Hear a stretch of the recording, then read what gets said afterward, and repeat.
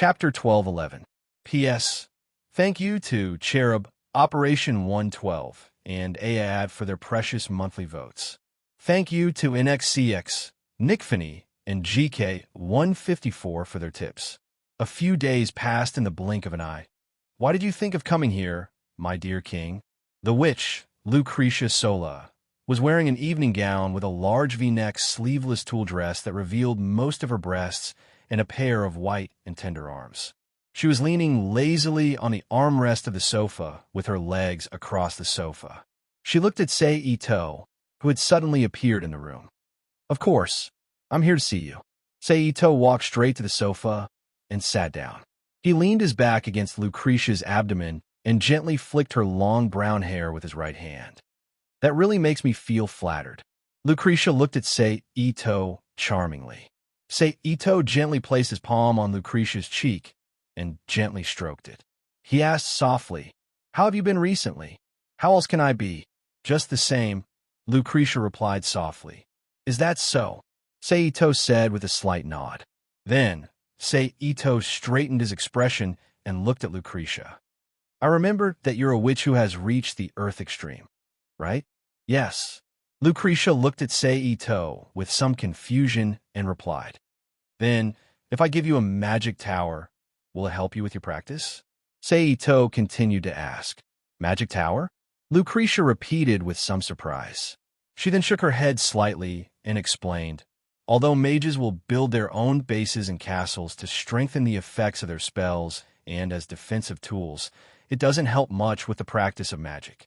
Besides, I'm a witch, not an ordinary mage, so I basically don't need that kind of thing." Sei Ito nodded when he heard this. He suddenly understood. Yes, although there were mages in the world of the Godslayer who could build their own castles, in terms of the cultivation system of magic, there was no such thing as a mage. It was very different from the magic of the main world. In terms of model, the magic system of the main world was more similar to the magic system of the D&D world, except for the lack of things like the magic network that could store spell slots.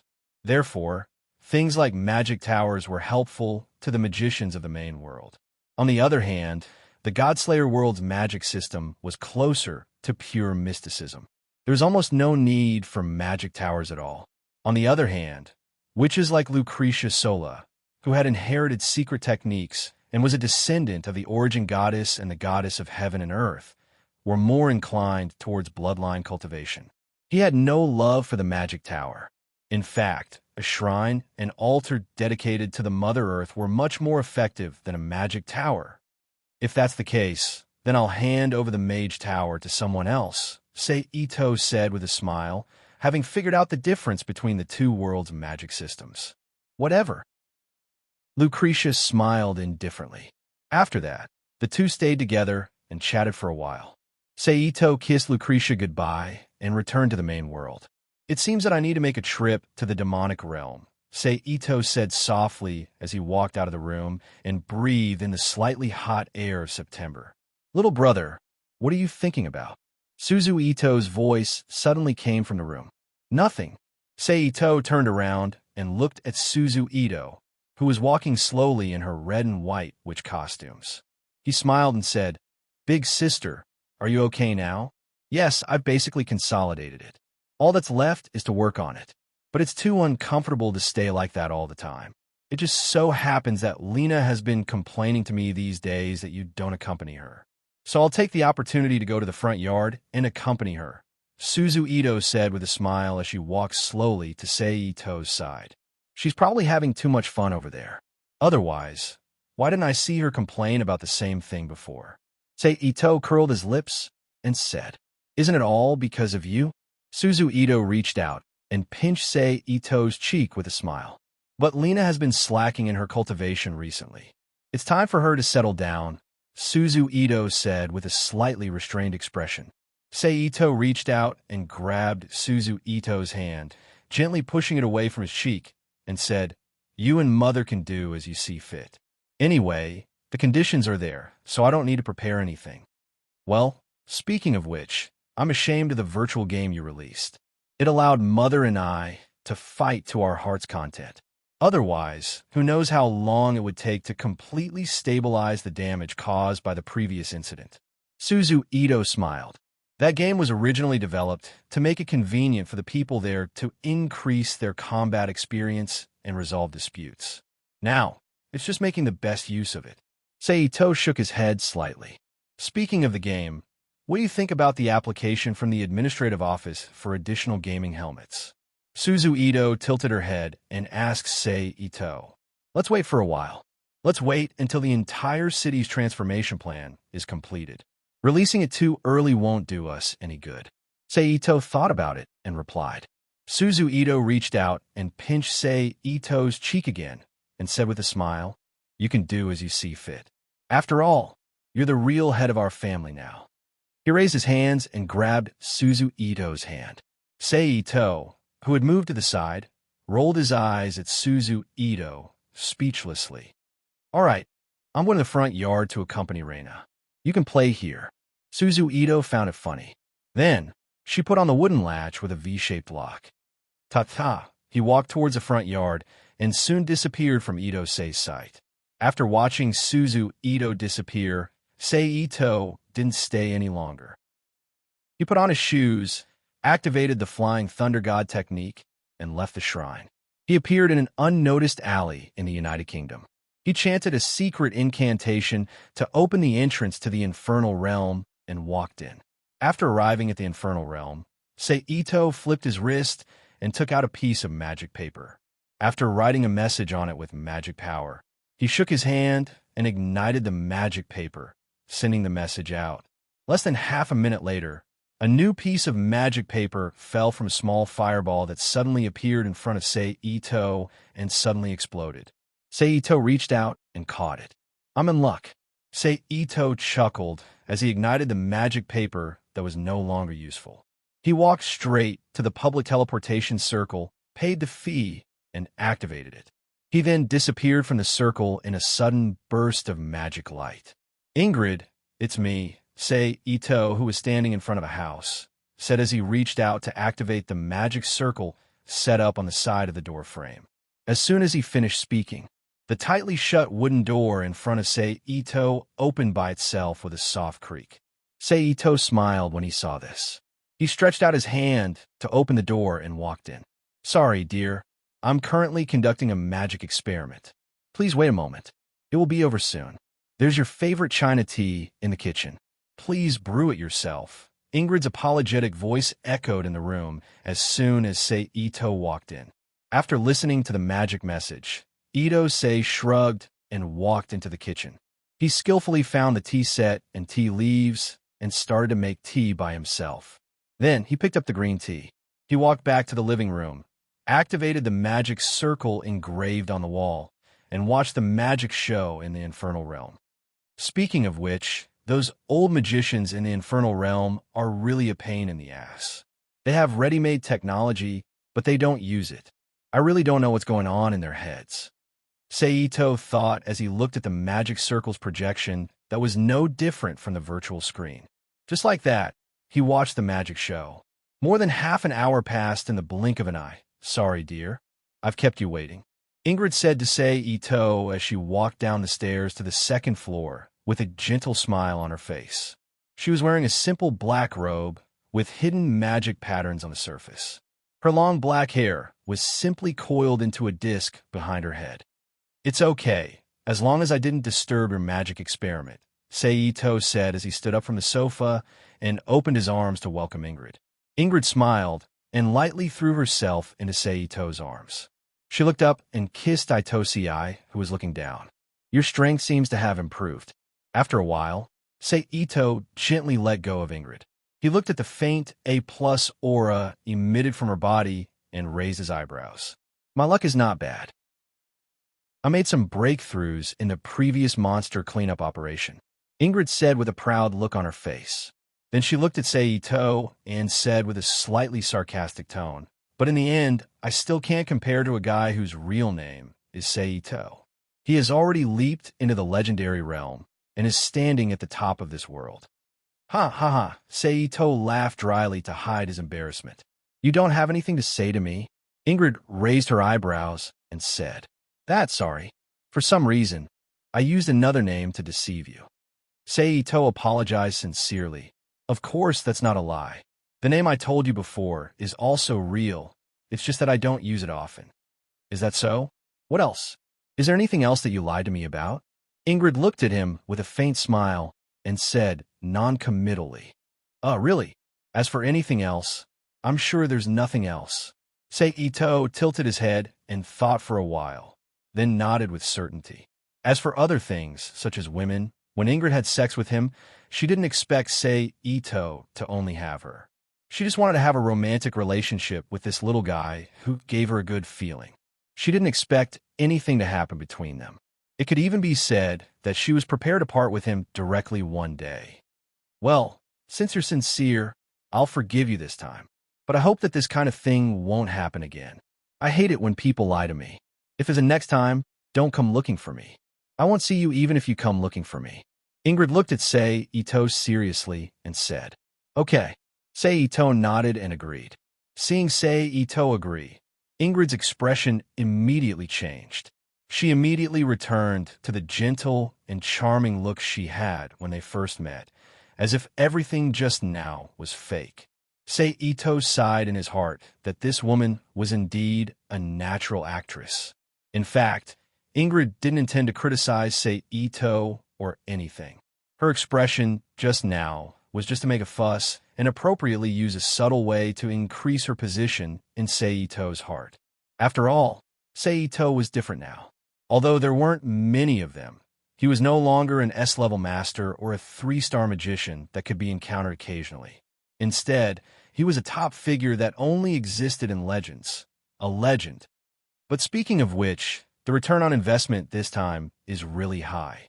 Ingrid sighed as she sat on the sofa with Seito and looked at Seito as if she was looking at a rare animal. Seito was speechless and didn't know how to respond. Okay, dear, let's get down to business. Seeing that Seito was still the same as before and didn't become arrogant and condescending just because he had advanced to the legendary realm, Ingrid smiled and said seriously, I think you more or less know about my situation, so I won't beat around the bush. Let's get straight to the point.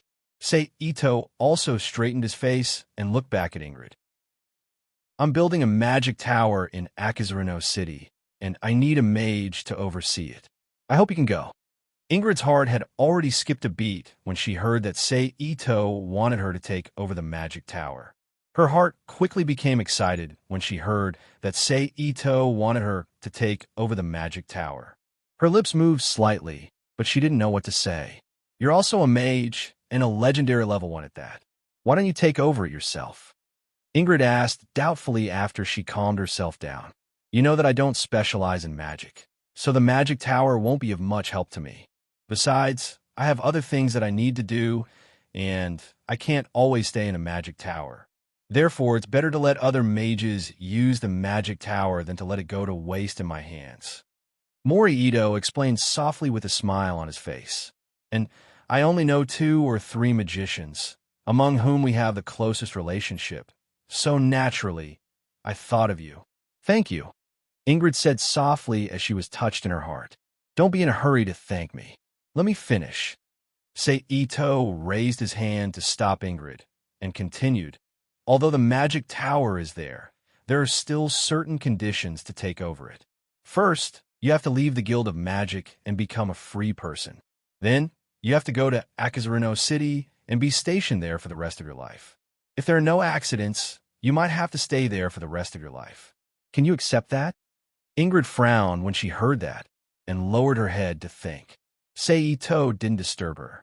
He just sat at the side and looked at Ingrid, who was in deep thought, and waited for her to make a decision.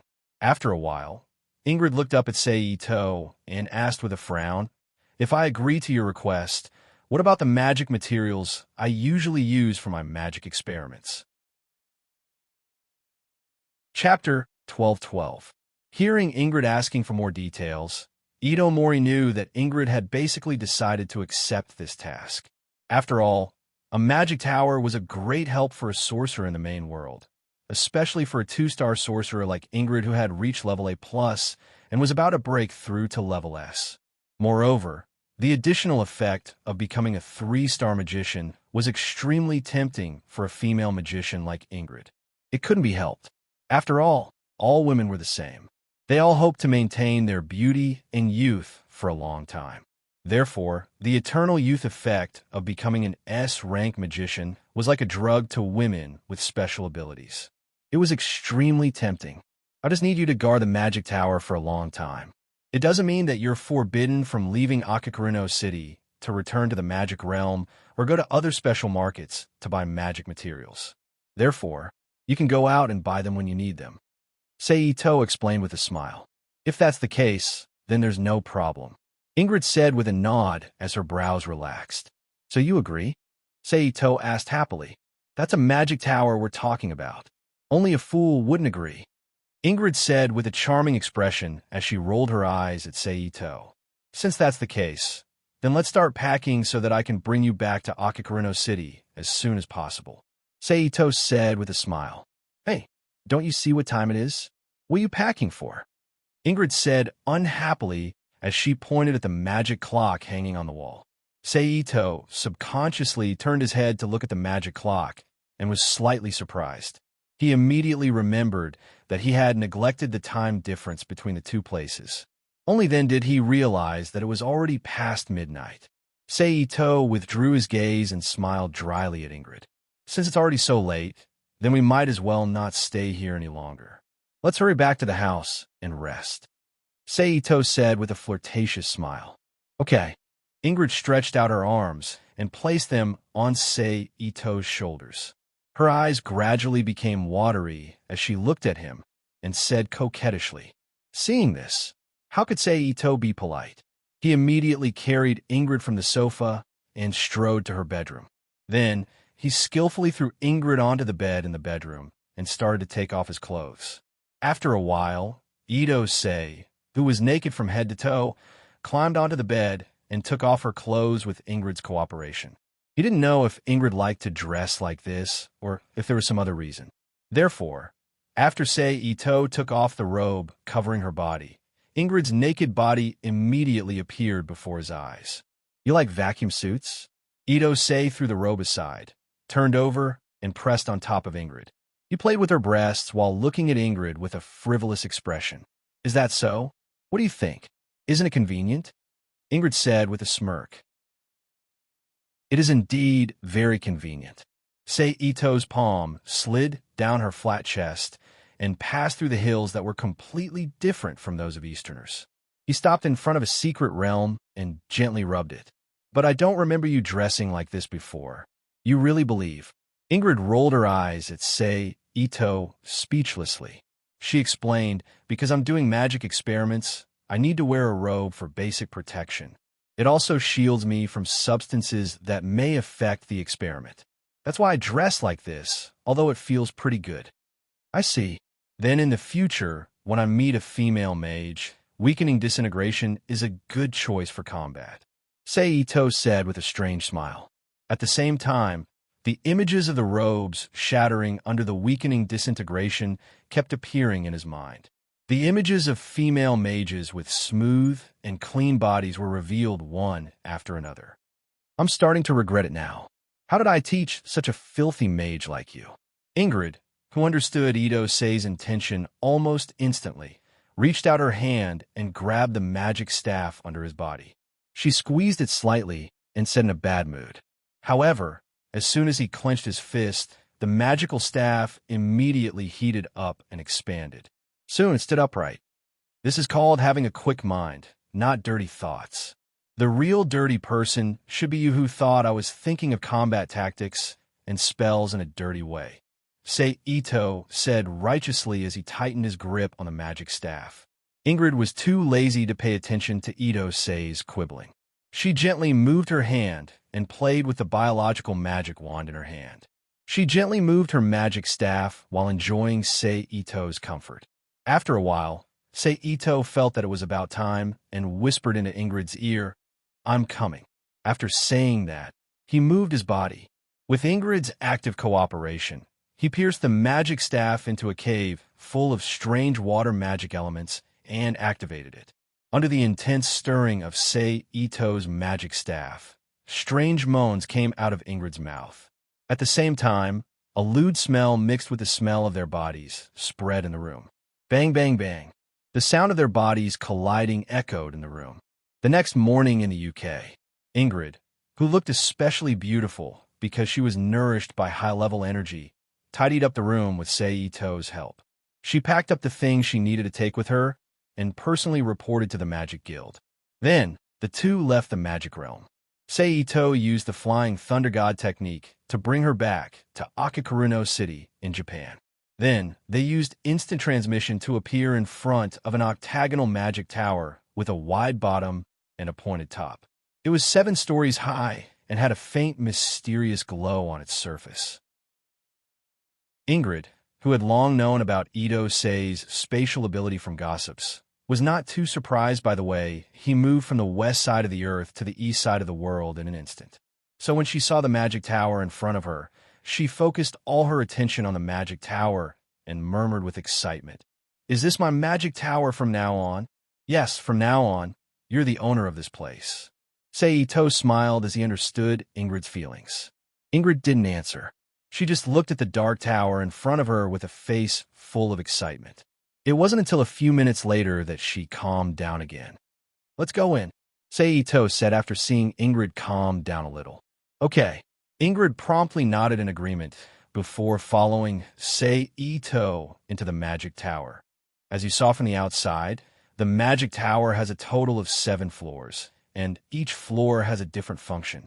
According to the design, the first floor is specially used to receive students, as well as the space where magic students might appear in the future. The second floor is the place where students study, communicate, and compete. The third floor is the library, used to store some basic books I secretly copied from Merlin's library. Hearing this, Ingrid looked at Sei Ito with astonishment. She hadn't expected him to be so bold as to secretly copy books from Merlin's library. Sei Ito smiled at Ingrid and continued. "The 4th floor is the material warehouse. The 5th floor is the energy storage room. The 6th floor is your residence. And the 7th floor is your personal laboratory. The entire magic tower is controlled by the intelligent fairy, Ilya." "Ilya." Ito Sei paused for a moment and shouted loudly, "Master." As soon as he finished speaking, along with the gathering of countless photon particles, the image of a little girl wearing a white one-piece dress who looked to be only 7 or 8 years old appeared in the air. She had long silver hair like Liliana's naturally scattered behind her back. Her eyes were red, and she had a cute smile on her face. She gently pinched the corner of her dress with both hands and greeted Ito Seiho with the etiquette of a court lady. "Ilya, this is Ingrid, the new master of this magic tower. Log in for her," Sei Ito said as he pointed at Ingrid. "Yes, master." Ilya nodded. Then, she looked at Ingrid and logged in the relevant information for her. At the same time, she created a thorny rune similar to a rune on Ingrid's wrist to verify her identity. Because the magic tower is related to the entire defense system of Akazuya City, I also have control authority here. You don't mind, right? Sei Ito looked at Ingrid, who was observing the bramble imprint on her wrist. Of course, since the magic tower was given to her by someone else, Ingrid naturally didn't mind and said with a smile, "Thank you." Sei Ito thanked sincerely, knowing the temperament of magic casters. "Is there a need to be so polite between the two of us?" Ingrid asked with a smile. "That's right. There is no need for this between the two of us." Sei Ito shook his head and smiled. "Then, let me continue." Sei Ito continued to lead Ingrid into the magic tower. This magic tower is similar to the magic tower belonging to the Magic Guild in the demonic realm. It is embedded with a space expansion array, and the space inside is countless times larger than what it looks like from the outside. The magic tower is built with black essence stone mixed with obsidian. It is filled with purple crystal, sapphire, high-purity crystal, and many other high-purity spell crystal powders. Its magic conduction is top-notch.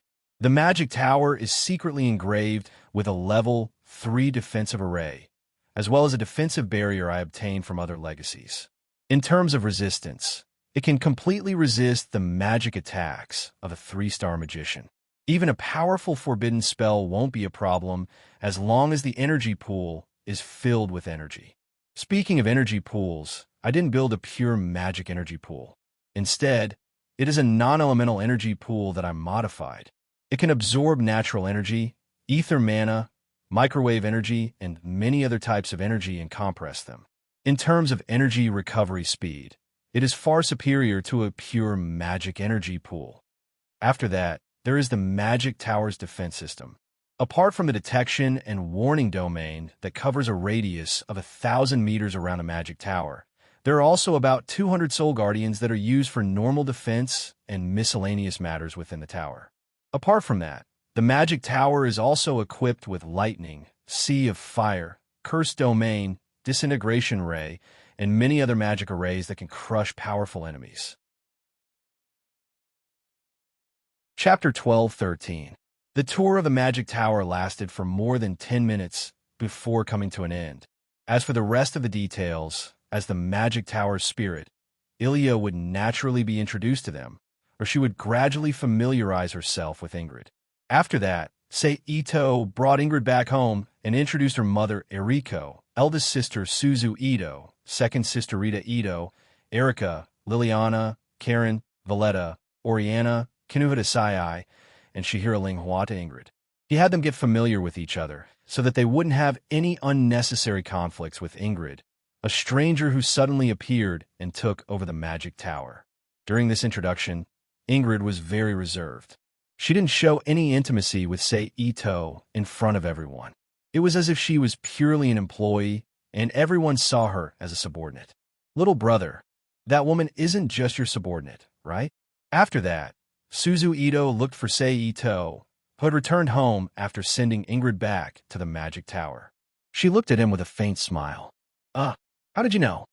Sei Ito asked with an embarrassed expression. So it's true. Suzu Ito raised her eyebrows and said in a slightly louder voice than usual. You didn't know? Sei Ito asked in surprise. That woman disguised herself very well. I just felt that you wouldn't just bring back a subordinate that you're close to, so I tried to trick you. I didn't think that I would actually get something out of you, Suzu Ito said with a displeased expression. Sei Ito looked at Suzu Ito speechlessly, not knowing what to say. That woman isn't a new woman you found, right? Suzu Ito asked. How should I put it? Although our relationship is somewhat close, it's more like a relationship between a lover and a mistress. It's far from the level between me and Karen. Sei Ito explained helplessly. That's good. Suzu Ito's expression became slightly better as she said, I'm telling you, little brother, I don't like that woman. Really, I don't know why. When I saw her, I just felt very unhappy. Is that so? Sei Ito looked at Suzu Ito in surprise. So you'd better not bring her home in the future. I'm afraid that one day I won't be able to resist killing her. Suzu Ito's eyes flickered as she spoke. I know. Sei Ito nodded with a serious face. I didn't plan to bring her home in the first place. It's just that the magic tower lacks a sorcerer who is proficient in this world's magic system. That's why I thought of bringing her home. Well, that's good. Suzu Ito, who had finally recovered, smiled. She then reached out to touch Sei Ito's cheek and said softly, It seems that I hold a very high place in your heart. Well, Sei Ito said softly, slightly embarrassed. My little brother is so cute. Suzu Ito, who was supposed to touch and pinch, said, Tisk. Sei Ito, who had reached out to grab Suzu Ito's hand and pulled her to the side, purposely made a sound of disdain.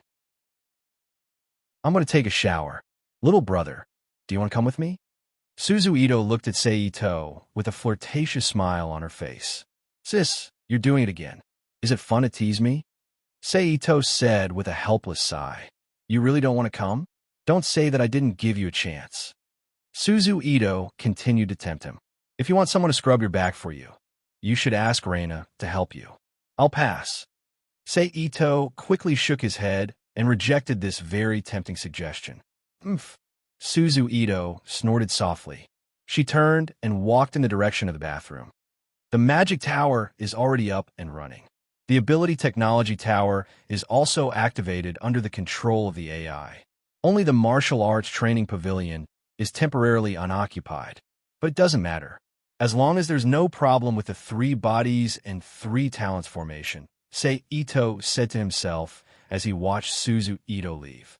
He withdrew his gaze and looked up at the resplendent stardust in the sky. As for the Forbidden Airspace domain, it can only restrict people below Rank S from flying in Aquino City.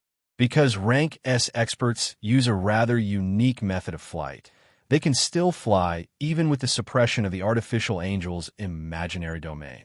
However, with the Artificial Angel, the settled to Troso, the newly opened Magic Tower, the Ability Technology Tower, and the various anti-air weapons that already exist in the city, it's enough to capture S-rank experts. The only thing missing now is the planning and transformation of the entire city, as well as the connection to the demiplane's relevant buildings and facilities. I believe that once all these are completed, Akikuru City can be completely open to the world and recruit students for large-scale talent training. The Black Ball team's combat power will be completely liberated. That's right, since I already have a Leia. I wonder if I can communicate with the main world suppression, Ito suddenly thought as his imagination ran wild. However, after thinking about the terrifying possibility of being discovered by the main world suppression and directly being annihilated into dregs, Ito subconsciously shivered and immediately gave up on the idea of connecting Leia to the main world suppression. I'll do it when I can resist the suppression, Ito said as he shook his head fiercely. After standing in the courtyard for a moment, he turned around and walked back into the house. He returned to his bedroom and sat cross-legged to cultivate. In the process of cultivation, Ito, who was multitasking, once again pondered the problem of his path forward. If I want to speed up the transformation of soul and will and refine the core matter to form something similar to divinity to become a demigod, in my situation, there are 3 ways to achieve this. First, I can continue to devour worlds to strengthen Leia and use Leia's side to strengthen myself. Second, I can go to some worlds that are relatively different in terms of soul. Or it can be said that there are demigod creatures in the world. By fighting them, I can refer to and analyze their cultivation methods and their soul form to achieve this. Currently, the worlds that are known to meet these requirements are the Grim Reaper with a materialized soul, the Devil High School world with divine artifacts everywhere, demons, angels, fallen angels, and other strange creatures everywhere, and the Type Moon world that meets both the first and second requirements. Third, I can use the soul dual cultivation method to catalyze this process through sexual intercourse. However, if I don't have a good method, I may be affected by it and be temporarily excluded. However, I can use the method of body union to achieve this condition indirectly. The first method mainly depends on the progress of the strategy. If the method is suitable, I can completely complete the strategy in less than a day, like in the world of the strongest disciple in history. However, this requires momentum. In addition, some worlds may have planet wills and Leia, so I need to be cautious. The second method. Ito couldn't help but ponder when he thought of the second method. The Grim Reaper is easy. As long as I'm careful not to be hypnotized by Aizen's Shizuka Sujetsu, although its combat strength is exaggerated, it shouldn't be a problem. As long as I'm good enough, I can also learn soul arts and Kido from that world to strengthen my mother, sister, Mayu, and Yomi. It's not impossible to use this opportunity to develop my own Zanpakudo. The only thing I can get from a Devil High School world is probably the method to create Demon King weapons and some divine artifacts. I can also capture demons, angels, fallen angels, and so on. It's a very good choice. As for the Type Moon world, before I deal with Leia and create a planet wills to fight against Gaia and Leia, it's best not to provoke them. In other words, only the third method can be used immediately. Ito frowned slightly. Forget it. Let's leave it like this for now. Anyway, I still have to wait a few days for things to get on track. It won't be too late to decide which method to use to speed things up. Seito decided to put these useless thoughts aside for the time being. He then calmed his mind, cleared his mind, and turned his body to feel his soul, silently refining the mysterious substance that was so small that it was almost undetectable. Just like that, Ito-sei spent the next few days managing the changes in Akazuya City during the day, making sure that everything was on the right track. At night, he silently cultivated, refining a mysterious substance from his soul. Since the city still lacks a martial artist who can take charge, I might as well go to a wuxiao world. On this day, after a period of observation, Seito didn't get any information from various sources that an enemy was about to attack, so he finally decided to start transmigrating again. Rubik's Cube, send me to this world. Seito stood in the void of the Rubik's Cube world and ordered. Yes. Initializing transmission. With the appearance of the Rubik's Cube's information, a brand new vortex immediately appeared in the void and expanded at an extremely fast speed. In the blink of an eye, it had expanded to about 1 kilometer in diameter. The high-speed rotation created a boundless suction force that sucked Seito, who was suspended below it, into it. He turned into a stream of light that was projected into the center of the vortex, before finally disappearing like a bubble. At the same time, on a small mountain in a new world with fresh air, Seito's figure wrapped in a layer of clouds appeared with a crackling sound that sounded like glass shattering. As expected of the Tang dynasty, the air is so fresh. Seito took a deep breath and sighed with emotion. I wonder what time it is now. Thinking of this, Seito used his will to absorb all of the world's power that had already completed his identity disguise.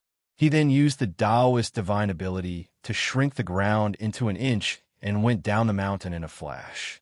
Soon, Seito's figure completely disappeared from this mountain forest. Chapter 12:14. P.S. Thank you to Rebellious Feather, Fried Rice 2012, Chun Hongjun, 33 stacks, Gu 168, 878, 0145, and Boring Saint for their precious monthly votes. Thank you to NXCX and Nickfany for their tips. After moving for a while, Seito quickly walked out of the forest and came to a dirt road that looked like an official road. Coincidentally, at this moment, there was a group of carriages with 2 flags in front of them. They were surrounded by dozens of men with sharp eyes and bulging temples. It was obvious that they were martial arts experts. The carriages quickly approached him, dragging a large cloud of dust as they moved forward. Seito raised his eyebrows and slowly walked to the middle of the official road. He turned around with his hands behind his back and looked at the caravan that was less than 100 steps away from him with a leisurely expression, as if he was not afraid of death. Stop! The leader of the caravan, who was already on guard against Seito's sudden appearance on the official road, raised his arm and shouted in a deep voice. Almost immediately after the order was given, the caravan stopped 30 steps away from Seito amidst the sound of horses neighing. Every one of them held a sword, a long sword, or some other strange weapons, and looked at Seito with a condensed aura. Strict obedience. Looks like we've run into a caravan from some big faction. Seito narrowed his eyes and thought to himself, a caravan from the Bailing Gang. I am the leader, Lu Biao. May I know who you are and why you're blocking our way? Aren't you afraid of getting into trouble? The strong man in his 30s named Lu Biao lightly kicked his horse's belly and urged it to move forward a few steps. He looked down at Seito, who was dressed strangely but had an extraordinary aura and temperament, and shouted in a deep voice, a caravan from the Bailing Gang? So, I am now in the territory of Hunan province in the future? Ito-sei's heart moved when he heard this, and he secretly inferred, Lu Biao, right? As long as you answer a few of my questions, I'll leave, Seito said calmly. Please. Lu Biao nodded slightly in response. Where is this place? What year is it? Seito asked loudly. This place is near Zhejiang, located in the southwest. It's about 80 miles away from Zhejiang City. Lu Biao looked at Seito in surprise and answered truthfully. It's now the 9th day of the 3rd lunar month in the 13th year of the Day Dynasty. in the 3rd month of the 13th year of the Great Cause. According to history, Yang Guang died in the 3rd month of the 14th year. According to this timeline, the whole story hasn't started yet. Or is it about to start? Seito thought to himself. Thank you for telling me. Seito cupped his fists and returned the greeting. Then, he turned around and used the Taoist technique to fly toward Zhejiang City. An expert. When did such a young expert appear in Jianghu? Liu Biao's pupil shrank as he watched Seito's movements. He was shocked. Boss Liu, one of his subordinates, called out when he saw Liu Biao frown in deep thought. Let's go. Liu Biao came back to his senses and organized his thoughts. He raised his hand and gave the order. In the next moment, as the caravan moved, a large cloud of dust rose from the yellow official road. It followed the caravan toward Zhejiang City. Although the caravan was fast, Seito, who used the Taoist technique, was even faster. It only took him an hour. Seito successfully arrived at Zhejiang City in this world. He ignored the strange looks that people gave him and swaggered into Zhejiang City. Then, Ito-sei stopped a random passerby and asked for the location of the largest clothing store in Zhejiang City. He then walked over. Shopkeeper, give me the best clothes you have here. Ito-sei, who walked into the clothing store, said in a low voice. Okay, please wait a moment, the shopkeeper said. His face immediately piled up a warm smile, as if he had seen a relative. His eyes flashed as he said loudly. Then he turned around and took a light green shirt and a pair of trousers from the clothes rack on the side and handed them to Ito-sei. Sir, what do you think of this set? It's made from high-quality shoe silk. Not only will it not rub against your body like normal silk, it's also breathable and comfortable. It will definitely meet your requirements, the shopkeeper said. It's not bad. Seito rubbed the fabric and nodded. How much is it? 13 yuan, the shopkeeper said with a smile. Ito-sei knew that clothes made of high-quality materials were absolute luxury goods in this era, so he didn't say anything. He directly took out a small golden bean and threw it to the shopkeeper. After that, he picked up the trousers and green shirt and walked into the dressing room on the side under the guidance of the shopkeeper. Seito, who was used to wearing this kind of ancient clothing in the world of the demon sex heavenly sword and dragon saber, did not feel them at all. He quickly put on the green shirt and walked out of the changing room. You really are a fine young master in this chaotic world, the shopkeeper praised. It wasn't that he was going against his will. Even though Seito's hair was short and was not suitable for this kind of ancient clothing, his temperament was very good, and it covered up this strange feeling. To a certain extent, it highlighted his unique charm, making people have a good impression of him at first glance. Seito ignored the shopkeeper's praise and took the silver he handed over. He slowly walked out of the clothing store, mixed into the crowd, and continued to move in the direction of Yangzhou City. Even though the vegetation in this world was dense and there were vast forests between the cities, making it easy for people to get lost in the forest, Seito asked passersby to confirm the direction. After a few days, he smoothly arrived in front of the most prosperous city in this world, Yangzhou City. What a strict inspection. Could it be that I came at the right time for the start of the plot? Seito thought as he slowly walked toward the Yangzhou city gate, filled with merchants and farmers waiting to be inspected. Thinking of this, Seito, who had already arrived in front of the gate, directly released his mental energy and formed a large area illusion around him. In everyone's eyes, it was as if he was transparent. He was like a fish swimming through the gaps between the merchants, farmers, and guards. A citywide search has already begun. After a while, he saw 2 groups of soldiers searching the streets. Seito confirmed, if that's the case, let's go to the dark pool next to the east gate and wait for them. After thinking, Seito turned around and walked toward the east gate of Yangzhou City. The so-called East Gate Dark Channel was a large channel used to transport the city's filth and garbage. It originally existed as Yangzhou City's drainage system, but because the surrounding residents had piled up filth for many years, it became an extremely filthy channel. It was a rotten and smelly channel. Ito-sei, who was still far away, already smelled the nauseating stench knitted his brows, and immediately stopped his steps. Using his telekinesis, he formed an air barrier under his nose, and then he flashed to the side of a tall tree and sat down cross-legged, waiting for the real protagonists of this world, Ko Zhong and Su Xiling. Seito did not have to wait for too long. Around 1:30 in the afternoon, when it was almost 2 o'clock, the two of them were about 14 or 15 years old. But in this era, the ragged teenager, who could be considered an adult, ran out of an alley with a sneaky expression. After making sure that there was no one around, he gritted his teeth and jumped into the smelly channel with a determined look on his face. He quickly swam out of the city. Seito, who had successfully used his mental energy to lock onto the two people, smiled faintly. He stood up from the tree branch and jumped to the side of the city wall. In just a few jumps, he arrived at the top of the city wall. He flipped over the city wall and landed lightly on the ground. Then, he leisurely chased after the two dragons, who were still hiding under the dark channel, toward the forest in the distance. A moment later, the two dragons came to a small stream. They put down the things wrapped in oiled paper in their hands on a protruding rock beside them. They took off their clothes without any warning and jumped into the stream beside them. Their expressions were cheerful as they washed up. But the two of them did not notice that on the other side of the stream, a tall and beautiful woman wearing a bamboo hat and snow-white clothes was standing there.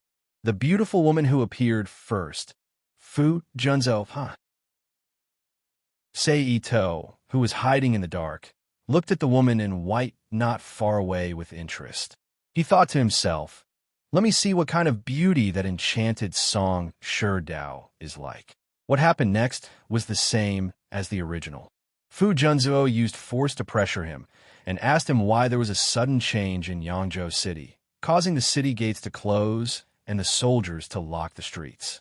The two dragons answered with a mouth full of nonsense, casually making up a reason to temporarily fool Fu Junzhou.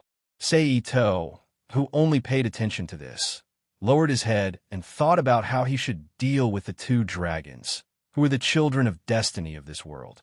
Should I kill them? Or should I just let them be? Or should I just trick them into being my subordinates and help me usurp the sovereignty of this world? Seito thought to himself, it's easy to kill them.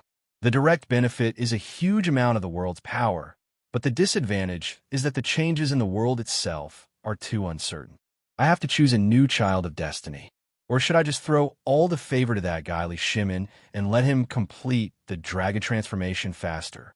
It's hard to say. If I just let them be, although I won't get much of the world's power, I can still make a lot of money by following them to destroy the plot. The disadvantages are also relatively less. As for keeping them by my side, these two guys are still uncertain. They haven't reached the tolerance and courage they had when they were in the young commander's army. They need time to cultivate, but there are more variables, so it's not easy to choose. Seito thought silently between the three choices. Forget it. I'll let them be for a while.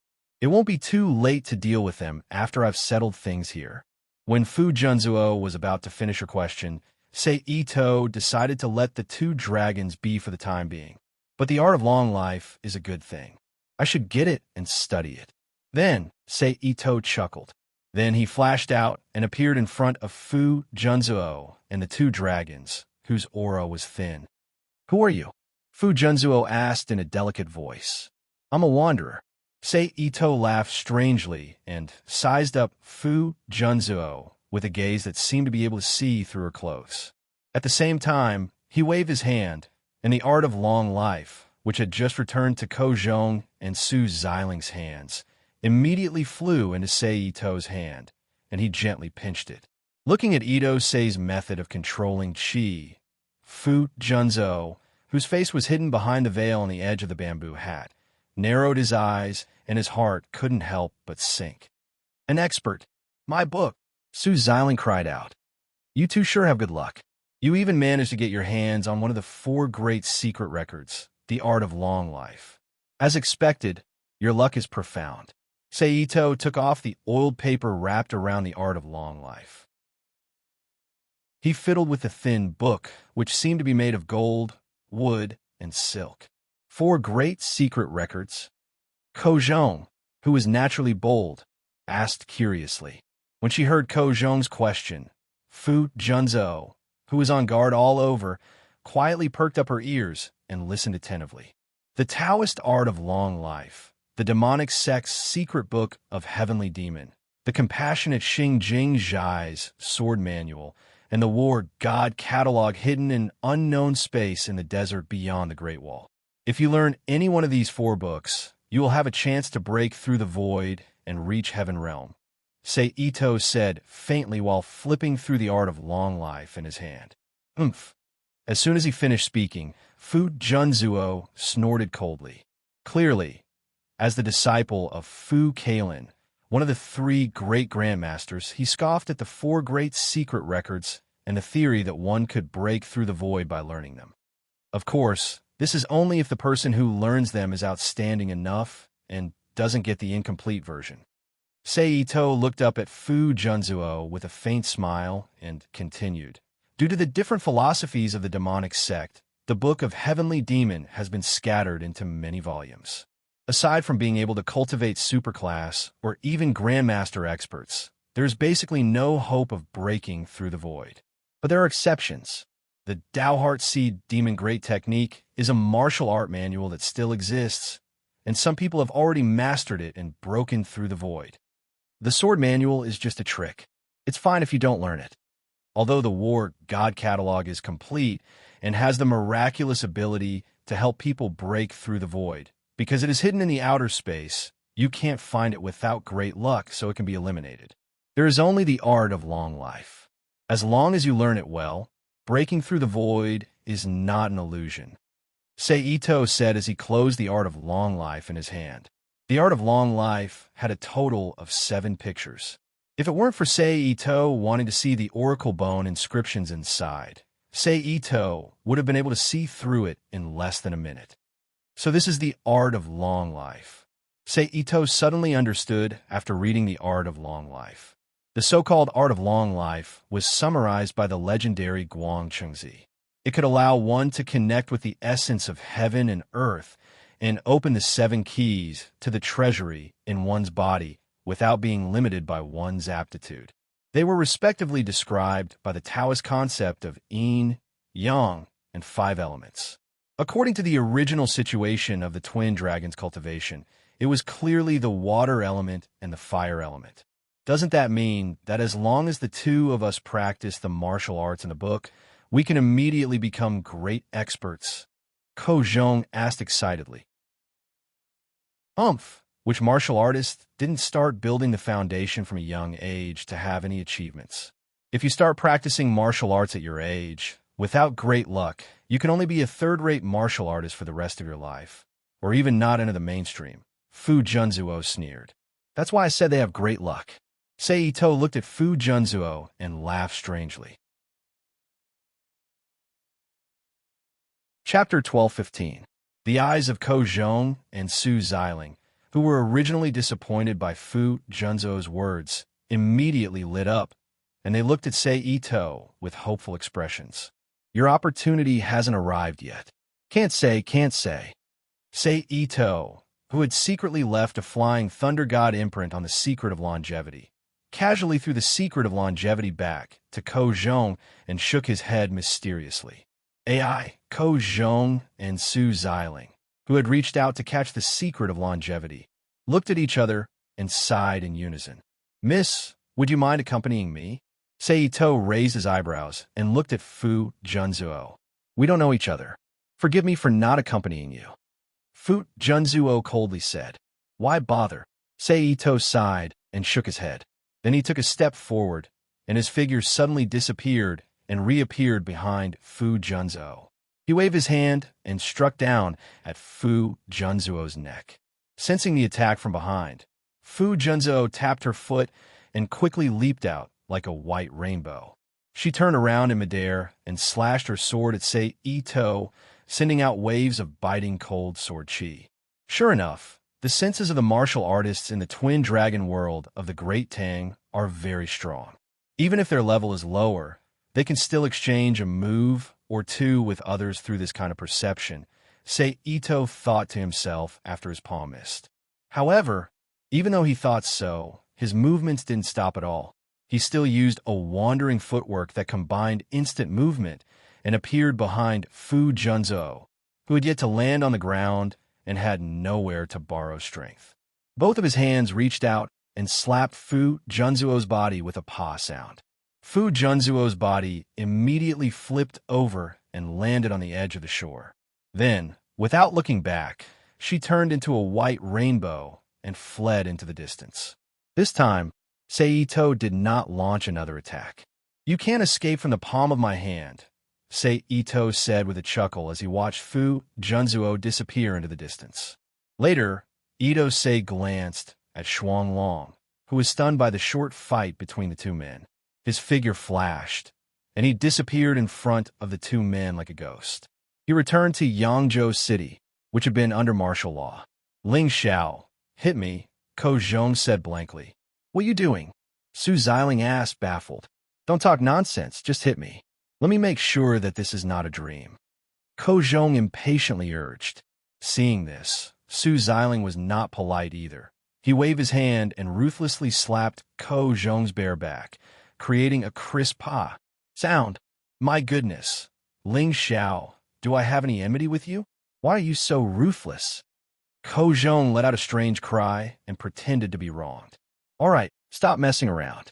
Let's hurry back and take a look." Su Xiling rolled his eyes at Ko Zhong. "All right," Ko Zhong agreed. He immediately climbed out of the stream with Su Xiling, picked up the unlined clothes that were half wet from the sun, and put them back on.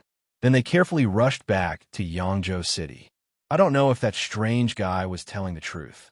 Along the way, Ko Zhong touched the secret to long life in his bosom, which was once again wrapped up in oiled paper, and muttered to himself. On the other side, Seito, who had used a wide-range illusion technique, once again entered Yangzhou City. He walked straight toward the Southgate Market Street. There's still at least 3 months before Yangwang moves to Yangzhou.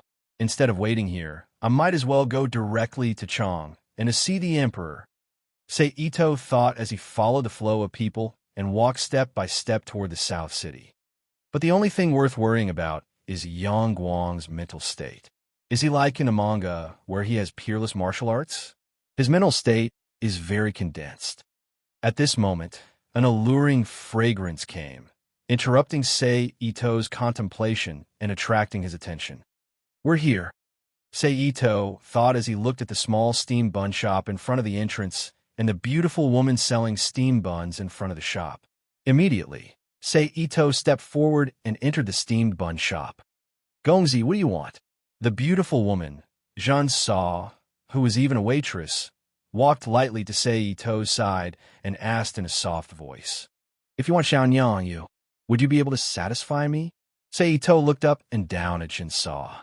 She wore a white headscarf that tied her long black hair behind her head, was wearing a plain colored gauze gown, and a pair of faded pink embroidered shoes. Her skin was fair, and her eyes were black and bright. Although her appearance could not be said to be the best, she gave people a very comfortable and pleasant feeling. Just like a playboy, Jean Sa teased him. "Gongzi, please conduct yourself with dignity." Although Jean Sa was often teased by coarse men, this was the first time she was teased by a handsome young master like Seito. Her face turned red as she carefully looked at the kitchen and said softly, "I'm not joking." Seito suddenly grabbed Jean Sa's slightly calloused hand and played with it.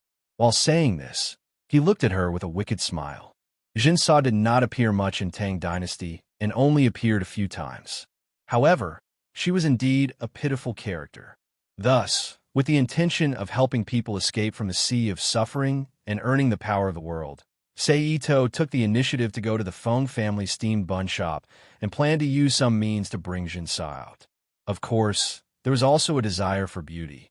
Otherwise, why would he look for Jean Sa when there were so many people suffering in the world? However, Seito had already understood his nature.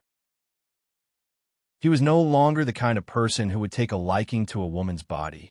However, if Jean Sa was willing, Seito would not be so stupid as to refuse. "Gongzi, don't be like this."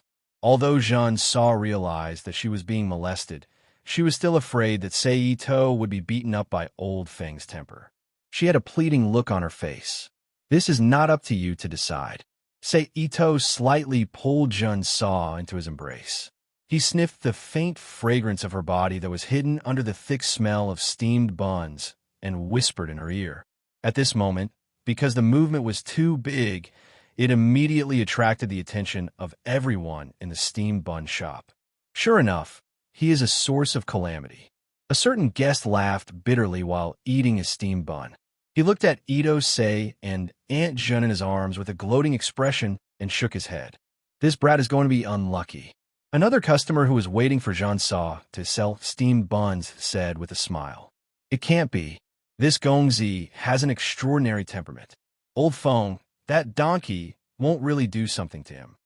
Another customer who heard the conversation between the two said with hesitation, "It's not like you don't know Old Feng. He's a stubborn guy. If he really makes up his mind, even if the heavens came, it would be useless. Just wait for a good show." The person who spoke before said. Discussions like these immediately rang out in the steamed bun shop. Which bastard did something to Ajun? Your father will kill him. Soon, a skinny and ugly old man with a white apron tied around his waist rushed out of the kitchen with a thick rolling pin in his hand. He had an angry expression on his face as he quickly patrolled the steamed bun shop and yelled, "Hey, hey, hey, hey, hey, hey." Behind him, a fat woman with a broad body and an unfriendly face followed closely behind. "Brat, quickly let go of Ajun. Otherwise, I will beat you to death." Finally, Old Feng's eyes fell on Saito, who was still holding on Ajun's saw. He curled his lips and spat on the ground. "Old man, I want her. Name a price." Saito didn't care about Old Feng's threat and said softly, "Not for sale." Old Feng simply refused. "Really not for sale?" Saito raised his eyebrows and said, "Not for sale, not for sale, not for sale." Old Feng said impatiently, "Well, in that case, don't blame me for being impolite." Saito sneered and waved his hand. The table behind him was immediately grabbed by an invisible hand and flew past Old Feng's ear with a whoosh sound. It heavily hit the kitchen door and shattered into a pile of debris. Seeing this, the surrounding crowd was shocked and subconsciously moved away. They were afraid of being hurt by Saito's attack. Old Feng, who thought he was going to die, turned pale, but he still stubbornly stared at Saito and refused to let go. "Fat woman, if you want to blame someone, blame yourself." Then, Ito-sei looked at the fat woman on the side and sneered. Then he stretched out his hand again, and the fragments of the table that were scattered on the ground immediately flew up. The fat woman's face turned pale, and the fragments hit her left leg bone fiercely, causing it to break with a soft kacha sound. The fat woman, who had never suffered such a great punishment, immediately fell to the ground and let out a miserable howl. "If you don't want to suffer anymore, ask Old Feng to hand over Jun's slave contract." Ito-sei sent his voice directly into the fat woman's ear. Then, he used his telekinesis to grab a piece of debris and flew it to the fat woman's side, aiming it at her other leg. "Damn you, Old Feng, do you really want me to die? Hurry up and hand over that bitch's slave contract." The fat woman was really scared and shouted herself hoarse. Old Feng, who was usually afraid of fat women, didn't know where his courage came from. He gritted his teeth and ignored the fat woman's shouts. Seeing this, Itomori was even more direct. He controlled the broken wooden planks to hit the fat woman's calf, breaking her other leg from the middle. The fat woman screamed, even more miserably than last time. "Old bastard, if you don't ask that bitch to hand over her slave contract, I will bite you to death." After a while, the fat woman recovered and looked at Old Feng fiercely. Old Feng hesitated and couldn't make up his mind. Ito-sei didn't talk nonsense. He continued to whip the fat woman with broken pieces of wood. In order to prevent the woman from fainting from the pain, he stimulated her spirit from time to time, forcing her to stay in this state. In this way, after 4 or 5 strikes, Old Feng reluctantly handed over Aunt Jun's slave contract. "Why didn't you do this earlier?" Ito-sei casually took over the slave contract and handed it to Aunt Jun, who was standing on the side. Then he took out a small golden bean and threw it in front of Old Foam. He stood up and pulled Wei Jinjin, who was in a trance, out of the bun shop. "That golden bean is the money for your treatment. Take it or leave it," he said in a low voice. Chapter 12:16.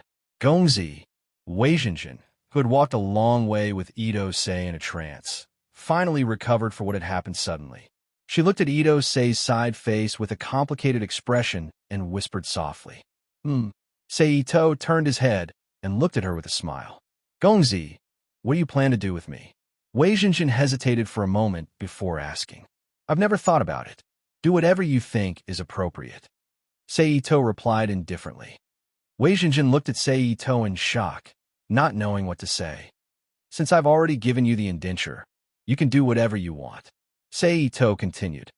Wei Jinjin looked down at the indenture in her hand that was soaked with sweat. She didn't know whether it was gratitude or confusion. She fell into a daze again. She didn't ask where they were going and just let Sei-Ito lead her. After a while, Sei-Ito and Wei Jinjin arrived at a decent-sized inn and walked in. "Hello, guests. Are you here for a meal or a room?" A sharp-eyed waiter quickly walked in front of the two and asked with a smile. "A meal or a room?" Ito Mori casually threw a piece of broken silver and said, "Give me a good room, prepare hot water, and then choose a few side dishes and send them to my room." Then he threw another piece of silver and pointed at Wei Jinjin, who had calmed down a little. "Also, go to a clothing store and pick out a set of clean clothes for her." "Okay." Secretly grasping the silver in his hand, the waiter knew that he would be able to make a small profit this time. Then he enthusiastically led the two of them out of the hall and into the back room. They climbed up the stairs until they finally stopped in a clean room facing south. "Guests, please wait a moment. I'll bring you hot water and food immediately," the waiter greeted. "Okay, go ahead." Sei-Ito nodded and walked inside. He replied casually, "If I'm not wrong, Fu Junzo should have reunited with the twin dragons by now." Sei-Ito thought as he walked to the window and looked at the dusky sky. It had to be said that the service of the ancient inn was very good. After a while, the food that Sei-Ito requested was delivered. The aroma of natural ingredients wafted through his nose. Sei-Ito beckoned Wei Jinjin, who was still silent, to the table and began to eat slowly. Then, before they finished eating, the waiter brought hot water and a set of women's clothes over. "Please take your time. If there's anything you need, just call me," the waiter said flatteringly. Then he slowly exited the room and closed the door behind him. "Young master, let me serve you." Just as Sei-Ito was about to turn around to check on the bathtub, Wei Jinjin, who had begun to get into character, whispered with a red face, "Have you thought it through?" Sei-Ito stopped and looked at Wei Jinjin as he asked softly. "Yes." Wei Jinjin raised her head and softly replied with a firm expression. It was clear that she had thought it through. Speaking of which, ordinary women in this era were also pitiful. Those who were good-looking had a cruel fate, and those who were ugly did not have a good ending.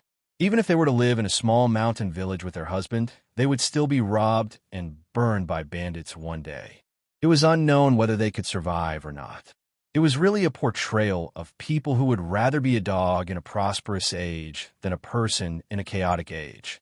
Therefore, although she did not know what was going on outside, Wei Jinjin, who knew that she would not be able to live long without Sei-Ito, wisely placed herself in the right position. Following such a young master, I hope it's my fortune, Wei Jinjin thought to herself as she looked at Sei-Ito, who had a very handsome face and a unique temperament. All right then. Sei-Ito smiled and continued to walk towards the bathtub. Wei Jinjin didn't hesitate and followed him step by step. When she arrived at the bathtub, she was stunned. When she reached the bathtub, she stepped behind Sei-Ito and helped Sei-Ito take off his clothes. In this way, with the help of Wei Jinjin's hand, Ito-sei quickly stood naked in front of the other party, looking at Sei-Ito's body that did not have a single trace of excess flesh, and a hanging biological weapon. Wei Jinjin's cheeks once again turned red. "Come in and take a bath with me." Sei-Ito stepped into the bathtub and looked at Wei Jinjin, who was looking down at the corner. Yes, young master. Wei Jinjin hesitated for a moment, then bit her lips and agreed in a low voice. Then, she raised her hand and undid the belt around her waist. She slowly took off her clothes, revealing a red belly band with a lotus pattern on the sleeves and a pair of white and tender arms. Then, Wei Zhenjin, whose face was so red that it seemed like blood was about to drip out, bent down and took off her skirt and the red belly band. Her hands covered an embarrassing part of her body as she lowered her head and sat in the large wooden bathtub. "Help me wash my body." Seito put his arms on the sides of the bathtub and smiled at Wei Zhenjin. Wei Zhenjin's heart was beating fast. She slowly moved to Seito's chest and used a linen towel to wipe Seito's body. This cleaning was very intimate and gave them a clear understanding of each other's body.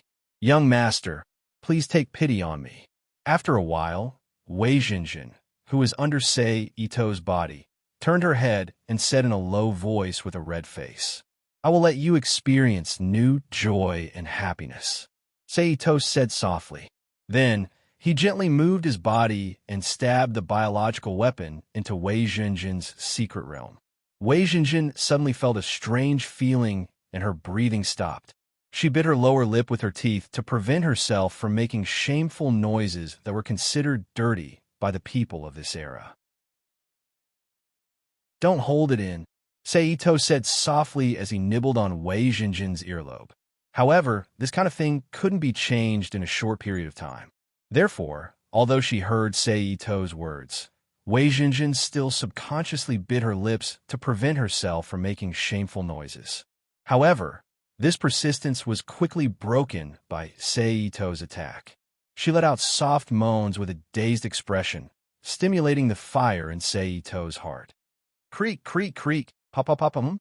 After an unknown amount of time, Seito, who was in the middle of plowing, suddenly paused.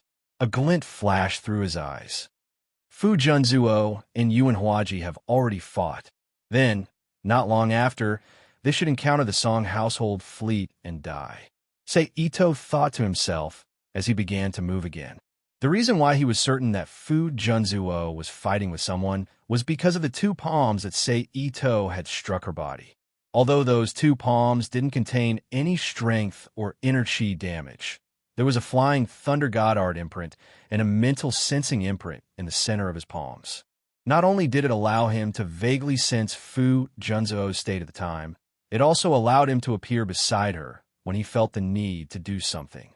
"Young master, Zhenjin can't take it anymore. Please spare Zhenjin." Zhenjin's voice was soft and intermittent. "Then what should I do?" Seito stopped as he was told.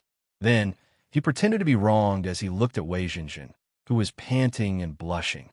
Then, "Young master, please continue. Zhenjin can endure it."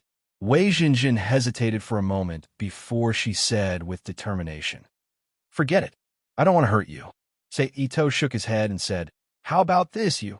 Then, Seito rolled his eyes and whispered in Wei Zhenjin's ear. The more Wei Zhenjin listened, the redder her face became. The more she listened, the more embarrassed she became. After a moment of hesitation, she nodded imperceptibly and agreed. Seeing this, Seito chuckled and lay down on the bed. Wei Zhenjin panted quietly for a moment. After she recovered some strength, she got up and moved her upper body to Seito's waist. She raised her hand to tuck her loose hair behind her ear. Then, she slightly opened her mouth and bent down to suck Seito's erect thigh in her mouth. After an unknown amount of time, when Wei Zhenjin's movements became more familiar with the current situation, Seito suddenly got up and grabbed Wei Zhenjin's body. While she was still in shock, he stabbed the biological weapon back in her secret realm and released the powerful energy contained in the weapon. Wei Zhenjin, who felt the warmth in her stomach, subconsciously let out a soft moan. Zhenjin, concentrate. Adjust your breathing according to the things that appear in your mind, Seito said in a low voice. Although she didn't know what Seito's words meant, Wei Zhenjin still concentrated and tried hard to recall something. Following that, A large paragraph of text and a human figure with a red arrow appeared in her mind as if it had existed in the first place. Wei Jinjin absorbed it and subconsciously followed the content on it. Under the power of the knowledge imparted by the text, the energy that was injected into Wei Jinjin's body immediately dispersed. It turned into pure life energy that flowed up Wei Jinjin's spine, which was the governing meridian. It passed through her back, neck, and the jade door behind her head. Then, it turned into the 12-layered building at her throat and went down along the conception meridian into the entrance, turning into a ball of energy that belonged to Wei Jinjin. Then, this ball of energy flowed out of the entrance and into Sei Ito's body through the connection with Sei Ito's body. It was converted by Sei Ito and then sent back into Wei Jinjin's body. This cycle repeated for who knows how many times. Obviously, Sei Ito was using the dual cultivation method in his hands to teach Wei Jinjin. However, Wei Jinjin was an ordinary woman after all, so this cultivation was basically helping Wei Jinjin refine the energy that was injected into her body. It wouldn't gain any benefits from her. If there was any benefit, it would probably be the part of the innate primordial yin that still existed in Wei Jinjin's body.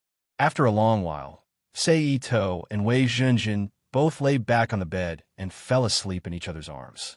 Speaking of which, it seems that the demon sect's true teachings and Lao Jun Temple also have some good things. Before going to bed, Sei Ito gently played with Wei Jinjin's chest. Chapter 12:17. P.S. Thanks to Silver Moon Blue Lotus, Instant Potato, Soul Fast, NXCX, Always Late One Side Lilicon, and Malicious Section Blade for their precious monthly votes. Thanks to NXCX and Nickfanny for their tips. Creak, creak. On the dusty official road, a strange-looking double-pulled carriage was moving forward at a high speed. Gongzi, where are we going? Inside the carriage, Wei Jinjin, who was gently massaging Sei Ito, who was resting on her thigh with his eyes closed, asked with a puzzled expression. Chang'an. Sei Ito, whose eyes were slightly closed, said indifferently, Oh, Wei Jinjin whispered. Soon after, the carriage regained its tranquility, allowing the two tall horses with glossy black fur to pull the carriage into the distance. However, unlike the carriages of this era, the carriage modified by Sei Ito was not only very comfortable, but also did not have the strong vibration characteristic of the carriages of this era. Moreover, the space inside the carriage was also very large, more than 30 square meters. There were carpets, short tables, fruit plates, wine sets, and other living utensils. It was comparable to a small residence, making Wei Jinjin, who saw it for the first time, really amazed. If even the carriage was so extraordinary, then the two horses used to pull the carriage were naturally not simple. Not only were they from the excellent bloodline of the Magic Cube world, but they were also strengthened by Ito Seiji's ability. The iron hooves of the four hooves and the chewing mask on their heads and faces were all engraved with complicated patterns. A dark light flashed from the surface from time to time, indicating that they were extraordinary. That's right, these hooves and masks all had corresponding magic arrays. It could make the horses run faster, consume less physical strength, and also make the horses not be afraid of the aura of an expert, creating a situation where the horses and carriages were thrown into chaos. At this time, the two dragons should have entered the North Slope County and started to eat and drink.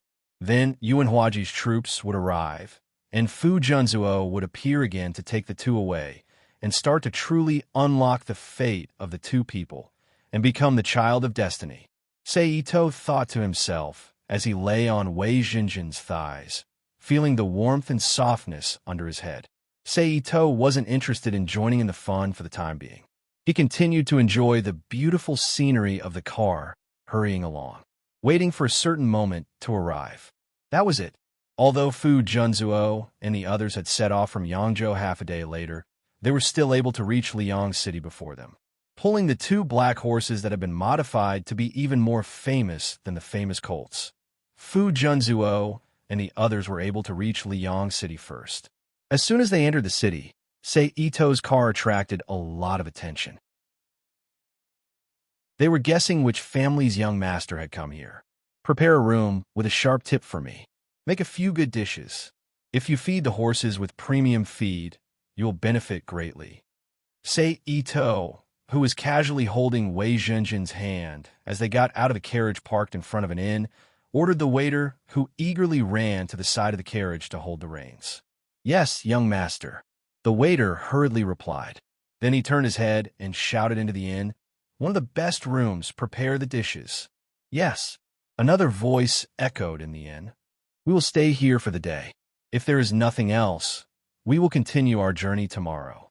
Say Ito said as he led Wei Zhenjin into the inn and followed another waiter to the guest room in the backyard. I will follow young master's orders. Wei Zhenjin replied softly. Say Ito nodded slightly and led Wei Zhenjin into the guest room. After eating the carefully prepared dinner of the inn, they rested. At this moment, Say Ito frowned slightly and let out a low groan. What is it, young master? Wei Zhenjin asked with concern. It seems that I will have to go out for a while. Say Ito sighed softly and stood up. With a wave of his hand, he set up a restriction formed by the combination of the origin chi of heaven and earth in the room of the inn. If there is nothing else, don't leave the room. I will be back soon. Say Ito looked at Wei Zhenjin and said, I understand, young master. Wei Zhenjin nodded with a serious expression. Say Ito didn't say anything else. He directly activated the Flying Thunder God technique and disappeared from the room and before Wei Zhenjin's eyes. Ah! Wei Zhenjin subconsciously covered her mouth and exclaimed when she saw Say Ito suddenly disappear from her sight. At the same time, she couldn't help but think to herself, is young master an immortal? Yes, he must be an immortal. Otherwise, why would there be so many strange things and delicious food? Wei Zhenjin was even more certain when she recalled the various exaggerated things she had seen today. Zhenjin, you seem to have hit the jackpot. Wei Zhenjin, whose cheeks were slightly red, muttered softly when she thought of the intimate relationship she had with Say Ito that day. On the other side, Say Ito, who had used the Flying Thunder God technique to leave the inn, instantly appeared in a forest. He turned his head and looked at Fu Junzhou, Ko Zhong, and Su Xiling, who happened to be rushing past him. 30 to 40 meters away from the three of them, the image of a tall and sturdy man, who was emitting an icy aura, quickly caught up to Say Ito. This was the scene where Fu Junzhou endured his injuries and escaped with the two dragons until he finally died. Say Ito raised his right hand slightly and bent his fingers to shoot out pieces of gravel. They were like flying bullets, shooting toward the tall and sturdy man, who was emitting an icy aura. Then, without even looking at the result, he tapped the ground with the tip of his foot and followed behind Fu Junzhou and the others, who were using Qigong like a ghost. A moment later, Fu Junzhou, who had exhausted his last breath of internal qi, finally stopped in a small valley with the two dragons. At the same time, Say Ito also stopped on a branch of a big tree at the side of the valley, overlooking the three people in the valley from a distance. Mother, you are injured. In the valley, the two dragons, who had found that Fu Junzhou's complexion was not good, quickly rushed to her side and asked with an anxious and worried face, My two good children, listen carefully. Yuan Huaji has been seriously injured and must be treated immediately. He won't be able to recover without a year and a half. Therefore, Mother saved you in the end. Fu Junzhou's face was filled with a gentle smile. She reached out and held the two shoulders, pulling them into her arms without any precaution against men and women.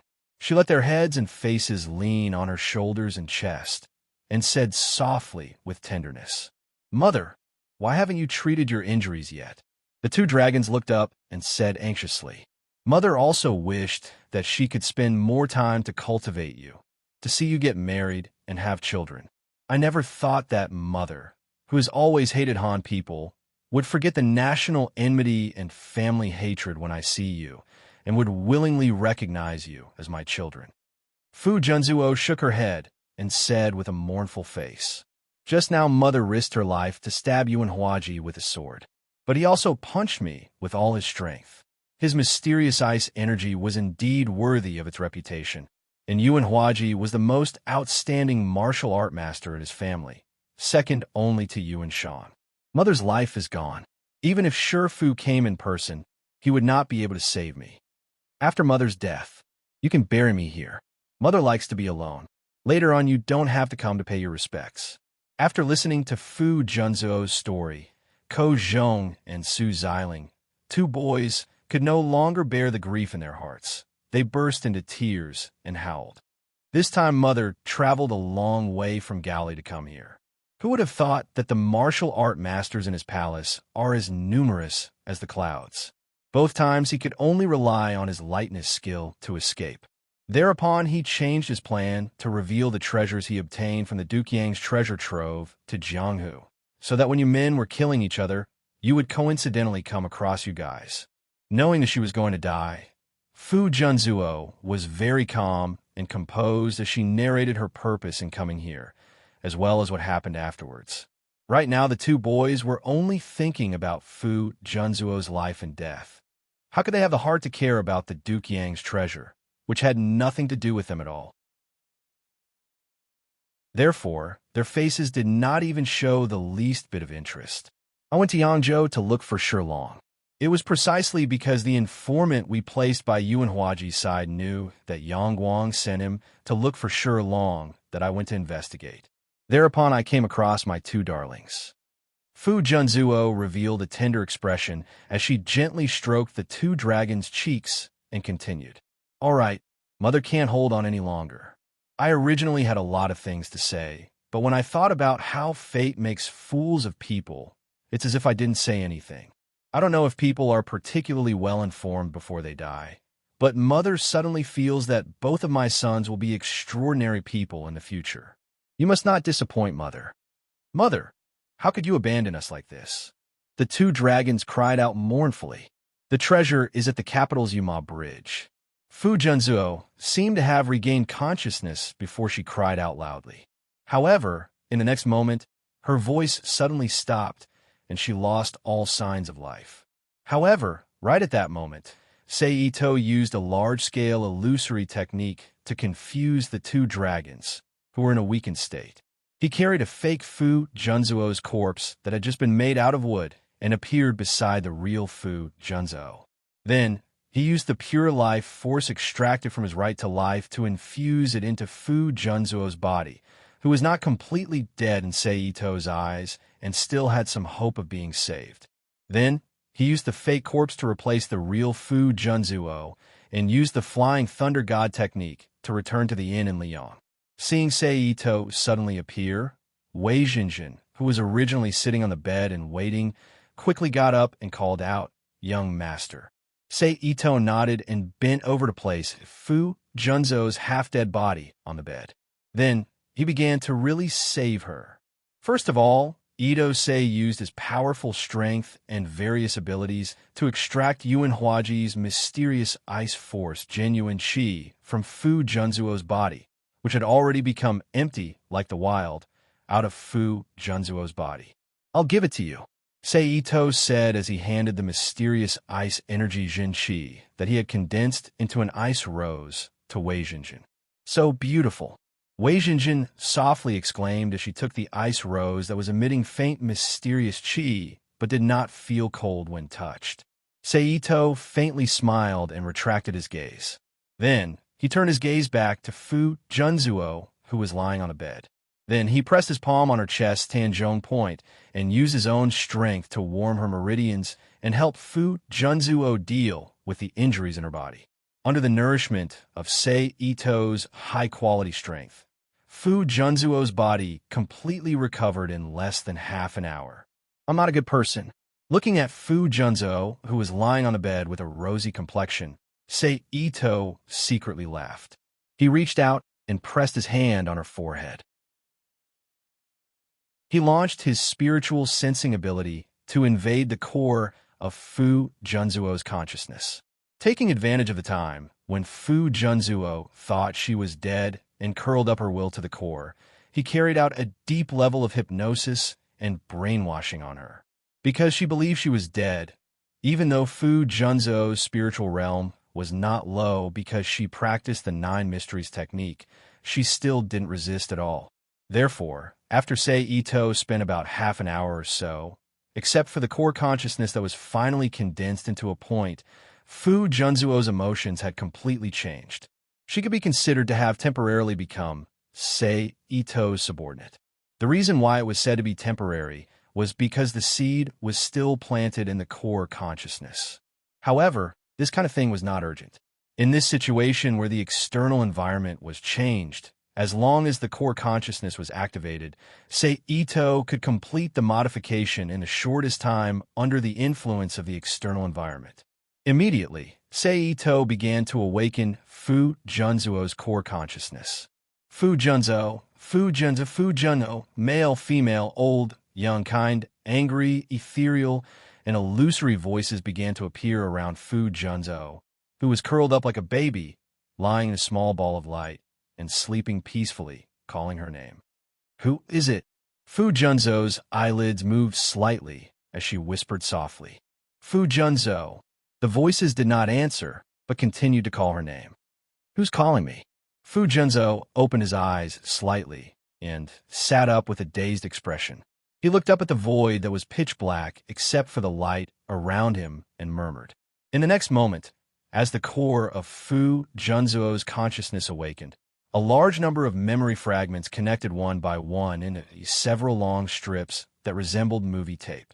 They twisted and flew out of the pitch-black void, surging into the defenseless Fu Junzuo's spiritual body, helping her to figure out her own existence. Seizing this opportunity, the scattered seeds that Ito Sijin left in Fu Junzuo's memory fragments also surged into Fu Junzuo's spiritual core along with the fragments. They attracted each other and merged into a dark spiritual seed, deeply rooted in the core of Fu Junzuo's consciousness, and began the final erosion on her. After some time, in an inn in Liang City of the Great Tang, Fu Junzuo's eyelids trembled as she slowly opened her eyes. "My lord." After the initial confusion, Fu Junzuo immediately turned over and got down on one knee on the bed. She lowered her head to say Ito and performed the etiquette of meeting a sovereign. "Yes." Sei Ito nodded slightly in response. "Jinjin, go inform the waiter and tell them to prepare a bath for 3 people. Sei Ito then turned to Wei Jinjin and said, "Yes, young master." Wei Jinjin quickly replied, then turned and walked to the door of the room. She opened the door and passed on Sei Ito's order to the waiter. "Sit down and recover," Sei Ito said indifferently. "Yes." Fu Junzuo respectfully replied. She then sat cross-legged on the bed and assumed the posture of facing the sky. She then began to cultivate according to the essence of the 9 mysteries technique that Fu Kalin had taught her. On the side, Sei Ito also took the opportunity to release his spiritual force to check on Fu Junzuo's cultivation.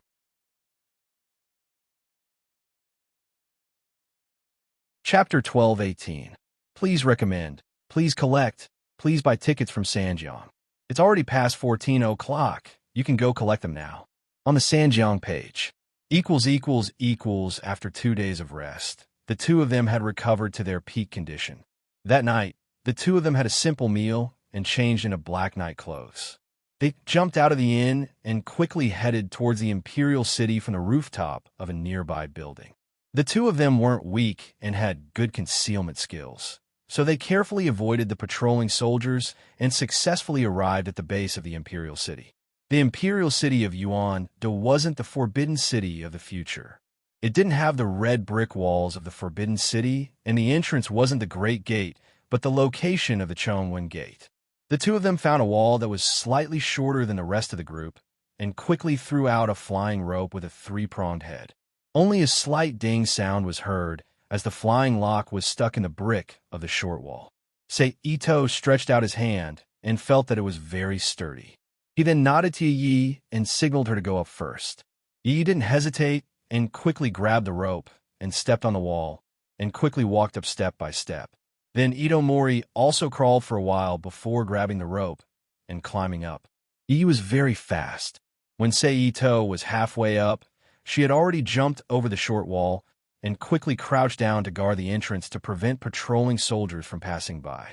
After a while, Seito, dressed in black, also jumped over the short wall and put the rope into the space. The two of them left the high wall and sneaked into the Imperial City. The interior of the Imperial City was very large.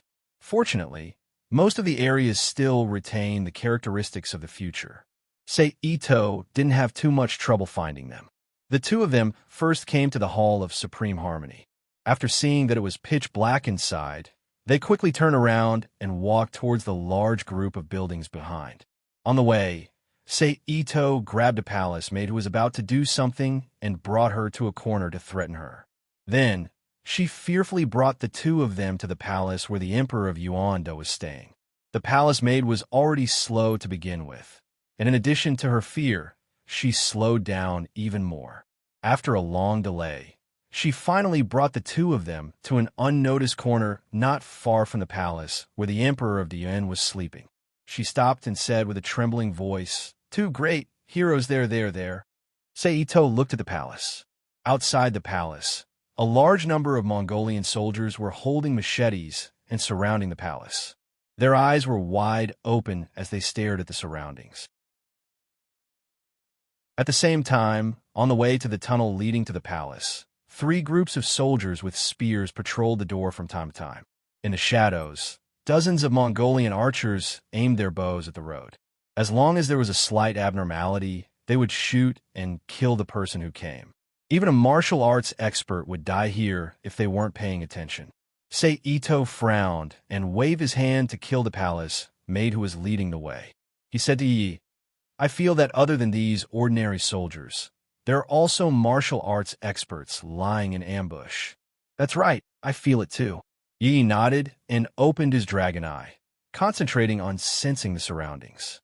After a moment, he pointed at several locations with a tired face and sweaty forehead and said, "Here, there, on the grass over there, on the roof of the main hall, there are ambushes." "That's right." With Ye's guidance, Seito also felt that there were slight differences in those spots. He then frowned and said to Yi, "This world is not your world. Don't use your dragon eye to forcefully sense the fragments of fate. It's very dangerous." "I know, but I don't want Ah Chung to be in danger." Yi smiled weakly at Seito. When Seito heard Yi's words, his heart trembled. He hugged Yi and said softly, "The danger isn't scary. As long as we can overcome it, it's fine. But if something happens to you, it will hurt me. So, don't use it in the future." "And I understand." Yi leaned his head against Seito's side and nodded happily. After a while, Yi had more or less recovered. Seito also found the empty spots of the 3 patrol teams. Seito briefly explained the action plan. Taking advantage of another empty spot, the two of them rushed to the hiding place of the archers and began to separate to clean up the hidden sentries. After all, the Zhao family was also involved in the ninja business in the past. They also have some inheritance of ninja techniques. Not to mention, the Zhao family is the leader of the 12 clans. How can they not have some secret ninja techniques? So Yi's assassination skills are not bad. He quietly killed several archers in his position and changed to another place. On the other side, Seito's action was even simpler. Seito, who has learned the Haka assassination technique, was like a fish in water in the dark. He almost blatantly walked to the side of the archers and killed them before they could react. Then he used the same method to clean up the remaining archers. They also passed by a martial artist's hiding place. But because of the martial artist's instinct, it aroused the vigilance of the other party. Fortunately, Seito's action was fast and strange. He took the initiative to kill the other party before the other party could warn him. Because of this, the other party's warning was not successful, and the two of them were besieged. After this mess, Seito's action became more careful. He cleaned up all the archers without any exception. He made a gesture to Yi on the other side, and then each of them found a martial artist and rushed over. Seito learned the lesson of the martial artist just now. He restrained his mental state to the strongest state and used the special footwork of the Haka to get close to the other party. The moment the other party was awakened by Ito's killing intent, his hand blade pierced the other party's head like a watermelon, killing him. On the other side, Yi also used his dragon eyes to see the other party's next move and killed the other party in one blow. At this point, 3 out of the 4 martial artists guarding the palace were dead, and the archers in the dark were all killed. The remaining soldiers were basically no longer a threat to Ito and Yi Qingtang. Ito made a gesture to Yi to hide her there. He used his special footwork to rush to Yi's side and said to Yi, "In a while, throw me to the top of the palace. If the other party gives a warning, you will be in charge of restraining the soldiers. I will kill that person as soon as possible and directly enter the palace to capture De Yuan's emperor. As long as we find De Yuan's emperor, the rest will be easy." Okay, Yi nodded. After that, Yi squatted down and stacked his hands together to form a foothold. Ito stepped on Yi's hands and felt a huge force rising from his feet, wanting to throw him into the sky. Ito instantly exerted strength in his feet, and combined with the force of the throw, he jumped high up into the air. He jumped over the Mongolian soldiers below, jumped over the tall palace, and landed on the roof of the palace. Pata! A light sound came from under Ito's feet, and then there was a loud shout, "Who's there?" In an instant, no matter if it was the Mongolian soldiers below or the patrolling soldiers, they all gathered in front of the palace and looked up at the top of the palace. Just as all the soldiers were distracted, Yi immediately rushed out from his hiding place and blended into the crowd. He waved the famous sword in his hand, and with a wave of sword chi, he killed the soldiers around him. "Assassin!" One of the soldiers who came back to his senses shouted, and his shrill voice pierced through the night sky, spreading far and wide. Following that, the entire palace became noisy. At the top of the palace, Ito's face turned serious, and he immediately rushed towards the person who had come. The two of them clashed in midair, and the sound of pa-pa-pa-pa rang out in the air. Following that, the two of them separated and landed on the side. "Who are you?" The martial artist on guard shouted. "You are a Han, and yet you are a dog for the Mongolians. Aren't you afraid of shaming your ancestors?" Ito ignored the other party's question and shouted back. The De Yuan dynasty is the rightful ruler of the world, and the De Yuan emperor is also the son of the true dragon. What's there to be ashamed of? The martial artist shouted in disdain at Ito's words, and it was unknown if he was trying to show his loyalty.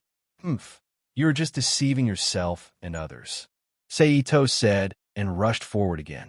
The martial arts of the two of them were not weak, and as they fought, the shock waves caused the yellow tiles under their feet to shatter, revealing the luxurious palace underneath. A dim yellow light shone out from the palace, illuminating the guard opposite Ito. The guard was 8 feet tall, 190 centimeters, and wore a tight suit. He had a long head, thin eyes, and thin lips. With one look, one could tell that he was a harsh and merciless person. However, the person's hands were abnormally white, and his fingers were slender, making him look like a girl. What kind of martial arts does this guy have? Ito was a little surprised, and he did not know if this person had practiced martial arts or not. One had to know that every martial artist would leave behind their own characteristics when they practiced martial arts, and only when they had practiced to the point of returning to their original state would they be able to erase the traces and return to their natural state. However, the person opposite him did not have any traces on his body, and only his hands were a little strange. However, he did not know if it was because his martial arts had reached the level of perfection or because his palm technique was strange. However, no matter what, Ito was already more careful. This change of mind only took a moment. The two of them continued to fight, and the shock waves gradually spread. Finally, the palace tiles under their feet could no longer support the two of them, and with a walala sound, they shattered into a pile of debris. The two of them also fell into the palace below. In the palace, a fat man with a Mongolian hairstyle, wearing white ancient underwear, was hiding behind a muscular naked woman, trembling and looking at the two of them in horror. Around him and the woman, a few Mongolian palace maids gathered in a corner, not daring to get close. This is the true dragon son of heaven you were talking about? Don't you think it's too funny? Seito said as he struck the guard with his palm. Oomph. The guard's face flashed with a rare trace of awkwardness, and he coldly snorted and continued to fight.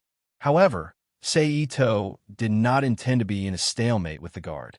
He did not know how Yi Yi was doing outside, so his current goal was to take down the emperor first. Thinking of this, Seito's hand moved, and a thunder palm was instantly released, and it collided with the opponent's white and tender palm.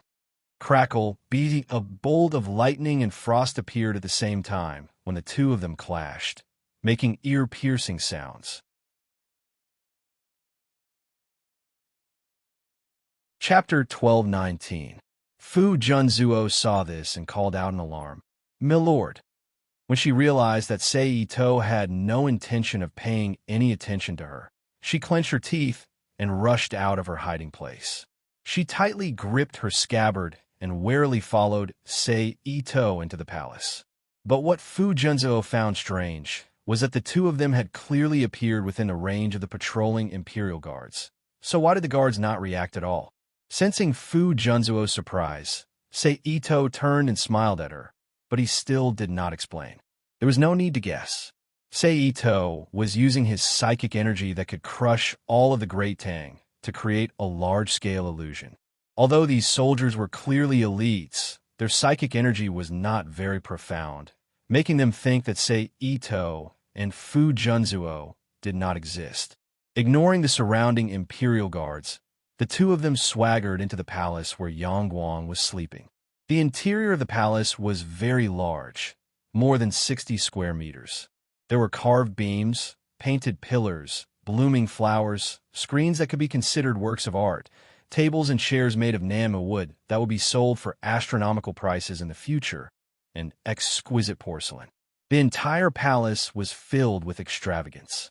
The two of them passed through a round door and arrived at a room with a bed for the emperor and his concubines to rest in.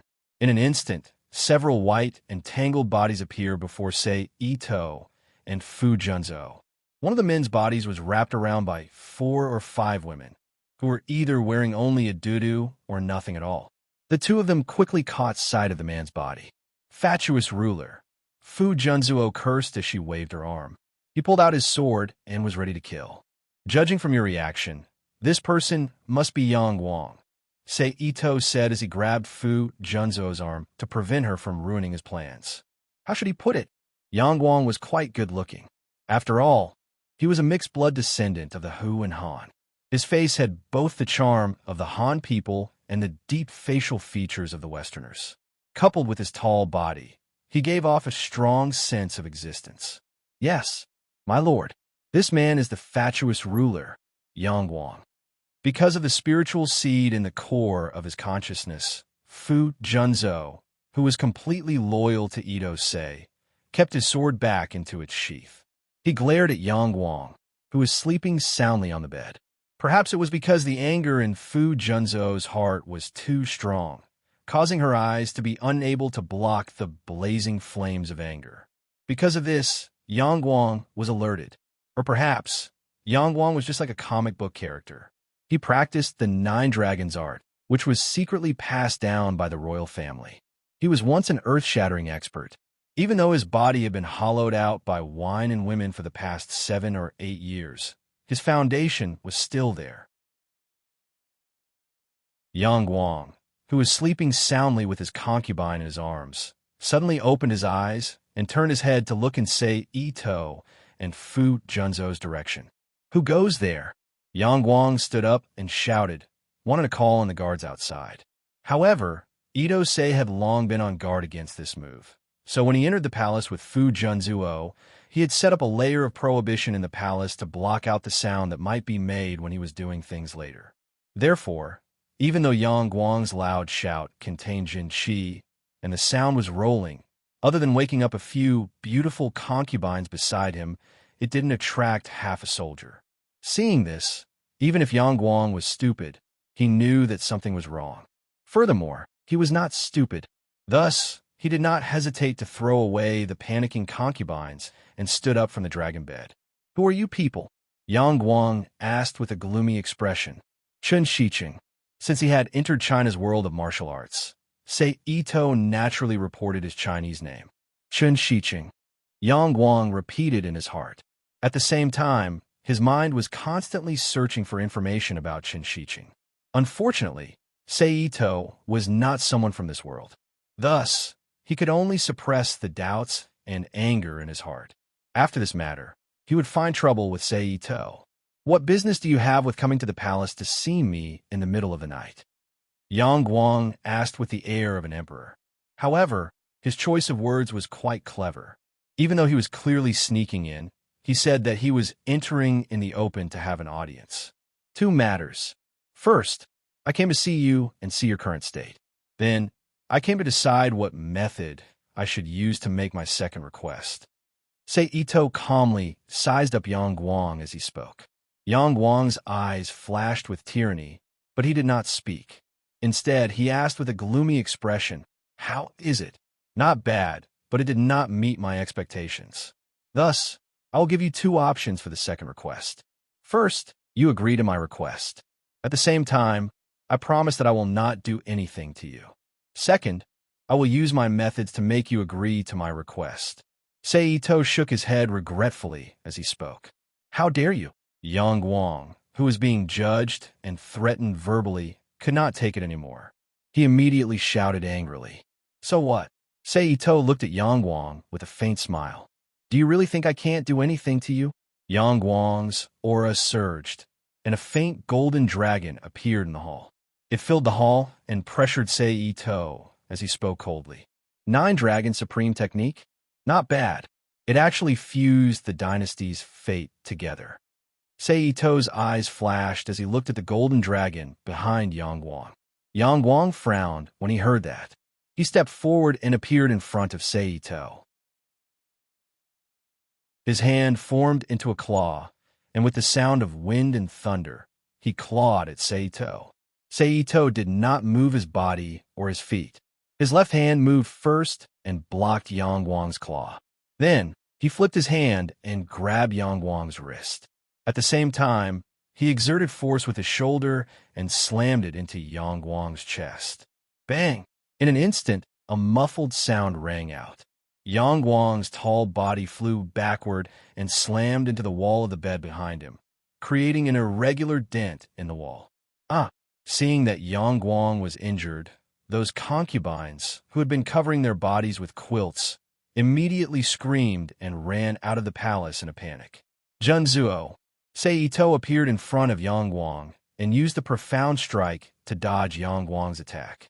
He pressed his palm against Yang Guang's dantian and activated the yin-yang 5-element seal. Fu Junzuo, who understood Sei Ito's intentions, moved like a ghost and appeared in front of the round door. He held his sword and blocked all the concubines who had just run to the door. At the same time, Yang Guang, who had been hit by the yin-yang 5-element seal, had his true qi flow immediately interrupted. He let out a muffled groan. "Yang Guang, what a pity. You could have become a wise emperor," Sei Ito said as he stepped back and watched Yang Guang fall on the bed. Yang Guang let out a laugh. He didn't know if it was because of anger or something else. Sei Ito didn't care about Yang Guang's state of mind. He flipped his hand and took out a pink potion and forced half of it down Yang Guang's throat. "What did you give me?" Yang Guang, who was coughing violently, asked loudly. "You'll know in a moment." Sei Ito ignored Yang Guang and appeared in front of the concubines who were stopped by Fu Junzuo. He poured the remaining half of the pink potion into their mouths one by one. Then, one by one, he skillfully threw them back to Yang Guang's side. In less than a minute, the expressions of Yang Guang and the few concubines turned strange at the same time. Their minds were in a mess as they fumbled around their bodies with their hands. Roar! At this moment, Yang Guang, whose eyes were red, let out a low roar. He grabbed a concubine who was in a daze and pressed her under his body. He removed the only cover on his body and stabbed his biological weapon into the concubine's secret realm. Then, the sound of bodies colliding, a woman's strange moan, and a man's heavy breathing sounded in the palace. Damn it! Fu Junzuo turned his head and cursed. My lord, please allow me to kill him. Then, Fu Junzuo turned to Sei Ito and begged. He is still useful to me for the time being. Even if you don't kill him, he will not live past May next year. Sei Ito said as he admired the painting with interest. Yes. Fu Junzuo replied unwillingly. It's about time. Ito Sei, who had been waiting for a few minutes, suddenly spoke. Then, under Fu Junzuo's puzzled gaze, he released his psychic power into Yang Guang's mind and began to hypnotize him. The reason why Sei Ito had to wait until now was because of the existence of martial arts experts' martial will. Martial will was like the complete spiritual core of an S-rank expert. Other than under certain circumstances, it was very difficult to influence it. Even if Sei Ito used Alea to forcefully hypnotize Yang Guang, he would need at least 1 to 3 to 4 days to succeed. However, Yang Guang was an emperor, and it would be unreasonable for him to suddenly disappear for a few days.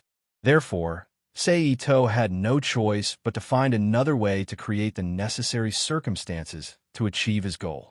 Coincidentally, Yang Guang's divine body had been hollowed out by alcohol and women.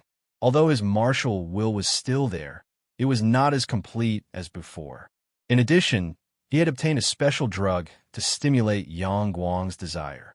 Yang Guang, who was completely immersed in sex, quickly opened up his spiritual defenses and presented himself before Sei Ito. This gave Sei Ito a chance to complete the transformation. As for Fu Junzuo, he could not stand Yang Guang's ugly behavior and hid in the outer palace. After more than half an hour, Sei Ito successfully completed the transformation of Yang Guang's consciousness and left 2 messages in his mind. Junzuo, let's go. Sei Ito called out when he arrived at the outer palace.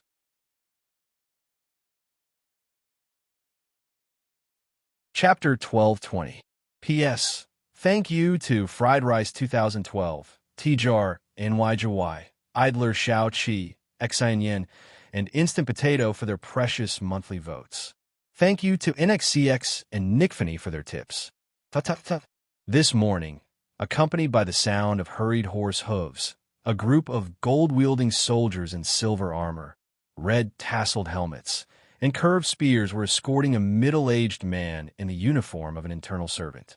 The middle-aged man looked to be around 34 or 35 years old, and he had an arrogant expression on his face.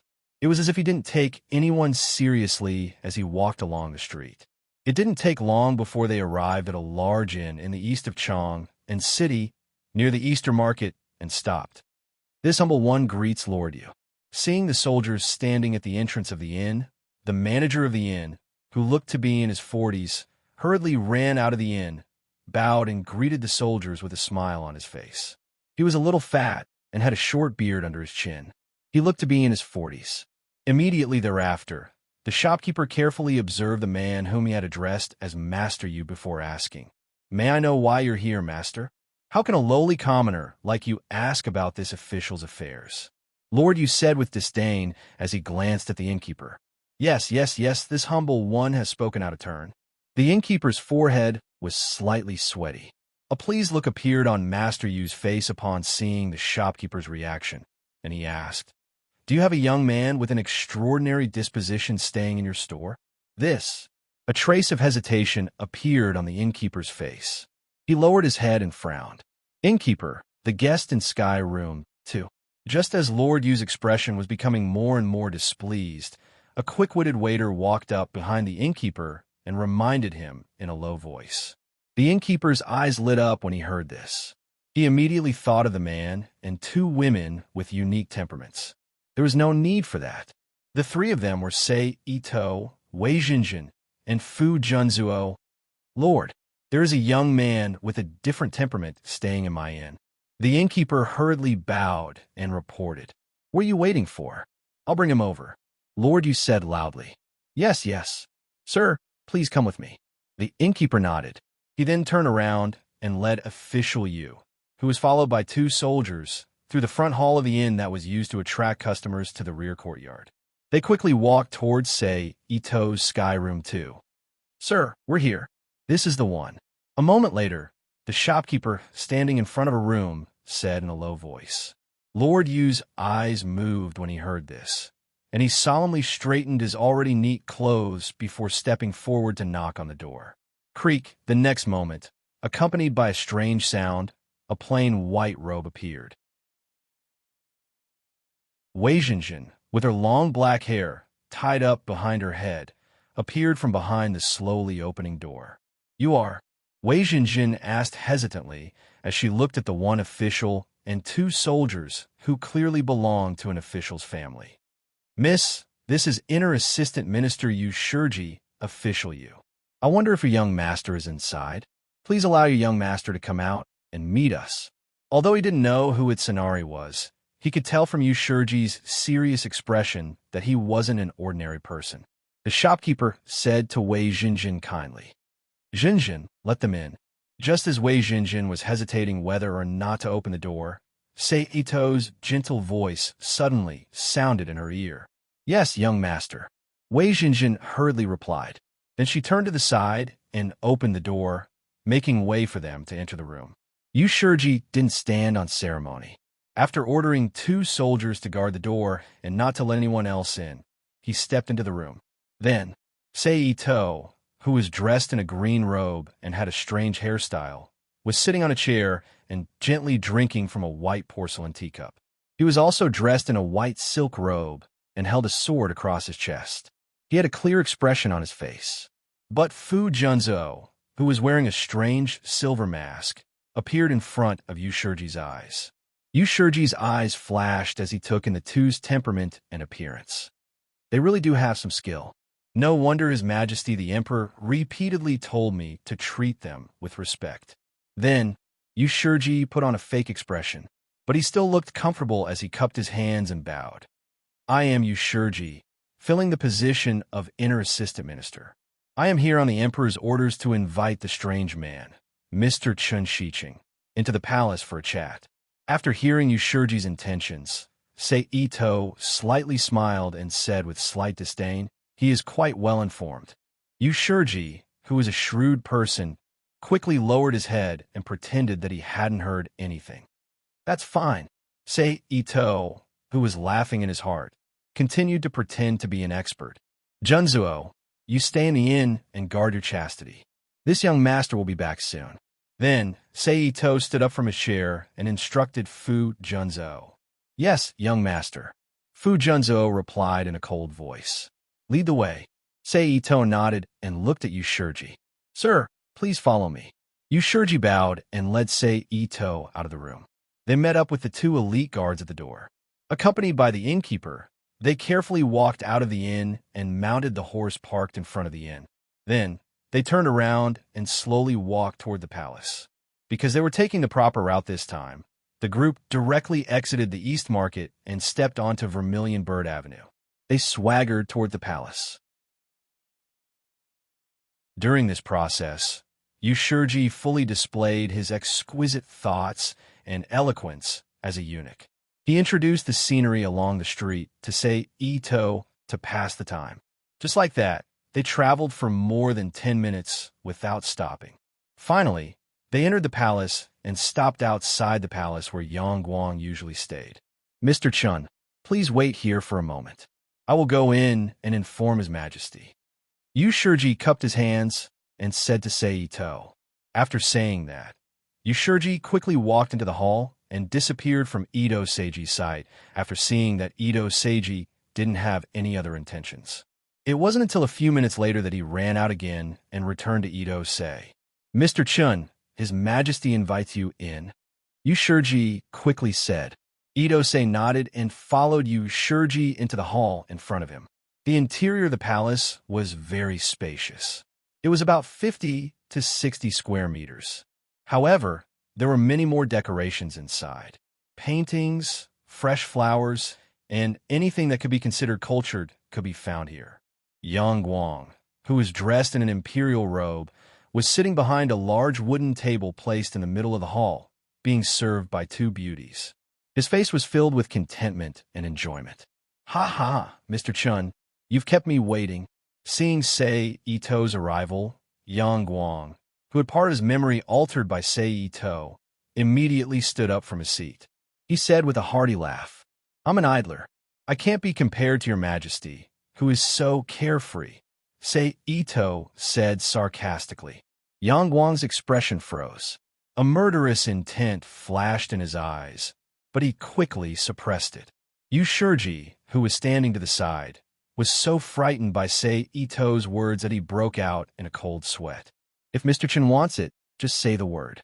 Whether it's gold, silver, wine, or beautiful women, I can provide it all to you," Yang Guang promised with a dry smile. Hearing this, Yu Shiji was even more shocked by Mr. Chen's position in Yang Guang's heart. At the same time, he secretly made up his mind to get in touch with Mr. Chen in the future. "Then if I want the entire Chong and city, your majesty, will you be willing to give it to me?" Sei Ito asked with a half-smile. "Are you serious?" Yang Guang asked with a gloomy expression. "You should know that I never lie," Sei Ito replied casually. After that, Yang Guang and Sei Ito stopped talking. They just stood there facing each other, looking at each other with eyes full of anger and murderous intent. Does this Mr. Chen want to die? How dare he say such disgraceful words? Thank goodness I'm not close to him. Otherwise, I'd definitely be implicated by this idiot. Yu Shiji, who felt the pressure in the room, felt a layer of sweat gradually forming on his forehead.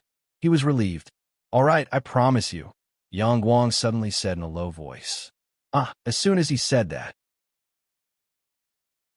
whether it was Yu Shiji or the two beauties serving Yang Guang, they all subconsciously let out a cry of surprise. Yu Shiji drafted the decree. Yang Guang ignored them and sat back down behind the wooden table. "Yes, your majesty." Yu Shiji, who knew that Yang Guang's heart was burning with anger, did not even dare to breathe loudly. He lowered his head and replied carefully. "Here is the otherworldly expert Chen Shiqing. He is wise and resourceful, has both integrity and talent, and is loyal to the country. He understands my heart very well. I hereby confer upon him the title of Left Wei General, Governor of Chang'an." Yang Guang's chest rose and fell slightly as he read out the decree. In the imperial court, there were a few positions for military officials. There were the left and right E-guards, the left and right cavalry guards, the left and right Wei guards, the left and right garrison guards, the left and right Yue guards, and the left and right Houwei guards. There was a general in each guard. There were two generals. Sei Ito, who was conferred the title of Left Wei General, instantly ascended to the second echelon of military officials. He had real power in his hands. "I think you haven't found a suitable place to settle down. Then, I'll add on the Wei General's residence. Are you satisfied, sir?" Yang Guang then looked at Sei Ito and asked in a low voice. "Very good." A smile appeared on Ito Sei's face. "Men, bring me the tiger tally of Left Wei General," Yang Guang said loudly. After a short while, a young eunuch came in with a palm-sized tiger tally. It was made of brass and looked like a monolith. There was a majestic tiger head engraved on both sides of the tiger tally. On the corners of the tiger tally were the words Left Wei General and Governor Tally. Yu Shiji, accompany sir to the Left Wei barracks. Yang Guang turned to look at Yu Shiji, who had finished writing the imperial edict. "Yes, your majesty." Yu Shiji accepted the order. He then lowered his head and picked up the tiger tally of Wei General that Yang Guang had placed on the table. He then used the imperial jade seal to stamp the imperial edict. Only then did he roll up the edict and return to Sei Ito's side. He then handed the tiger tally to Sei Ito. "Then this one will take his leave." Sei Ito smiled as he held the tiger tally in his hand. He then followed Yu Shiji out of the hall and walked out of the palace. Damn it! Damn it! Damn it! The moment Ito Sei and Yu Shiji left the hall, Yang Guang, who had been suppressing the anger in his heart, suddenly burst out.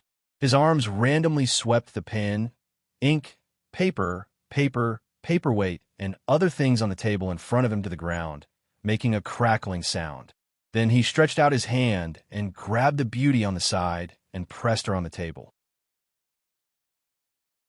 He used the chi in his body to tear the clothes on the beauty, took out the dragon's spear, and fiercely stabbed into the secret realm without any foreplay, and began to conquer the secret realm. Such an intense movement immediately caused the beauty beneath him to let out a cry filled with pain. However, since she had entered the palace, her fate had already become a tragedy. Thus, even though she was in pain, the beauty could only bite her lips and endure Yang Guang's conquest. Come to think of it, in a few days, Yang Guang will probably move to the temporary imperial residence in Yangzhou because of this. On the other side, Sei Ito smiled as he followed Yu Shiji out of the palace and walked towards the left Wuwei barracks in the eastern suburbs of Chang'an. After all, I put a lot of effort into these two mental cues. This time, Yu Shiji was cautious and didn't contact Sei Ito again. He was afraid of angering Yang Guang, who was the one who fed him. Instead, he silently accompanied Sei Ito to the left Wuwei barracks. After half an hour like this, Sei Ito's group arrived outside the left Wuwei barracks. In an instant, a barracks with fluttering banners appeared in front of Sei Ito's group. "Halt!" Two soldiers guarding the barracks shouted as they blocked the entrance of the barracks with their spears. "Impudent! I am Inner Assistant Minister Yu Shiji. I have come on His Majesty's orders to announce the Imperial Edict. Why haven't you moved out of the way?" Yu Shiji shouted as he pushed the Imperial Edict away. The two soldiers glanced at each other, then removed their spears and moved out of the way. At the same time, one of the soldiers ran into the barracks and reported the arrival of the angels to the general on duty. After a while, a majestic-looking middle-aged man in armor led another group of officers out quickly and greeted Yu Shiji and Ito Sei, who had just entered the barracks. This subordinate is Left Wuwei Army Adjutant Lu Xiaoming. "Greetings, Lord Yu." The man cupped his fists and bowed. Yu Shiji softly replied. "Lord Yu, please." The adjutant named Lu Xiaoming turned sideways and invited Yu Shiji. Then, together with many generals behind him, he led Yu Shiji and Ito Sei, who was obviously an unknown person, to the big tent in the camp. The Imperial Edict has been issued. After arriving at the tent, Yu Shiji, who was standing in the middle and the innermost part of the tent, turned around and looked at the group of Zhuowu Guard generals in front of him. Whoosh! Lu Xiaoming and the other generals immediately cupped their fists and bowed their heads as if they were listening. In the Sui dynasty, and even in the Tang dynasty, kneeling was not as popular as it was in later generations. Under normal circumstances, cupping one's fists and bowing was already considered a sign of respect. At most, one would kneel on one's knee. That was only done when one met a high official who was worthy of the other party's respect. Kneeling and prostrating oneself on the ground were only done under special circumstances. The emperor declares, Heretic Chun Shiqing.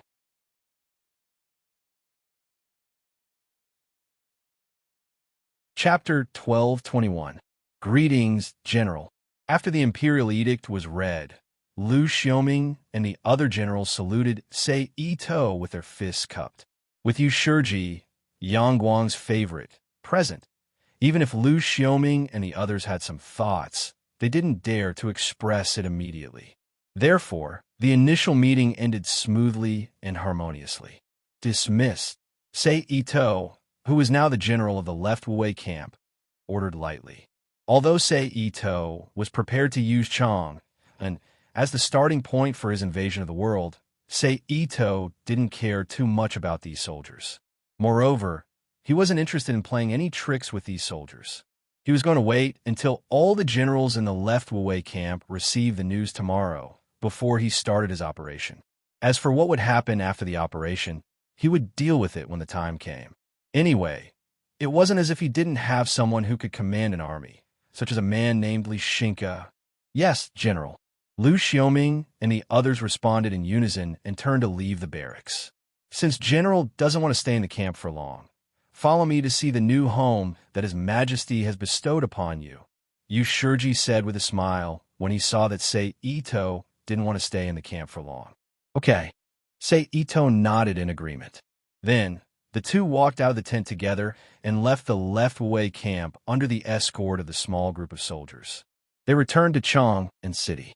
About a quarter of an hour later, Sei Ito and the others stopped in front of a house that was located in the Vermilion Bird Avenue, where the residences of the officials were concentrated. The facade of the house was very good. There were double stone lions on the left and right sides of the door. In the middle, there were 3 flights of long stone steps that led straight to the double doors that were painted bright red. A brown plaque with the words General's Residence, written in gold, hung at the top of the doors. Above the plaque, there were layers of slanted, flowing water tiles that looked like umbrellas sitting on top of the roof. On the left and right sides of the door, there were thick brick walls about 3 or 4 meters high along the road, separating the inside of the house from the outside world. "We're here." Yushirji pointed at the red door. Sei Ito nodded, dismounted, and followed Yushirji into the mansion. The first thing that came into view was a spacious courtyard, paved with limestone slabs in the shape of a cross. For small areas that were planted with trees, flowers, and even stone tables and stools filled up the empty space. In order not to make the courtyard look too thin, a quaint house with carved beams and painted walls came into Ito-sei's sight. Several young women in light, colorful clothes, 2 older nannies, and 5 or 6 men of different ages stood respectfully at the front of the house. "Greetings, master." Seeing Sei Ito arrive, the man and the woman who looked like a maid and a nanny immediately knelt on the ground. He lowered his head and called out respectfully, "Your Majesty, please consider that this is your first time in Chang'an. There shouldn't be anyone around to take care of him. Therefore, after awarding the mansion, he specially arranged for some good families to serve as servants for Mr. Yushirji explained in a timely manner. Sei Ito nodded non-committally, then turned and walked to the corridor. He walked around the front hall and walked to the backyard with Yushirji. "The house is not bad. I'm very satisfied. Thank His Majesty on my behalf." After a while, Ito-sei walked through the mansion and returned to the quaint house used as a reception room in the front hall. He sat down and said softly, "I will definitely pass on your message." Yushirji smiled. Yushirji stood up and cupped his fist. "I believe that General still has matters to attend to, so I won't disturb you any longer. Farewell." "All right." Sei Ito nodded and stood up. "No need to see me out." Yushirji cupped his fist again, then turned and walked out of the reception room. Soon, he disappeared behind the picture of 100 chrysanthemum behind the red door. "Steward, call everyone here," Sei Ito ordered after sitting back down. "Yes, master." The steward, who was in his 40s and had a rather thin body, replied respectfully. He then quickly walked out of the reception room to gather the servants in the mansion. Soon, all the servants, including the steward, appeared in front of Sei Ito and stood in 3 rows. "Master, everyone is here," the steward reported. Ito-sei nodded and glanced at the servants in front of him one by one. Then he spread out his spiritual force and forcibly broke into their minds. In the most direct and violent way, he left a spiritual hint that they were absolutely loyal to him deep in their consciousness. "Greetings, master." The servants, including the steward, all knelt and called out respectfully. "I don't care if you're truly good people. Even if you are, you must be absolutely loyal to me." Sei Ito sneered. "Disperse." Sei Ito waved his hand and said. Then his figure flashed and disappeared in front of the servants who had not completely dispersed. He appeared in the inn he stayed in when he came to Chang'an City. "Pack your things, we're going home," Sei Ito said aloud when he appeared in the room. "Go home." Wei Jinjin was puzzled. "Yes," Sei Ito replied with a smile. Seeing that Sei Ito did not explain, Wei Jinjin did not pursue the matter. She immediately packed her clothes and left the room with Sei Ito and Fu Junzuo. They paid for the inn and returned to the general's mansion on Vermilion Bird Avenue. "We're here." After a moment, Sei Ito said as he got off the carriage first. "This." Wei Jinjin looked at the mansion in front of her and hesitated. "Your young master is now a general of the Great Sui dynasty. This mansion was bestowed by the Great Sui Emperor, Yangguang. It is also our home in Chang'an. Seito explained with a smile. Go in. Home. Wei Jinjin whispered softly. Home. Fu Junzuo sighed, softly with a distant look. Remember her appearance. She will be responsible for all the affairs in the mansion in the future. Seito once again gathered the servants in the mansion and pointed to Wei Jinjin beside him. Greetings, madam. The servants saluted in unison. Swish. Wei Jinjin's face immediately turned red. When she realized that Seito did not correct the servant's mistake in addressing her, her heart skipped a beat. She was pleasantly surprised and did not know what to do. No need to be so polite. After a moment, Wei Jinjin calmed down a little and said softly. Then Seito dismissed the servants and brought Wei Jinjin and Fu Junzuo back to the master bedroom he had chosen. He sat down on a chair. At this moment, Seito's thoughts moved. Li Xingke's figure suddenly appeared in the room and reflected in Wei Jinjin and Fu Junzuo's eyes. In the next moment, there was a crisp sound. Fu Junzuo pulled out the sword in his hand and pointed it at Li Xingke. Greetings, Your Majesty. Li Xingke completely ignored Fu Junzuo, who was using his inner breath to direct the biting cold sword pressure at her. She immediately knelt on one knee and greeted respectfully. Your Majesty? When Wei Jinjin and Fu Junzuo heard this, they looked at Seito in shock and wondered if he was really His Majesty. Because of this, the two of them completely ignored the exaggerated matter of a living person transforming into a living person. Rise, Seito said indifferently. Thank you, Your Majesty. Li Xingke expressed her gratitude and stood up from the ground. How much do you know about ancient military strategies? Seito asked. Your Majesty, not much. I only know the basics. Li Xingke replied respectfully. Then if I give you an ancient army, can you train them well? Seito asked again. Yes, Li Xingke said confidently. It made sense. Although military strategies couldn't be used effectively due to the lack of effective intelligence support from the radar system, Li Xingke, who was a top student in the military academy and had rich combat experience, wasn't the least bit lacking when it came to training people. After all, no matter which era it was, the main body wouldn't change. As long as the method was right, it wouldn't be a problem to train a group of elites. Furthermore, Li Xingke was born in the Chinese Federation and learned ancient military strategies. That's good. Seito smiled. Then, he turned to Wei Jinjin and said, Jinjin, bring him to the side room. Also, get someone to prepare a new set of clothes for him. Yes, young master. Wei Jinjin replied. Please come with me. Wei Jinjin looked at Li Xingke and said softly. Then, she led Li Xingke, who had bowed to Seito, out of the bedroom and into the side room. Let's go. The next morning, Seito and Li Xingke, who were still left behind by Fu Junzuo to guard the house, rode on their black horses, which were temporarily freed from the pain of pulling the carriage, and rushed to the Zuowuwei camp in the eastern suburbs of Chang. The two horses had been modified and strengthened, and their hooves and faces were enchanted with magic formations. They could be said to be galloping at full speed. Seito and Li Xingke took less than 10 minutes to arrive at the Zuowuwei camp. Seito took out the waist tag of his tiger uniform and let the soldiers verify his identity. Then, he brought Li Xingke into the camp. At this time, in the Zuowuwei camp, a large number of soldiers were gathered in groups of 2s and 3s. They were talking about the new general and were looking forward to the good show to watch with a gloating attitude.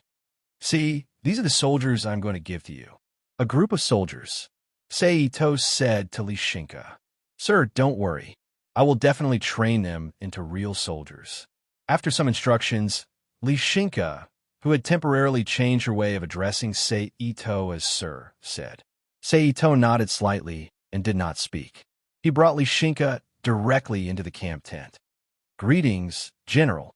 At this time, the generals of the Zuowuwei camp who had rushed to the tent after hearing the news reported by the sharp-eyed soldiers. Is everyone here? Seito, who had sat down on the main seat, looked indifferently at the generals in the camp and asked softly, General Qi Huan, Qi Lang, is not here yet. Everyone hesitated before one of the generals spoke.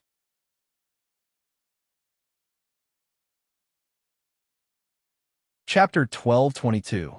Lang Jiang was a subordinate of the general and was the one who directly commanded a battalion. Lang Jiang, as the second in command, actually didn't show up in this formal meeting with the commander of a battalion. Although this was because Sei Ito didn't inform him in advance. As a subordinate, how could he not have the common sense to arrive early and wait to see his superior? Even if he was a good-for-nothing who only knew how to drink and drink, how could his subordinates be as unreasonable as him? Needless to say, it was obvious that Lang Jiang didn't like Sei Ito and thought that he had no right to climb over his head.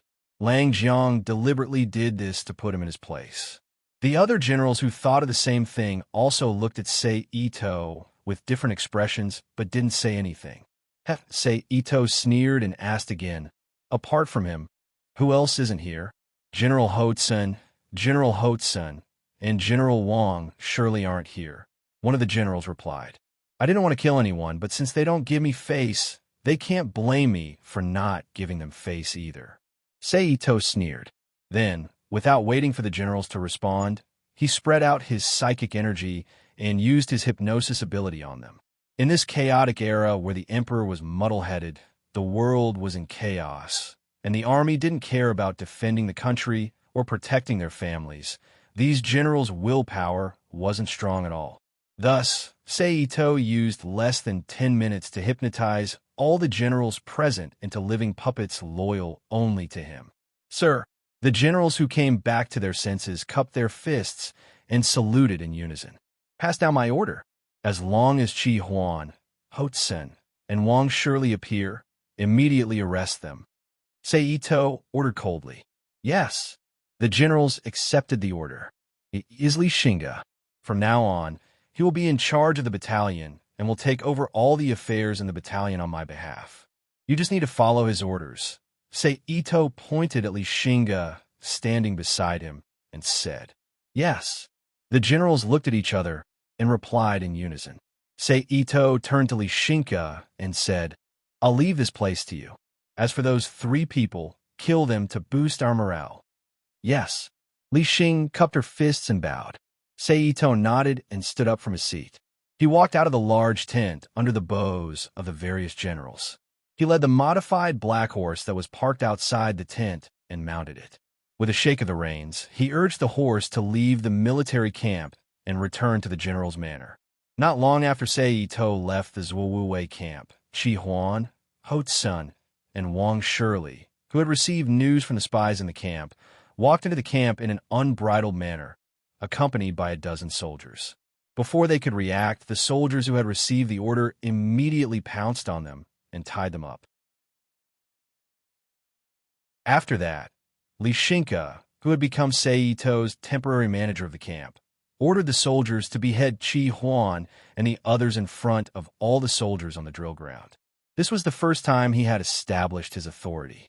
After that, Li Shinka took advantage of the killing power she had just established to reorganize the camp and train the soldiers.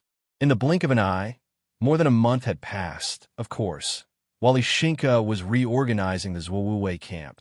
Sei Ito was not idling in the dark. Like a diligent little bee, he would circle the entire Chong and city a few times every night and secretly set up a huge defensive formation. This stronghold that was used to invade the world was impregnable. At the same time, taking advantage of the Zhuowei taking over the defense of Chong and city, Sei Ito did not hesitate to use hypnosis on the generals who came to see him, turning them into living puppets loyal to him one by one. He's finally gone. Sei Ito, who was sitting on a pear blossom-carved wooden chair in the general's mansion, exhaled softly. The person he was referring to was His Majesty, the Emperor of this era, Yang Guang. After more than a month of preparation, Yang Guang, who had been waiting for Sei Ito to take over the military affairs of Chong and city, finally decided to head to the temporary imperial residence in Yangzhou in advance and put this idea into action. That morning, Yang Guang's imperial carriage, accompanied by a large number of imperial concubines, maids, and court officials, left Chang and city through the east gate and headed in the direction of Yangzhou. What do you all say? Why don't we go out and have some fun? Sei Ito raised his head and smiled at Jin Yi, Yi, Fanshan Meiyun, and the archery expert Hikari Meili and Fu Junzhou. Jin Yi, Fanshan Meiyun, and Hikari Meili were all here because Sei Ito wanted to raise their strength and let them experience a higher level of Jinchi martial arts so that they could break through their current limits. And the first opponent they faced off against was Sei Ito's personal sword attendant, Fu Junzhou. Fu Junzhou had learned from Fu Kalin, which specialized in attacking the enemy's weak points and guiding the enemy's attacks. This was the first time Zhang Yi and Yi had encountered such an opponent, so they were in a somewhat difficult situation. But soon, with Yi's ability to foresee the Dragon Eye and Zhang Yi's martial arts, which were completely different from those of the Great Tang, they regained their balance and fought a very impressive battle. As for Fanshan Meiyun and Hikari Meili, one of them was extremely fast and had incredible combat experience, completely ignoring Fu Junzhuo's attacks. The other was extremely fierce as long as she kept a distance and was not weak in close combat. Neither of them could be defeated by Fu Junzhuo's incomplete sword fighting art. In the end, it became a true battle of experience, where they could sense each other's chi of movement and stillness, as well as the Xiantian internal chi cultivated from the Nine Mysteries art. In general, in terms of quality, Fu Junzhuo's Xiantian internal chi cultivated from the Nine Mysteries art was much higher than that of Zhang Yi, Fanshan Meiyun, and Hikari Meili. In terms of attribute, Zhang Yi and Yi's chi was superior. In terms of explosive power, Fanshan Meiyun and Hikari Meili's chi of movement and stillness were stronger. Okay, Yi happily replied. What do you plan to do here? Jin Yi asked. Leave it to Li Shinka, Sei Ito replied. If you're not afraid of a problem, then do as you please, Zhang Yi said. Relax. Let's not even talk about how many people in this world can break through the defensive barrier of his armor. Even if they can, I'll immediately sense it and use a technique to appear at his side and kill the enemy, Sei Ito said, his face brimming with confidence. I hope to see even more experts, Fanshan Meiyun suddenly said. It was clear that after sparring with Fu Junzhou, Fanshan Meiyun had developed an intense interest in the martial arts system of the Great Tang. Definitely. I'm not planning to just go sightseeing this time, Sei Ito said with a smile. As for Hikari Meili, Fu Junzhou and Wei Jinjin said nothing. Hikari Meili didn't care, but Fu Junzhou and Wei Jinjin were completely following Sei Ito's orders. Thus, after receiving unanimous agreement, Sei Ito didn't waste any words. He immediately had the others return to their rooms to pack up while he ran to the side and took out some materials from the Rubik's Cube to continue modifying the carriage. After all, there were no longer 2 people accompanying him, but 6. There wasn't enough room in the carriage. Soon, the interior of the carriage had expanded to more than 60 square meters and was divided into several rooms. Many daily necessities were placed in these rooms, and the renovation was complete. Later, Ito Sei took 2 horses that had been modified. The horseshoes and masts were engraved with magic circles that could speed up, reduce weight, enhance stamina, and restore energy. He tied the horses with ropes with the same magic circle pattern and asked the servants to lead them to the street outside the general's mansion. Not long after, Wei Jinjin, who had a bundle on her arm and had become even more beautiful because of her dual cultivation with Sei Ito, Yi, who knew that Sei Ito had the Rubik's Cube and didn't lack any daily necessities, and only chose 2 sets of clothes that were suitable for this era to change into, as well as Mayo, Kanban Miyun, Hikari Meili, who didn't even bother to bring a change of clothes, and Fu Junzhou, who only held a sword in his hand, walked out of the estate and entered the carriage one after another. After everyone had entered the carriage, Sei Ito stepped into the carriage and ordered, "Destination, Luoyang. Let's go." Nay, it wasn't clear if they really understood Sei Ito's words, but the two tall horses with shiny black fur neighed and pulled the carriage toward the east gate of Chang'an. Along the way, the spirited appearance of the horses attracted the attention of a group of people. Luoyang, the eastern capital of this era, was no less prosperous than Chang'an. Moreover, because it was close to the Central Plains, it was a place where scholars and literati gathered. The cultural life here was much richer than Chang'an, and which was often harassed by foreign tribes. Therefore, in terms of nightlife, Luoyang far surpassed Chang'an. Ito chose Luoyang as his first destination. Other than seeing the bustling cities of this era, he also wanted to do something else. He wanted to find trouble with Baikan, who had disguised himself as Rong Fengxiang, so that he could snatch the book of heavenly demons from him. Of course, if the time was right, he could also break into the Xingzhai, which was called Cixing Jizhai in the future. After all, if he wanted Mao, Yi, and Kanban Mian to break through, he couldn't do it without a suitable amount of pressure. After a few days, Ito's group finally arrived at Luoyang after setting off from Chang, and in going through Shanghua. Wow, it's so majestic. Yi was wearing a white shirt and white trousers. His long brown hair was tied into a ponytail. At first glance, he gave off a strange feeling as he exclaimed in admiration. Indeed, it's much better than Luoyang in the Heavenly Reliance world. Ito sighed as he looked at Luoyang, which was many times more prosperous than the Heavenly Reliance world. Yes, please.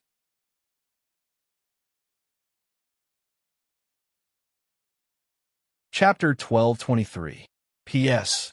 Thank you to Nickfinney, Insect-Killing Potato, and Skimming the Sea for their precious monthly votes. Thank you to NXCX and Shuan for their tips. Let's find an inn to rest first. Then we'll take a stroll around Luoyang tonight. Tomorrow, we'll get down to business. Ito turned his head and said to Mao, Yi, Mayan Tintan, Emi Toki, Fut Junzo, and Wei Jinjin. Okay. Yi and the others replied in unison. Then, Ito used his mind to drive the carriage into Luoyang City. Finally, it stopped in front of an inn.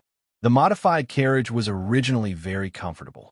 It wasn't as bumpy and uncomfortable as the carriages of this era. In addition, apart from Wei Jinjin, who was the most ordinary, everyone in the group was a martial arts expert. They didn't feel tired, so after a simple rest, they followed Ito out of the inn and strolled around the bustling city of Luoyang. Not to mention Mao and Yi's strange hair color, as well as Mayan Tenan and Emi Toki's strange clothes. Just the girls' beautiful faces were very eye-catching. Ito, who was accompanied by 6 gorgeous beauties, became the target of envy and jealousy of the young masters of Luoyang City. Not long after they left the streets, a rich young master, who had clearly been hollowed out by wine and women, came up to Yi and the others.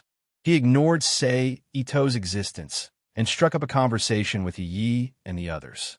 Achang, Yi, who didn't know what to do, looked at Ito with a questioning gaze.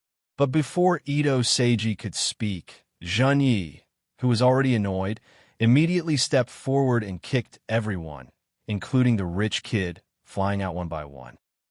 The people who were kicked away let out long howls. It seems that I don't need to tell you. Mao has already put the answer in front of you, Ito said with a shrug. Yi chuckled and forgot about it. He continued to stroll around Luoyang City with Mao, Ito, and the others in high spirits. Of course, in the process of strolling, Ito Chung did not forget to inquire about some information from the people around him, such as where Manqin Courtyard was, where the Rong family's courtyard was, and where the mansion of Wang Shicheng, the manager of Luoyang City, was.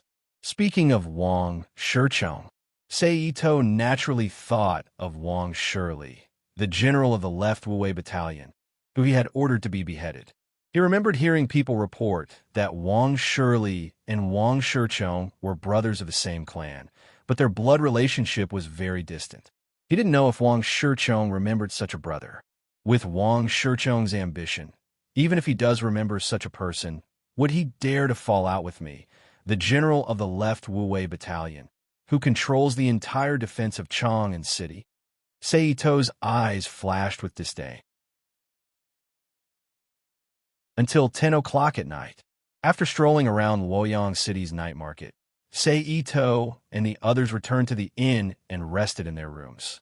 The next morning, after Sei Ito and the others had breakfast, they left the inn together and took a carriage to General Wang Shicheng's residence in the east of Luoyang City.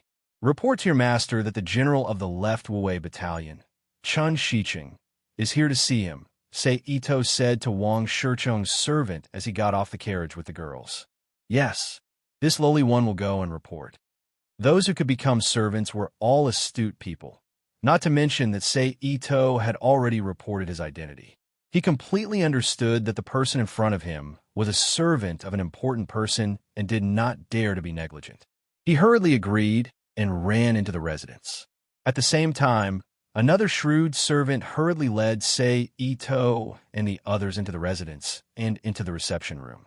Master, there is a young man outside who calls himself the general of the left Wuwei Battalion, Chun Shicheng, requesting an audience. After passing through the corridors and courtyard, the servant quickly ran into a room that looked like a study and was filled with paintings.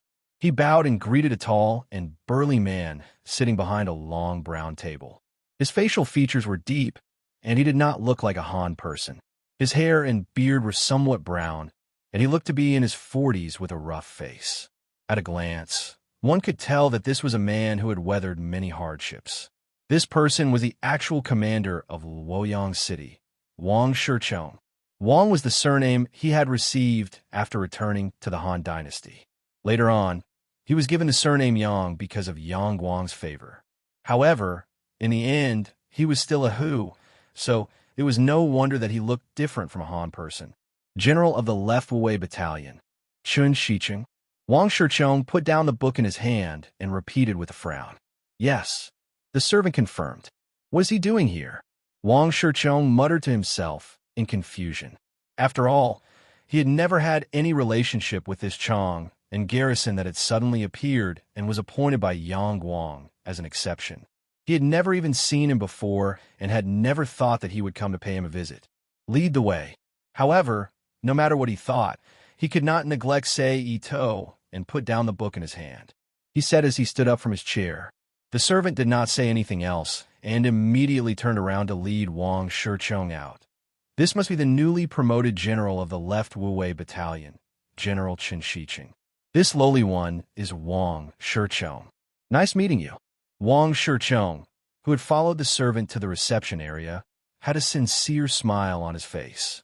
As he walked toward Sei Ito, he cupped his fists and spoke. Sir Yang is too polite. Please forgive me for taking the liberty to visit you without notifying you beforehand. Sei Ito stood up and cupped his fists as he spoke politely. Not at all, not at all. General Chun has come because you think highly of me, Yang Shicheng. There is no such thing as taking the liberty. Wang Shicheng pretended to be displeased as he spoke. It's my fault, my fault. Sei Ito echoed with a smile. Please. At this moment, Wang Shicheng, who had already walked to the main seat, extended his hand in invitation. Please. Sei Ito also politely returned the gesture and sat back down in their chairs. Afterwards, two maids in silk robes entered the room and walked in front of Sei Ito and Wang Shicheng. They placed a cup of hot tea on the short table next to them and then left. After the maids left, Wang Shicheng picked up the teacup next to him and took a sip. He then raised his head and asked Chun Shicheng, "What is the purpose of General's visit this time?" "Just a greeting." Sei Ito also picked up the teacup and took a sip. He barely swallowed the tea that had salt added to it. His fingers holding the teacup moved imperceptibly as he replied with a smile. At the same time, Sei Ito skillfully placed a restriction that no one else knew about in the room. Then this old man is overthinking. Regardless of whether Sei Ito was telling the truth or not, Wang Shicheng laughed and said. But before his laughter fell, Sei Ito's figure suddenly disappeared from his seat and appeared in front of him. Wang Shicheng's pupil shrank, but he couldn't avoid it. He slapped Wang Shicheng's neck and sent a bioelectric signal created by the medical ninjutsu, flickering body rush into Wang Shicheng's body, affecting his control of his body. Then, Ito Mori clapped his hands and quickly slapped several major acupoints on Wang Shicheng's body, whose reaction was slow because of the flurry dash skill. A stream of high-quality strange power was sealed in Wang Shicheng's body, completely blocking the circulation path of Wang Shicheng's genuine qi. General Chun, what is the meaning of this? Wang Shicheng, whose body was restrained, but except for a gloomy expression on his face, there was no other obvious change. He stared at Sei Ito and questioned. Naturally, I want to get closer to you. Sei Ito raised his right hand slightly, stretched out his index finger, and lightly touched Wang Shicheng's forehead, and said with a smile, "Let's talk about the ownership of Luoyang City." At the same time as he spoke, Sei Ito released his spiritual force, forming a variety of illusions and a strange voice to affect Wang Shicheng's consciousness.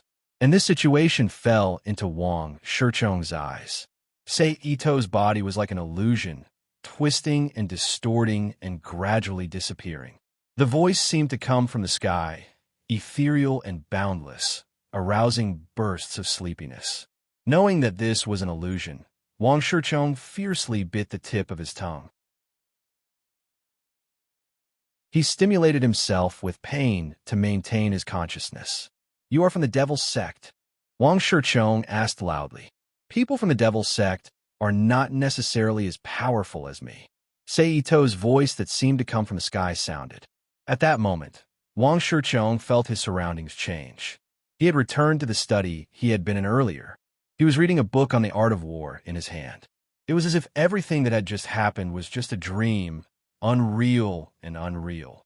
Wang Shicheng, who was a little uncertain of his environment, fiercely bit the tip of his tongue again, using the pain to stimulate himself.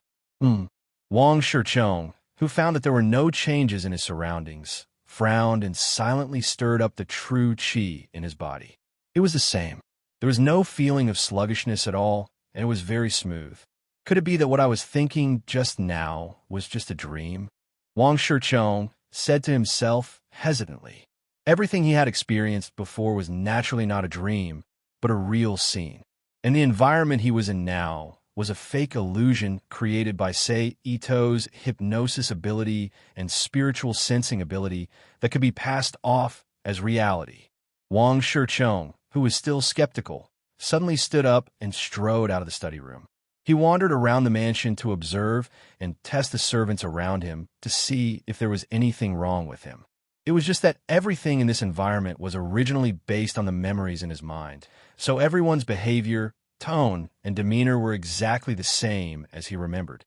Thus, after wandering around for a long time, he did not find any problems. "It seems that I've been thinking too much about that Shicheng recently, causing me to have an empty dream," Wang Shicheng muttered to himself as he shook his head in self-mockery. "You've finally entered the shell." Outside, in the real world of the twin dragons of the Great Tang, Sei Ito, who was sensing something with his eyes closed, smiled and softly said. His psychic energy turned and began to brainwash and hypnotize Wang Shicheng, who had already released his psychic defense. In the end, Wang Shicheng was the previous Great Yuan of the Great Ming Zun sect, and his martial arts were very profound. Although he was only at the first-rate level, his psychic energy level was not bad. Thus, after more than half an hour, Sei Ito finally managed to plant a mental seed and psychological suggestion in the core of Wang Shicheng's mind. He wanted Wang Shicheng to become his living puppet. "My lord." Wang Shicheng's eyelids twitched, and then his eyes regained their light. He got up and bowed to Sei Ito, who had taken a step back from him. "There's no need to be so polite," Sei Ito softly chuckled. Sei Ito seemed to think of something and asked, "Right, is your niece, Dong Shuni, in the estate?" Before Wang Shicheng could say anything in response to Sei Ito's question, Jinyi raised an eyebrow and coldly snorted. "Big sister," Yi softly called out, taking Zhonye's hand. "Yes." Wang Shicheng glanced at Shinya, whose identity he didn't know, and then looked at Ito Sei and replied. Sei Ito glanced at Jinyi and smiled. "Send someone to call her over. I have something to discuss with her." "Yes." Wang Shicheng nodded. then stood up and walked out of the reception room. He found a servant who was working nearby and sent him to the backyard to greet his niece, Dong Shuni.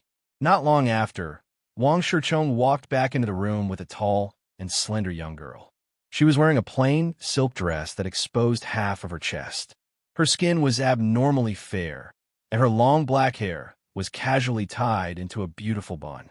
Her lips were pink, and her eyes were black and bright.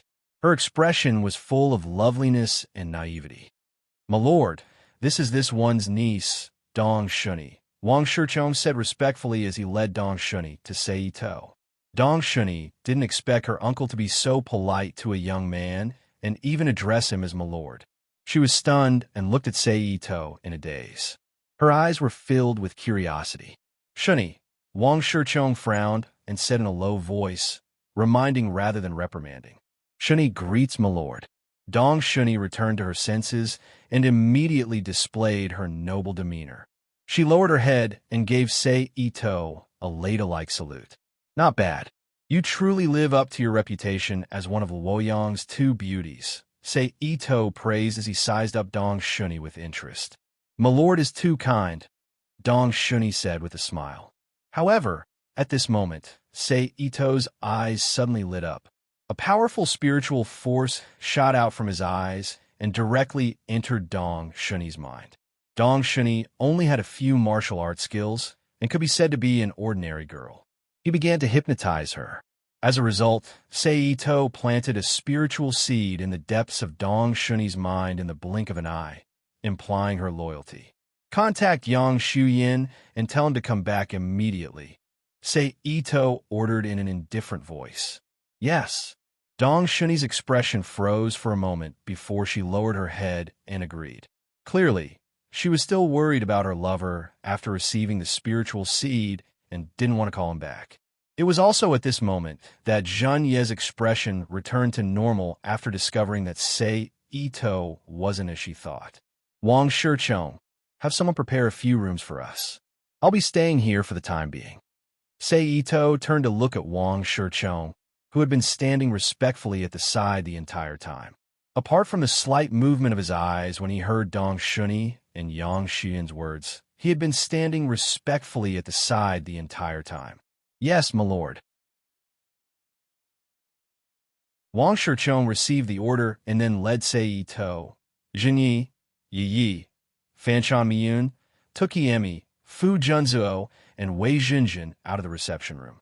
They walked towards the rooms in the rear courtyard.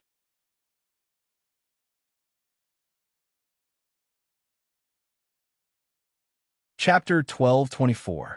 Wang Shicheng first prepared a room for Sei Ito's group to stay in. Then, he brought his niece, Dong Shuni, who was also Sei Ito's living puppet, to set up a banquet to entertain Sei Ito and the others. Only then did he return to his room in his appearance as the ruler of Luoyang City. Before leaving with Wang Shicheng, Dong Shuni reported to Sei Ito, "My lord, I have already sent a message to Yang Shuyin with a carrier pigeon. I believe he will be back soon." Sei Ito nodded slightly to show his understanding. "Let's go out and get some exercise." After Dong Shuni and Wang Shicheng had completely disappeared, Sei Ito turned to look at Zhang Yi, Mai Chantan, Emi Mizato, Fu Junzuo, and Wei Jinjin. Zhang Yi and the others naturally did not object to this suggestion. They immediately followed Sei Ito out of the room, passed through the courtyard, and arrived outside the Wang residence. They boarded their own modified carriage and moved in the direction of one of the destinations they had scouted out during their tour of Luoyang the day before. Under the pull of the two large horses, Sei Ito and the others quickly arrived at the destination they had chosen this time, the residence of the head of the Rong Chamber of Commerce, Rong Fengxiang. They stopped in front of the door. "Sir, may I know what business you have with my Rong residence?" Although he did not know where Sei Ito came from, he could tell that the other party was either rich or noble just by looking at the two horses pulling the carriage and the person's attire. The doorman did not dare to be presumptuous as he cautiously walked up to Sei Ito and asked, "Rong Fengxiang, is Boss Rong home?" Sei Ito asked casually, putting on airs. "Yes." The doorman hurriedly nodded and replied. Then, as if he understood, he asked, "Does sir want to see my master? Lead the way." Sei Ito raised his eyebrows and spoke in an unquestionable voice that was laced with mental energy. Yes. The doorman, who was affected by the mental force in the words, was stunned for a moment before he nodded instinctively. Then, he turned around and led Sei Ito and the others into the Rong residence and walked towards Rong Fengxiang's room. Rong Fengxiang was indeed the richest man in Luoyang City. Not only did the mansion he built cover a large area, it was like an independent small manor. The environment inside was also very elegant and novel. There were all kinds of expensive things everywhere, making people feel relaxed and happy. At this moment, the faint sounds of men and women making love could be heard from the elegant house that Sei Ito and the others were looking at. Sei Ito had a strange smile on his face when he heard the voice. He waved his hand to stop the doorman who was about to announce his arrival. He strode straight to the door of the house and raised his foot to kick it. Bang! The huge force caused the door to open from the middle, revealing the situation inside to Sei Ito and the others. He saw a middle-aged man with a fat body and a thick gold chain around his neck, looking like a nouveau riche, was lying on a bed with a carved canopy hanging on it. His gaze was cold as he stared at the door. Clearly, as an evil sect expert, he had already noticed that there was something unusual about this person before Sei Ito kicked the door. But thinking about it, with a martial artist's sensitive perception of the five gates, Rong Fengxiang or Pai Chan could easily detect the enemy's strength from the sound of their footsteps. After all, in Sei Ito's group, there was still Wei Jinjin, who didn't know any martial arts. Even if the others, such as Fu Junzuo, Shinya, Yi, Senbata Miyun, and Tsukiki Emi, had all used their own methods to hide their presence, it was completely reasonable for the other party to detect them. You seem to be in a good mood, Big Boss Rome. Or perhaps I should say evil Taoist Pai Chun from Laojun Temple. Sei Ito casually waved his hand in front of him as if he was waving away the dust floating in front of him and the strange smell in the air. He looked at the corpse of the girl whose throat had been cut by Pai Chun and spoke with a smile that wasn't a smile. What are you talking about? Rong Fengxiang pretended not to understand. You and I are both sensible people. There's no need to pretend. Sei Ito slowly walked towards Pai Chun, who was only wrapped around his waist to hide his body. Hand over the other half of the Heavenly Demon Book in your hands, and I can consider sparing your life. Who are you? Pai Chun asked. I am Chen Shiqing, the newly appointed Left Wuwei general. Chong and city guard, Sei Ito said with a fake smile on his face. At this time, Sei Ito and Pai Chun, who was disguised as Rong Fengxiang, were only one step away. However, at this time, Pai Chun's body moved. His right hand, which had transformed into a tiger claw, was wrapped in a black energy as it grabbed towards Sei Ito's chest. This was Pai Chun's best skill, 5 ultimate killing god hands. It was a skill that he had learned from the Heavenly Demon Book in Laojun Temple. Pai Chun, who used this set of martial arts, clearly had the intention of killing in one blow. Seeing the incoming attack, Ito Sei did not panic. He raised his arm in a relaxed manner and flicked the wrist of Pai Chun, who was about to grab him. He hit Pai Chun to the side, exposing his chest. At the same time, he lifted his foot and kicked forward. A heavy kick ruthlessly landed on Pai Chun's nearly naked body. Bang!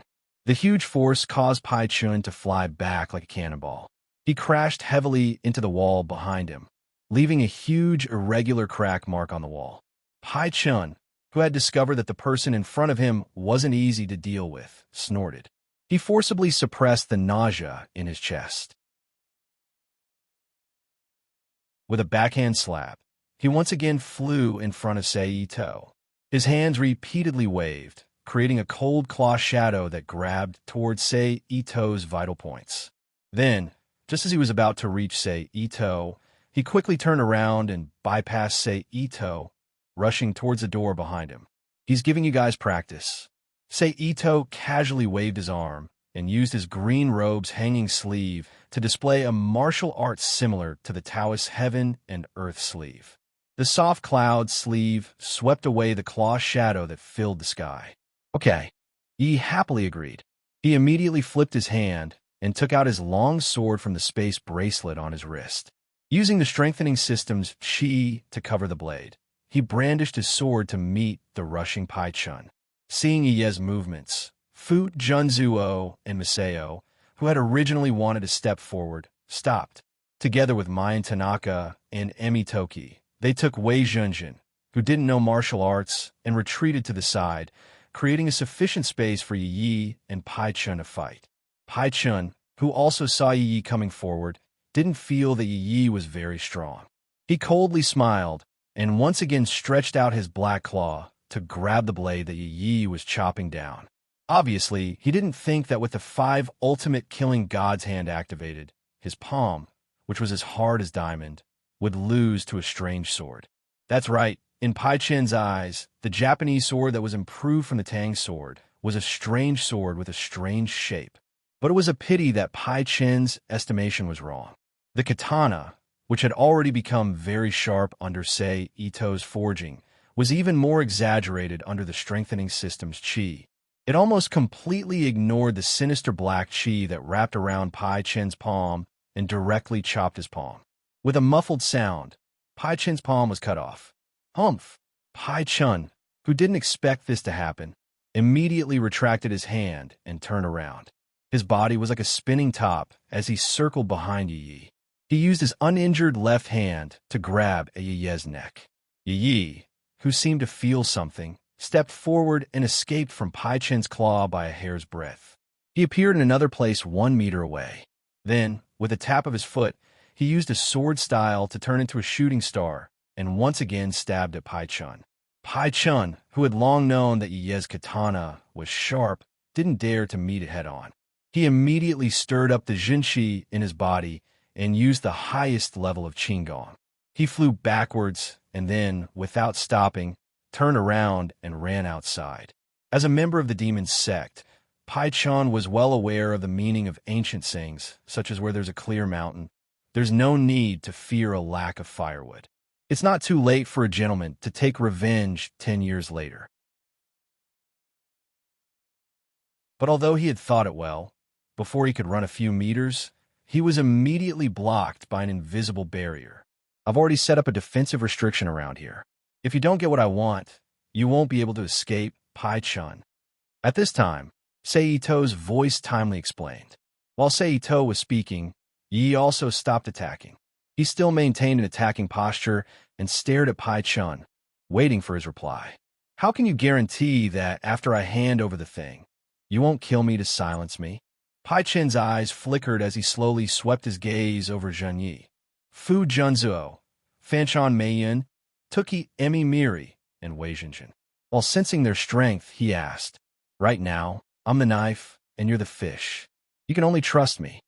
Sei Ito smiled. Okay. The longer one stayed in Jianghu, the more afraid of death he was. In addition, with Ye's previous experience, Pai Chun completely didn't understand the real situation of Zhen Yi, Fanshan Meiyun, and Tuki Emi Miri. He even felt suspicious about Fu Junzuo and Wei Jinjin's situation. Hearing Pai Chen's answer, Yi, who had just become a little interested, muttered uninterestedly. He dispersed the Jinshi on his katana and retreated to the side. However, just as Pai Chun was about to approach Yi, his figure suddenly moved. Almost instantly, he appeared beside Yi and grabbed her shoulder with his intact left hand. Yi, who had just been attacked, narrowed her eyes. The Jinshi that had just been withdrawn in her body once again fiercely erupted, forcing Pai Chen's hand away. At the same time, she lowered her shoulder and lowered her waist into a horse stance.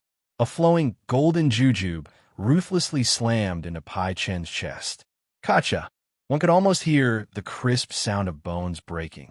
Pai Chen's body immediately flew back like a cannonball under the impact of the flowing golden jujube. It wasn't until he hit Sei Ito's defensive barrier that he was stopped. Wah! Pai Chun, who had fallen to the ground, opened his mouth and spat out a large mouthful of blood. Tisk, as one of the 8 great experts of the demon sect, you're really lacking. You don't even have the heart to risk your life. What a waste of your cultivation. Sei Ito looked at Pai Chun, who was lying on the ground, and said with disdain,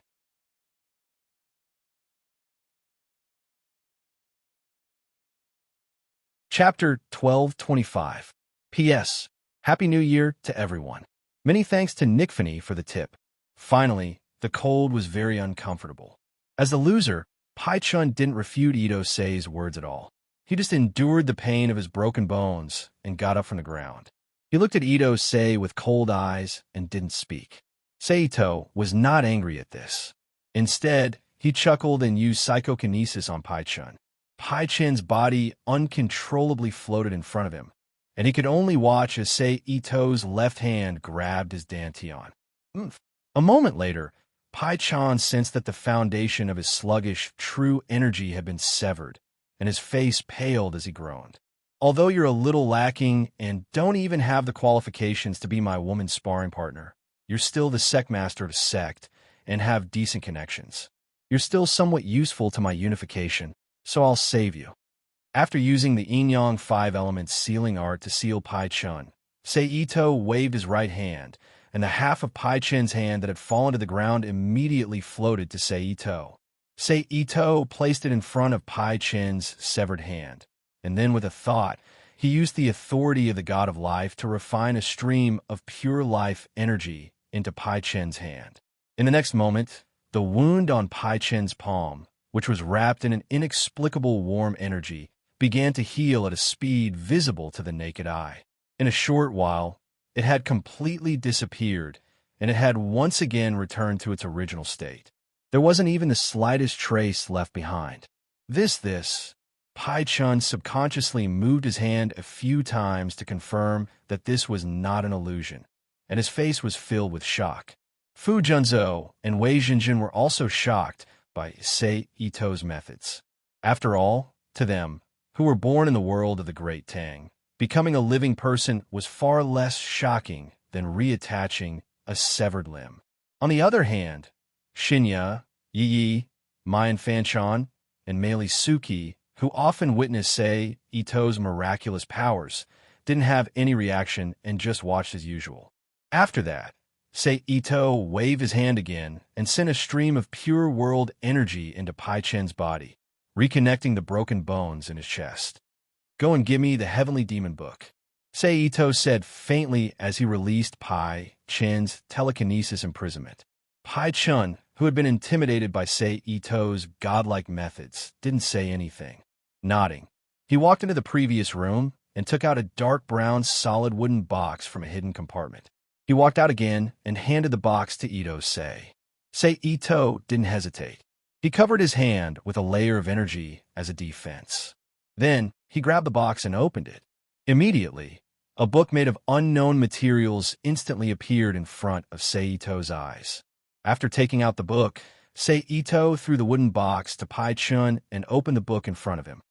Worthy of being the inheritance of Lao Jun Temple. In the whole half of the Heavenly Demon Book, except for a part of the dual cultivation method, the rest is all about alchemy and gathering herbs. It can make up for the lack of alchemy information in my hands, Seito said in his heart as he skimmed through the contents of this half of the Heavenly Demon Book. Use your blood to sign this contract, then drink this bottle of potion. Ito-sei, who had casually thrown half of the Heavenly Demon Book into the Rubik's Cube world, instantly took out a contract scroll made from the skin of a magical beast, as well as a test tube filled with nanomachines, and handed them to Pai-chun. Pai-chun's expression immediately changed. His eyes flickered as he stared at the beast skin scroll in Seito's hand, and the liquid shining with a dark blue luster. He didn't move. Seito also didn't rush him. He just looked at Pai-chun with a smile that wasn't a smile, waiting for him to take the things. Sure enough, after less than 10 seconds, Pai-chun understood that he had no room to resist and tactfully reached out to take the two things. Then he directly opened the glass test tube containing the nanomachines and poured it into his mouth. Then he lowered his head and opened the scroll. After skimming through the contents of the contract, he bit his teeth. He opened his mouth and bit his finger. Using his hand as a pen, he wrote down his name on the scroll, Pai-chun. When the finger stopped, a dark and gloomy light immediately spread out from the scroll. After absorbing all of the blood left behind by Pai-chun, It turned into a stream of light and entered Pai Chen's forehead, who couldn't avoid it. How many people does the Een Sunflower sect have in Luoyang? How many experts are there? Who is the core? Seito asked as he took back the contract scroll from Pai Chen's hand. I don't know the exact number, but it shouldn't be too many. There should be around 25 or 26 people. They use Manqing Courtyard as a stronghold. The current person in charge is Shangguan Long. Pai Chen knew that after drinking the unknown thing and signing the contract, which should have been made with evil techniques, he had no freedom. Thus, he very straightforwardly sold out his old ally, his old superior, and the Een Sunflower sect.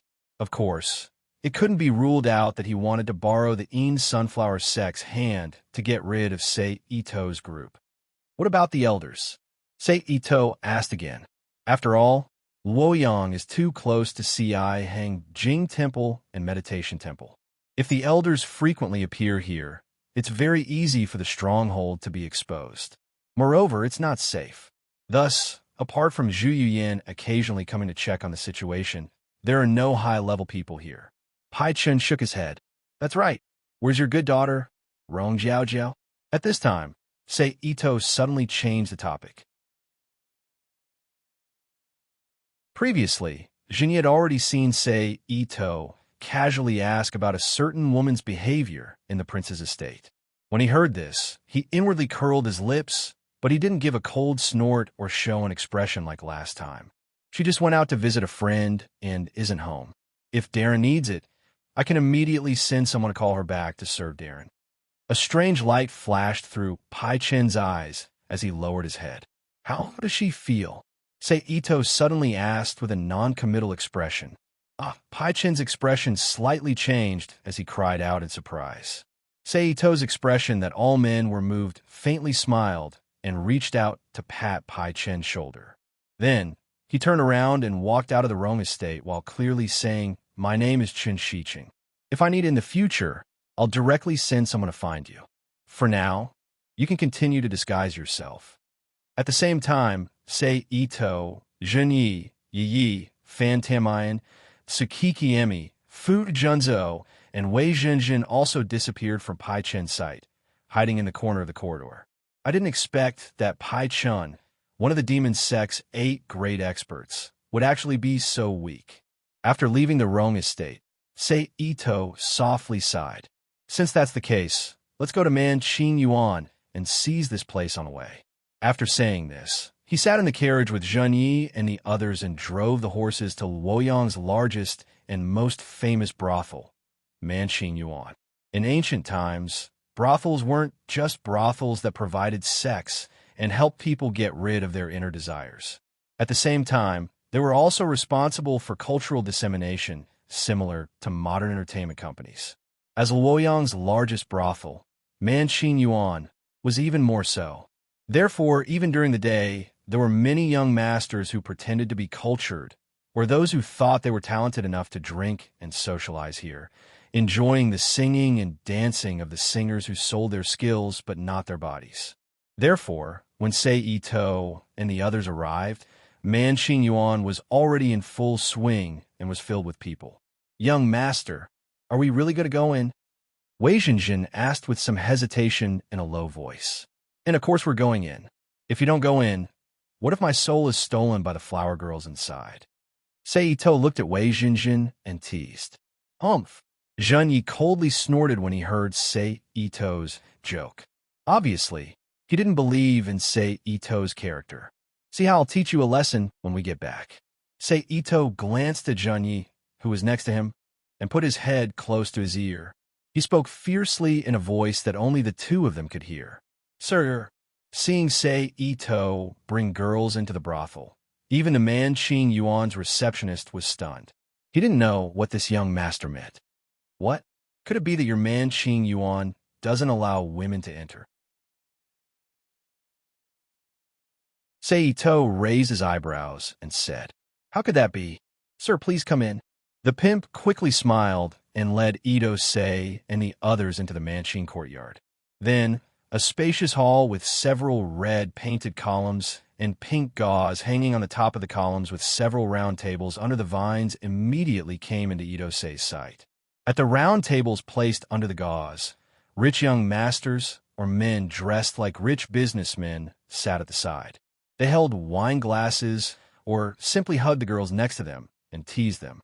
At the same time, there were several women wearing gauze clothes that faintly showed their graceful bodies dancing on the protruding platform in the hall to liven things up for the guests. Of course, the people sitting in the hall were those who didn't have much money or had ordinary identities. The people with real status were all sitting in the private rooms on the second and third floors, maintaining the basic mystery. However, with the arrival of Sei Ito and the others, the noisy environment in the hall instantly quieted down. Except for the drunk people, almost all the guests and some of the girls who were receptionists looked at Sei Ito and the 6 women behind him in astonishment. "Sir, come with me." The man Qin Yuan, who had expected this kind of thing, quickly said. Then, he led Sei Ito and the others up the stairs to the private rooms on the second floor of Man Qin Yuan. TSK, what a beautiful girl. What big breasts. I really want to take a bite and play with them. That person is really awesome. He actually dares to bring women to the brothel. Then the noisy discussion once again sounded in the hall of Man Qin Yuan. What a pretty little lady. At this moment, a rough and frivolous voice sounded. "Brat, give me the women around you. I'll give you a good fortune." Sei Ito frowned when he heard this and turned to look in the direction of the voice.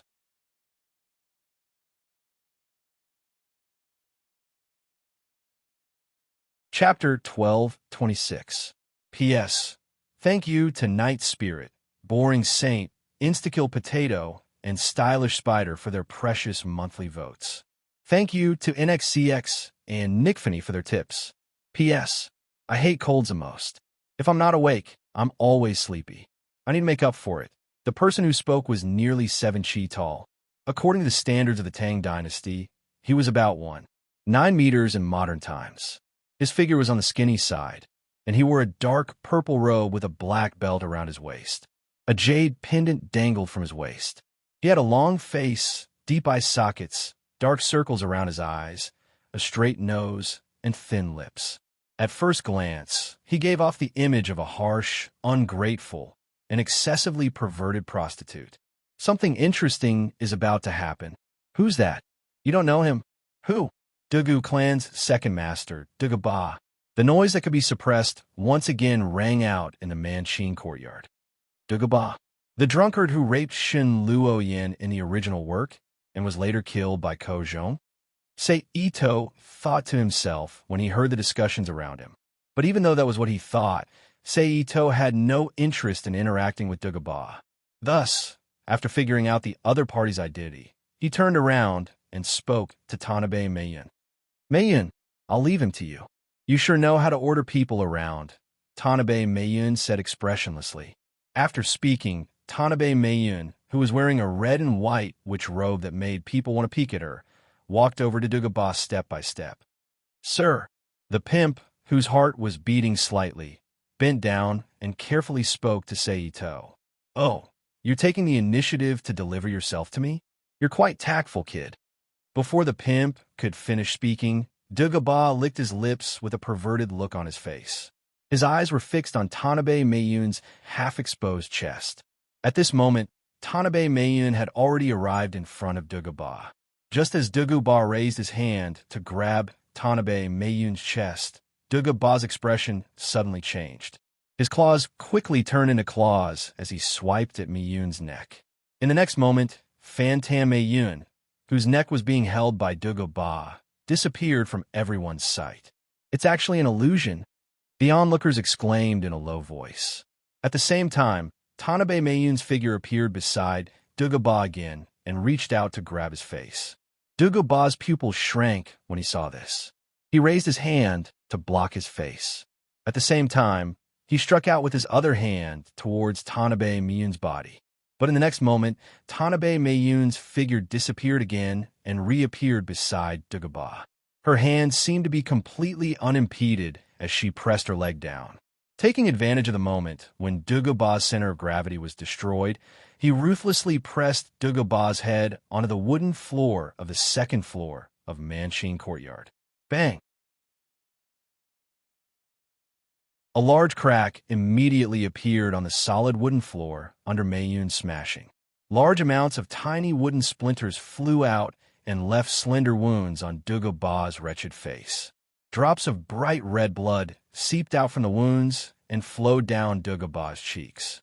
This exchange of blows seemed long, but it had taken less than 2 seconds. In the eyes of ordinary people, Dagobah had crashed to the ground the moment Tanabe, Mayun arrived in front of him.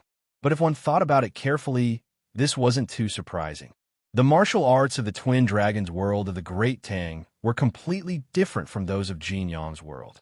Momentum was more important than form, and in a normal fight, one would first gather momentum.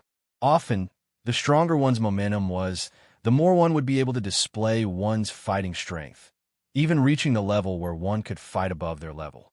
But it was precisely for this reason that when one's momentum was insufficient, one's strength would be easily affected. This defeat was inexplicable.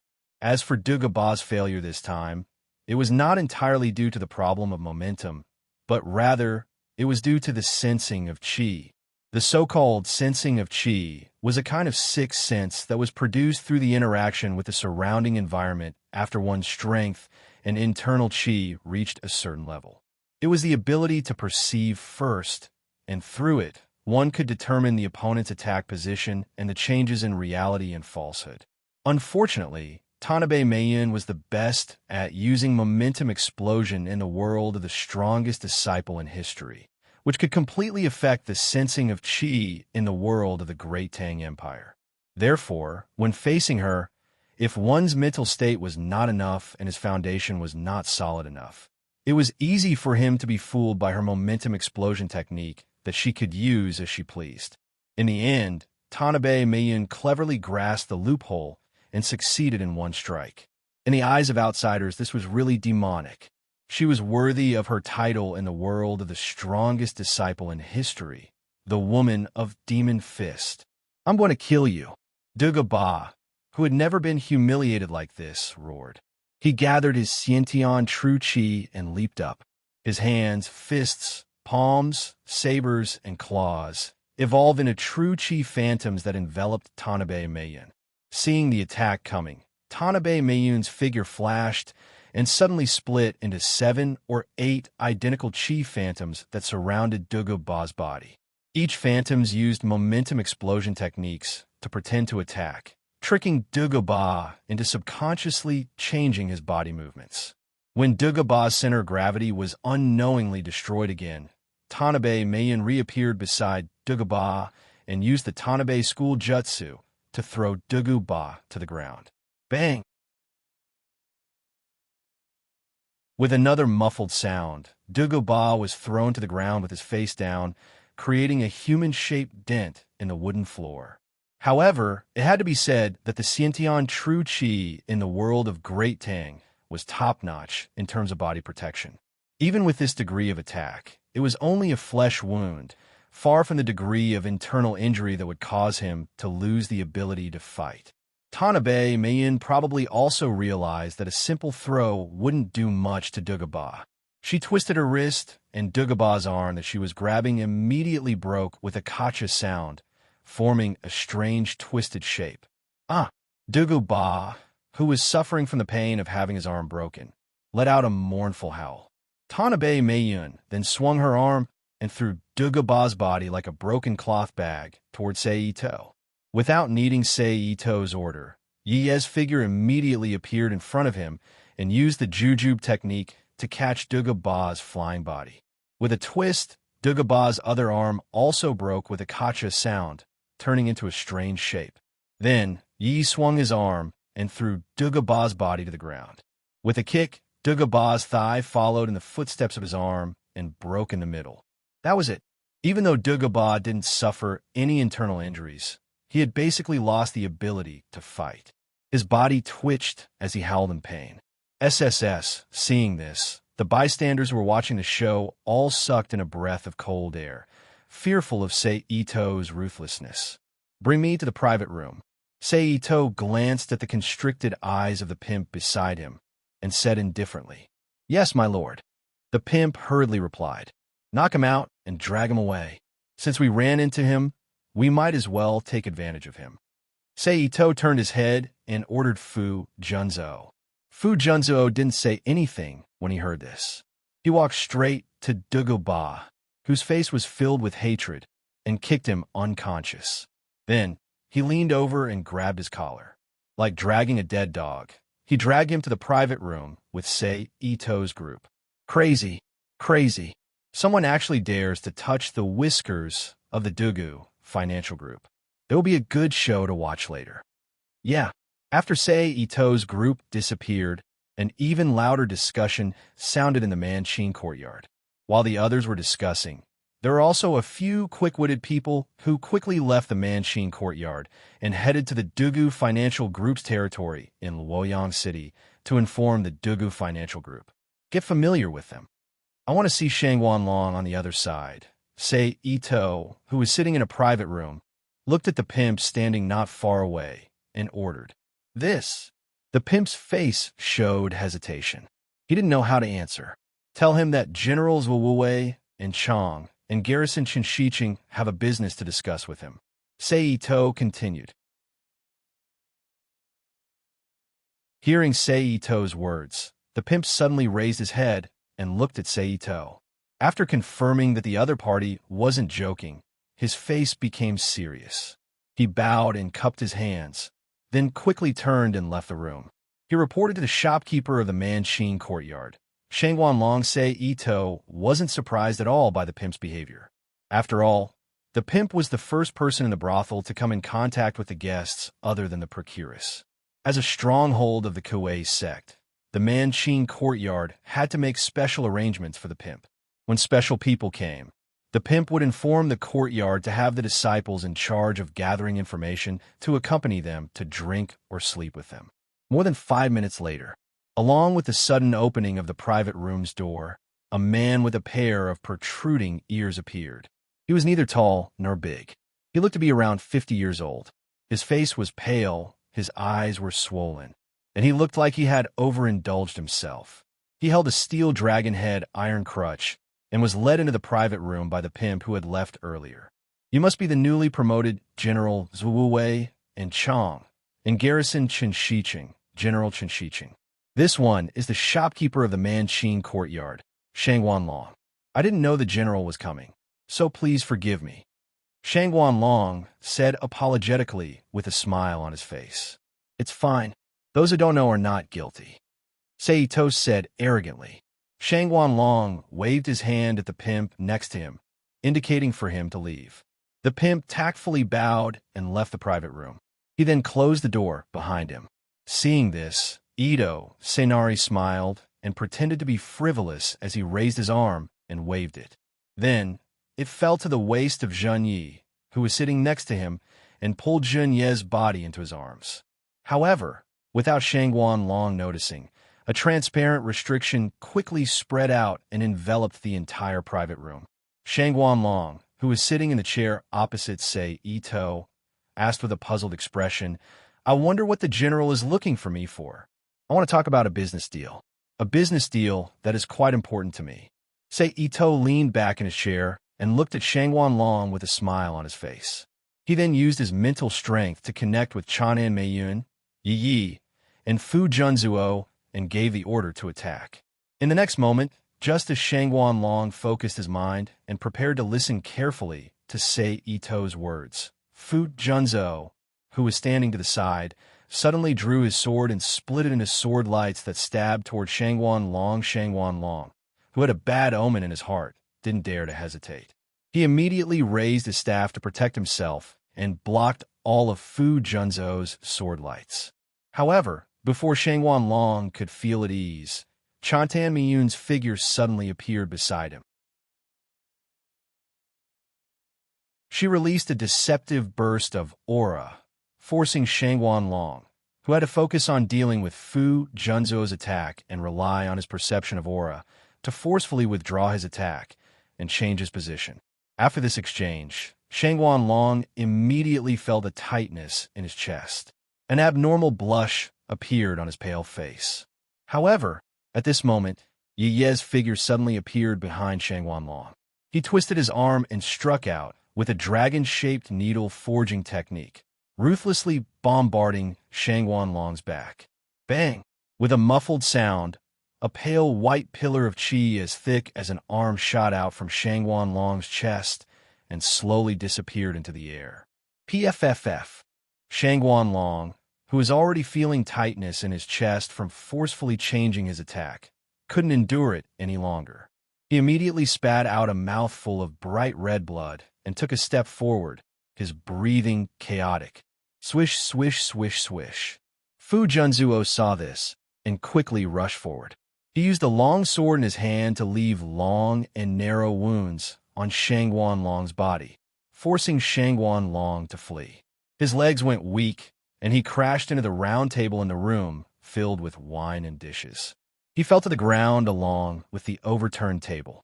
It had to be said that Shangguan Long was very tragic. He was surrounded by 3 experts who weren't any weaker than him in a one-on-one fight. As a result, he didn't even have the chance to use his demonic arts before he was completely defeated. It was a very sullen loss. At this time, Sei Ito, who had been sitting on the side, pointed his finger. A stream of energy instantly shot out from his finger and entered Shangguan Long's body. It turned into a small energy barrier and sealed Shangguan Long's qi. Shangguan Long, who was already injured, paled after his qi was sealed. His expression immediately became even more dispirited. Seeing this, Sei Ito didn't hold back. He immediately released his psychic energy and enveloped Shangguan Long's body. Taking advantage of the moment when Shangguan Long's mind was damaged due to his injuries, Sei Ito's psychic energy invaded the depths of Shangguan Long's mind and began hypnotizing him. The hypnotizing process went very smoothly. After a little more than 10 minutes, Sei Ito had planted a psychic seed in the depths of Shangguan Long's mind. Shangguan Long became Sei Ito's puppet under the constant mental suggestion.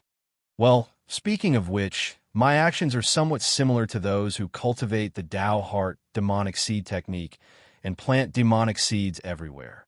Should I disguise myself as someone from the extreme evil sect and unify the demonic sects? Sei Ito thought as he casually threw out a ball of life energy to heal Shangguan Long's injuries. I just happened to steal the demonic emperor's relic when I left the palace through the secret passage after meeting Yang Guang. It doesn't seem like I can't do that. Sei Ito immediately cast these useless thoughts aside. After all, his goal was the entire Great Tang world. He wasn't interested in unifying the demonic sections. If he had the time, he might as well go to the Legend of Qin.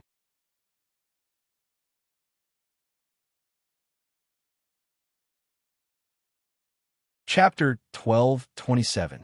Since he had Shangguan Long under control, Sei Ito waved his hand and put away the restrictions he had placed in the room. Then, he left the private room under Shangguan Long's guidance and switched to another clean and tidy private room to sit down. However, just as Sei Ito was asking Shangguan Long for information about the Yin Sunflower sect, a carriage overbearingly and arrogantly galloped on the street over 100 meters away from Manqin Courtyard, quickly moving towards Manqin Courtyard. In just over 10 seconds, the carriage had traveled over 100 meters and stopped at the entrance of Manqin Courtyard. "Old madam, young miss, we've arrived at Manqin Courtyard," the driver of the carriage respectfully said to the carriage. The moment she finished speaking, the curtain of the carriage was immediately lifted by a slender hand. Then, a petite young girl dressed in black walked out of the carriage. There was a lady's sword that was shorter than a normal gentleman's sword hanging from her waist. She had a beautiful face that was cold and frosty, but her face was lively even in silence. Her expression was charming, and she had a strange temperament that made people feel young and beautiful at first glance. But the more they looked at her, the more they would fall for her. She bent her body and walked out of the carriage. Then, she turned around and placed her hand in front of the carriage once more. In the next moment, A skinny hand covered in old wrinkles stretched out of the carriage and pressed against the young girl's outstretched hand. Then, an old woman wearing gorgeous clothes and holding a dragon-headed walking stick walked out of the carriage. Her ash-gray hair was tied up high on her head with 4 to 5 gold and silver hairpins. Cough, cough, cough. The old madam who had jumped out of the carriage suddenly coughed violently like an asthma patient. However, the young girl at the side seemed to have become accustomed to it. Her face did not reveal the slightest bit of worry. Instead, her eyes revealed curiosity as she sized up Manqin Courtyard, the famous azure dragon in Luoyang City. "Feng, go in," the old madam said. "Yes, grandmother." The young girl's voice was crisp as she replied. Then, she gently supported the old madam's arm and walked into Manqin Courtyard, where only men would come. It's old Madam Yu of the Dugu organization and Dugu family's third young Miss Dugu Feng. As soon as the two of them entered Manqin Courtyard, some sharp-eyed and knowledgeable people called out their identities in a low voice. "Why are they here?" Someone who did not know what was going on asked in confusion. "Haven't you heard?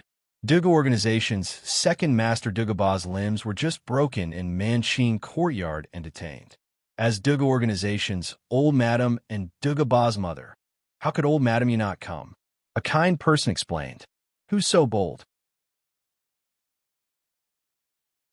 Who dares to provoke the Dugu organization? Who knows? But one thing is, there's a good show to watch. Lead the way." Old Madam Yu ignored the discussions around her and ordered a pimp with an expressionless face. Yes, the pimp had no choice but to nod his head and agree. However, at the same time, he led the people over. He's Twos, Aza. After all, the big boss, Shangguan Long, was still there. If he didn't do his job well, he would definitely be punished afterwards. Dang, dang, dang. The quick-witted waiter quickly ran out of the private room. He reached out and knocked on the door. "Come in." Shangguan Long raised his head and looked at Sei To. Seeing that he had no reaction, he said, "Creak." As soon as he finished speaking, the closed door immediately opened with a strange sound. Then, a young man in a gray uniform quickly walked into the room and whispered in Shangguan Long's ear. With Sei To's hearing, he naturally heard what the servant was reporting. "Dugu organization's old Madam Yu and Dugu Feng are here. Lu Air is bringing them over." "I got it. You can leave first," Shangguan Long said with a wave of his hand. The coachman nodded and quickly left the room, closing the door behind him. "Sir, Dugu organization's old Madam Yu and third Miss Dugu Feng are here. What do you think?" Shangguan Long asked respectfully. "You don't have to worry about this. I'll handle it," Sei To said faintly. "Yes." Seeing this, Shangguan Long agreed and stood up from the chair. He turned and walked towards the door to welcome Yu Chuhong and old lady Yu. After all, Yu Chuhong's status was enough for him, the shopkeeper of Manqin Courtyard, to take the initiative to welcome her. Otherwise, it would be easy for rumors to spread, which would be detrimental to the development of Manqin Courtyard and even the Luoyang gang. "I didn't know that old Madam Yu was coming. Shangguan Long has failed to welcome you. Please forgive me, forgive me." Shangguan Long's gentle and amiable voice faintly rang out. Because of Duguba, old Madam Yu found Manqin Courtyard to be an eyesore no matter how she looked at it. She coldly snorted and ignored Shangguan Long's polite greetings, walking past him towards Sei To's private room. Shangguan Long's eyes flashed as he gave a dry laugh and quickly followed, returning to Sei To's private room with Yu Chuhong and Dugu Feng. "I was wondering who it was that was so arrogant and tyrannical, not placing my Dugu clan in their eyes." So it was His Majesty's newly appointed Left Guard General Chun Shicheng, Lord Chun. But why has Lord Chun come to the eastern capital of Luoyang instead of guarding the capital in Chang'an? Could it be that you have some unspeakable goal? Yu Chuhong, who had clearly seen Ito Mori's appearance, said sarcastically, "I naturally have my reasons for coming to Luoyang, and there is no need for old Madam Yu to worry about them." "But old Madam Yu, for you to bring young Lady Feng to a brothel like Manqin Courtyard, could it be that you want to teach third young lady about human relations? If so, This general would be very happy to take care of her. Seito was not at all surprised that Yu Chuhong had been able to recognize him. After all, she was one of the 4 great clans of the Great Sui dynasty. It would be a joke if she couldn't obtain information about him. But even though she was one of the 4 great clans, Seito was not at all afraid. He used a frivolous and even rude tone to reply. Impudent. Rogue. Yu Chuhong and Dugu Feng both roared. I'm a rogue? Even if I'm a rogue, I can't compare to old Madame Yu's second son, young Lady Feng's second uncle, Dugu Ba. He actually dared to take liberties with my woman right in front of me. I'm already giving the Dugu clan face by not killing him. Otherwise, you wouldn't be seeing a living Dugu Ba right now, but a corpse. Seito gestured with one hand and sneered when Fu Junzuo threw Dugu Ba to Yu Chuhong's feet. Lord Chun has such a big temper. Yu Chuhong's aura surged as she suppressed Seito and the others. That powerful aura was like a gust of wind, causing Yu Chuhong's clothes and the cloth in the room to flutter. What? Old Madame Yu is not going to bring your son home? Are you going to stay here as a guest? Seito said with a smile. At the same time, he released his aura and used it to suppress Yu Chuhong and Dugu Feng. Yu Chuhong, who felt the change in Seito's aura, narrowed her eyes, and her expression turned grave. At the same time, Dugu Feng looked at Seito with deep interest. I didn't expect Lord Chun to be a martial Dao expert, Yu Chuhong said with narrowed eyes. I can't help it. The world is not clean, and people's hearts are sinister. Without some skills, how would I dare to venture out? Seito chuckled as he shrugged. Last phone. Bring along your disappointing second uncle. Let's go. Yu Chuhong looked deeply at Seito for a moment before she turned around and said to Dugu Feng, Yes, grandmother. Dugu Feng replied in a crisp voice. She then walked to the unconscious Dugu Ba and squatted down. She used one hand to lift him up by the collar. After looking at Seito again, she carried Dugu Ba and quickly followed old Madame Yu out of Manqing courtyard. At this moment, Seito seemed to have thought of something as he said with a smile, Oh right, what did 0229 see? CC still remembered me. I forgot to mention. As a punishment, I sealed Dugu Ba's inner strength. I hope old Madame Yu doesn't mind. This old one will remember Lord Chen's kindness. I will definitely repay you in the future. Yu Chuhong stopped in her tracks and replied with gritted teeth. That's great. If old Madame Yu is willing to betroth little Feng, to me, that would be great. Seito continued shamelessly, as though he couldn't hear any good or bad words. Who wants to marry you? Dugu Feng said angrily. Oomph. Yu Chuhong snorted and ignored the shameless Seito. She walked out of Manqing courtyard with Dugu Feng, who was carrying Dugu Ba, and sat on a carriage to rush back to the Dugu Financial Organization's Luoyang clan. Lord, this isn't good.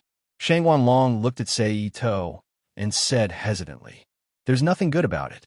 Since we're going to be enemies sooner or later, we might as well offend them even more. We can use this opportunity to probe the Dugu Financial Organization's bottom line. Seito sneered. As part of Yang Guang's harem, the Dugu Financial Organization could be said to be loyal to the Sui dynasty. They had an inherent conflict with Seito, who wanted to overthrow the Sui dynasty and complete the great task of changing the dynasty. Although he could also use hypnotism to control the Dugu Financial Organization's upper echelons, this method of fundamentally changing their ideology was too unstable. Seito didn't have the time to do this. It was troublesome enough. From today onwards, pay close attention to the Dugu Financial Organization's movements. Seito then looked at Shang Wanlong and ordered. Yes. Shang Wanlong respectfully accepted the order. After that, Seito and the others stayed in Manqing courtyard for a while to enjoy the folk songs and dances of this era. When the sky was completely dark, he left Manqing courtyard with Zhen Yi, Yi, Fan Tanmyun, Tuki Meili, Wei Jinjin, and Fu Junzhou. They sat in their own modified carriage and returned to Wang Shichong's residence. Want to run? No way. After returning to the side room, Seito fiercely hugged Zhen Yi, who was caught off guard, and whispered into her ear with a mischievous smile. Then, with a slight thought, he used his teleportation ability to remove their clothes, making them both naked. He then appeared on the bed in the side room and lowered his head to kiss Zhang Ye's lips. After the initial shock, Zhang Yi softly moaned and stretched out her arms to hug Sei Ito's neck, passionately responding.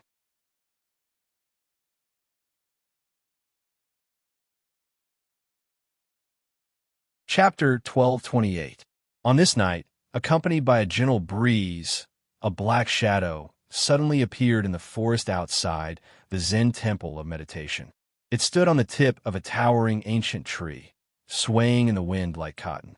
This black shadow was none other than Sei Ito. His purpose in coming to the Zen temple of meditation this time was to investigate whether the jade annulus of He clan was here, or whether it was still in the hands of the elusive Ningdaochi. Soon after, Sei Ito took a step forward, and his figure instantly disappeared from the top of the ancient tree and reappeared inside the Zen temple of meditation. He stopped at the top of the building that looked like a big clock, and the only door was made of thick brass. Then, he suddenly turned into a wisp of smoke and disappeared into the air. This monk is Liao Kong, right? Ito Sei, who had used the earth escape technique to blend himself into the building and used his spiritual perception to explore, looked at the young monk who was sitting cross-legged on a futon in the empty hall and gently twirling prayer beads with his fingers. Then, Sei Ito withdrew his perception from the vicinity of Liao Kong and probed the inside of the square wooden box placed on the Buddha's incense stick. There are no obstructions, and I don't detect any strange energy fluctuations. In other words, the jade annulus of He clan is still in the hands of Ning Daochi.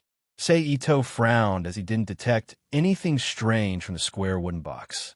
It seems that I can only wait for the next time to steal it.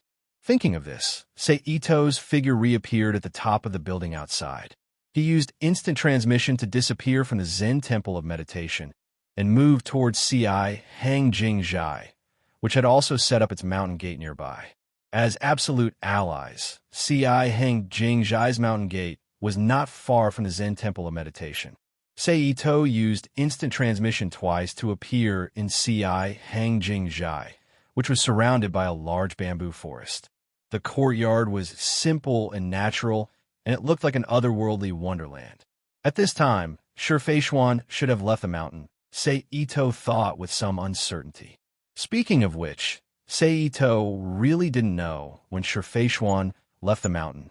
In the original novel, when the Shuang Long boarded the Song family's salt ship, Song Lu mentioned that C.I. Hang Jing Zhai's successor met with an accident, and they borrowed the jade annulus of He clan's name to select a famous ruler. Based on this timeline, not only Shifei should have left the mountain by now, she should also have left the mountain. Moreover, it should have been raining for more than a month. Forget it. Who cares if she went down the mountain or not? In any case, the purpose of coming here this time is to steal the swordsmanship manual, not to observe some Shifei. Sei Ito thought to himself as he tossed the useless thoughts in his mind to the side.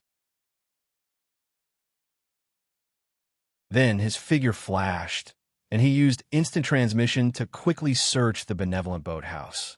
Very soon, just above the door of the hall, a plaque with the words Scripture Pavilion appeared in Ito Sei's vision. Ito Seiji's mind moved. He appeared in the Scripture Pavilion of Kind Boathouse in a flash. Two people's auras, Sei Ito, who was hiding between the bookshelves where the sutras were placed, sensed the feedback from his spread-out perception. He detected two auras that were only slightly weaker than the strongest expert he had seen so far, Yu Chuhong, and thought to himself. Then, he stretched his hands forward, and the two forearms immediately disappeared in front of Sei Ito. They appeared separately behind the two auras that he had detected from the feedback of his perception. With a light pat, the two unprepared people were instantly knocked unconscious. Thump, thump. Almost at the same time, the sound of two heavy objects falling to the ground rang out in the sutra depository. Sei Ito, who had retracted his arms, smiled slightly and began to blatantly search the sutra depository pavilion. It didn't matter whether the sutras he saw were Buddhist sutras, martial arts manuals, or other ancient books. As long as it was a book, Sei Ito put them all into the Rubik's Cube world without missing a single one.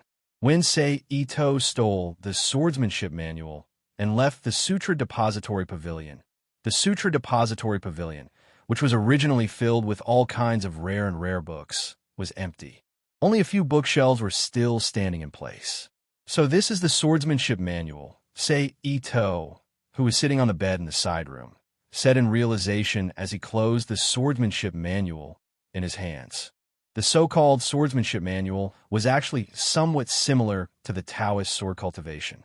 However, the core idea of the swordsmanship manual was the idea of Buddhism's Bodhi wisdom, so it was not the same as the Taoist sword cultivation of the primordial soul. Therefore, it was specious, but it could be considered a different stream. It could be regarded as an excellent ancient book that sought nothingness with the sword and sought transcendence. No wonder that Gai Ning Daoqi would be injured by the contents of the swordsmanship manual. The contents of the swordsmanship manual and the Taoist cultivation method that he cultivated were two different systems. He was lucky that he didn't suffer any serious injuries after trying it out. Sei Ito, who had casually put away the swordsmanship manual, sneered. However, in order to build momentum for Ci Hang Jing Zhai, he didn't even want the face of a Taoist successor and rushed to hug other people's thighs. He wasn't afraid of losing face. As for the swordsmanship manual, Sei Ito, who had taken off his clothes and was hugging Yi's warm and soft body, said in his heart, "Achum." Yi murmured in a daze. Then, she moved her body and changed into a more comfortable position to curl up in Sei Ito's embrace. Seeing this, Ito Sei smiled slightly, gently stroked Mohaya's smooth back, leaned out his head, kissed her forehead, and closed his eyes to rest. In the next few days, Sei Ito, who had nothing to do, either accompanied Yi, Zhenyi, and Wei Jinjin out for a stroll, or stayed in Wang Shichong's mansion to watch Fu Junzhou, Fan Tanmeiyun, and Tu Chihue mainly cultivate. He also gave pointers to Zhenyi, Yi, and Fu Junzhuo in the aspects that he knew, increasing their power. It was as if he wasn't the main culprit who had caused Ci Hang Jing Zhai's master, Fan Qing Wei, and a servant disciple to be in a state of chaos. The only thing that was close to being sent out was him. "My lord, Yang Shuyan has arrived in Luoyang." On this morning, Dong Shunyi, who was wearing a waitress's robe that revealed half her chest, came to Sei Ito's small courtyard. She spoke to Sei Ito, who was lying on a bamboo rocking chair and basking in the sun under Wei Jinjin's care. "Oh," Ito Sei raised his eyebrows when he heard the words and let out a low groan. "He and I have agreed to meet in a small courtyard outside Luoyang's Western Market. If my lord wishes to see him, please come with me," Dong Shunyi continued. "All right, I'll go with you," Sei Ito said as he sat up from the bamboo rocking chair. "Jinjin, if Yi and the others ask, just say that I went out," Sei Ito said to Wei Jinjin. "Understand, young master," Wei Jinjin replied softly. "Let's go." Sei Ito smiled as he nodded at Wei Jinjin. He turned around and walked towards Dong Shunyi. Dong Shunyi did not hesitate and immediately brought Sei Ito out of the prince's estate through the courtyard. She boarded the carriage that had been prepared beforehand and slowly headed towards the small courtyard where she and Yang Xian had agreed to meet. Shunyi's appearance today is very attractive. Sei Ito, whose body swayed along with the movement of the carriage, extended his hand and lightly stroked Dong Shunyi's delicate face as he spoke frivolously. "That is because my lord usually only has his eyes on the few big sisters and did not notice Shunyi. Shunyi has always dressed like this in the past." Feeling the warmth coming from her cheeks, Dong Shunyi's cheeks blushed slightly as she said in a sweet voice, "Is that so? I thought that today you were going to see the lover of Chao Simu. That's why you dressed up so beautifully. It seems that my lord was wrong." His hand moved down and slid down Dong Shunyi's shoulder to her arm. He pulled forcefully and pulled Dong Shunyi's body into his embrace. His other hand went through Dong Shunyi's clothes and held Dong Shunyi's full chest as he teased. "My lord." Dong Shunyi's eyes flashed with a hint of hesitation and confusion as she softly called out, The road was too boring. What's wrong with looking at 5,250? CC should remember me. Shuni, please bear with it. Seito looked at Dong Shuni in his embrace with an ambiguous expression as he spoke with a smile. Yes, Shuni understands. Dong Shuni replied in a tender voice. She then changed her position so that her back was leaning against Ito's chest.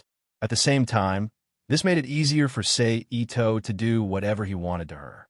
Shuni is indeed very well behaved, Ito said with a light smile. Afterwards, the two didn't speak. The carriage returned to silence. Only Ito's hand that was slowly doing strange things on Dong Shuni's chest and Dong Shuni's body, whose cheeks were red and breathing slightly swayed along with the carriage, increasing the ambiguous atmosphere between the two. I wonder what Yang Xian will do if he sees this situation. Ito, who was lost in thought, slightly narrowed his eyes as he thought mischievously. My lord, we've arrived. After an unknown amount of time, the carriage slowly came to a stop, and the coachman reminded her. Dong Shuni's expression shook when she heard the coachman's reminder. She hurriedly struggled to free herself from Ito's embrace. Her expression was somewhat flustered as she tidied up her somewhat messy clothes and hair. After confirming that there were no problems, she stood up and walked out of the carriage. My lord! But just as she was about to lift the curtain, Dong Shuni suddenly remembered that there was someone else beside her. She stopped and turned to look at Ito. You can go in. I'll use other methods to enter. Ito put his hand to his nose and lightly sniffed the remnants of Dong Shuni's body fragrance as he spoke with a smile. Then I'll go in. Dong Shuni's face reddened when she saw this. She hurriedly lifted the curtain and walked out of the carriage. Her expression was dignified and somewhat impatient as she quickly walked to the small courtyard beside the carriage. She opened the door and walked in. After Dong Shuni left, Ito didn't stay in the carriage for long. He also used instant transmission to disappear from the carriage and appeared in a room in the small courtyard. He then used Earth Escape to hide underground and used his perception to investigate the situation in the small courtyard. Soon, the image of a young man who was hugging and kissing Dong Shuni appeared in Ito's perception. It was a young man who was hugging and kissing Dong Shuni and looked like he was about to do something to her at any moment. Yang Xian, since you're so impatient, I'll wait until you take off your pants before I make my move. I just hope that you won't be so scared that you won't have erectile dysfunction at that time, Ito thought mischievously.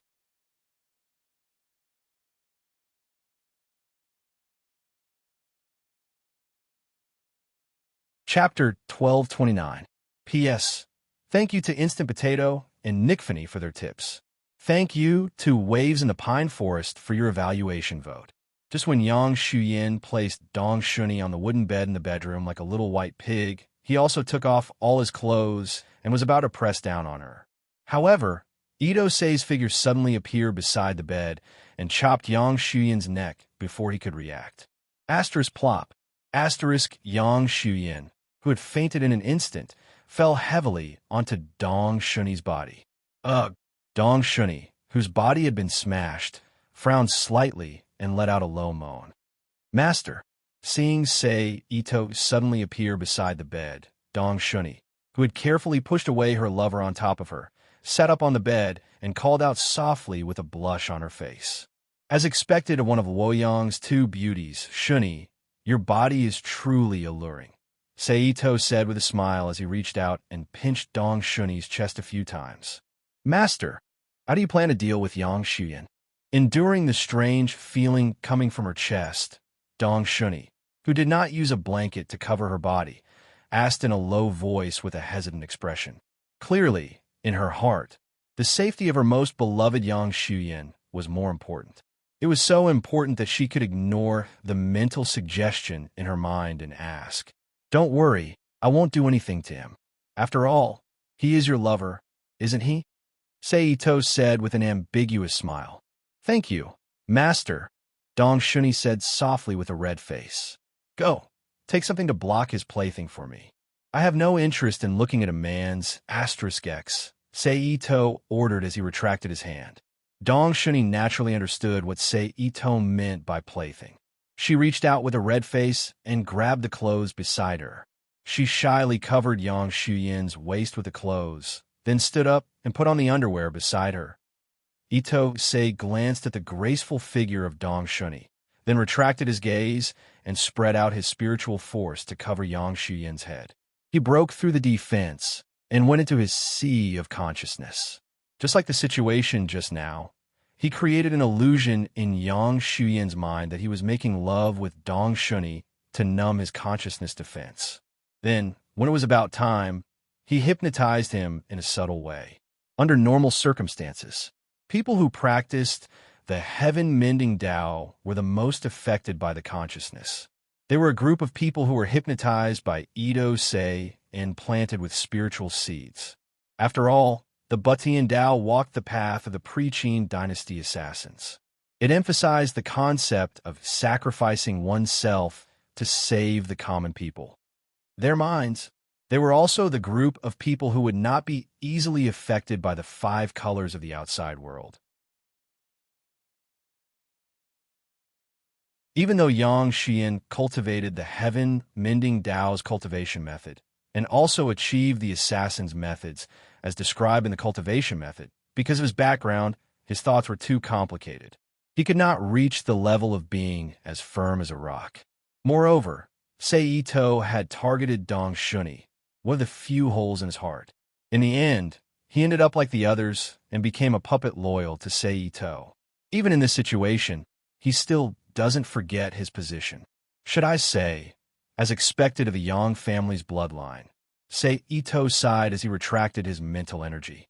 Actually, to be honest, Yang Shuyin's life was indeed very pitiful.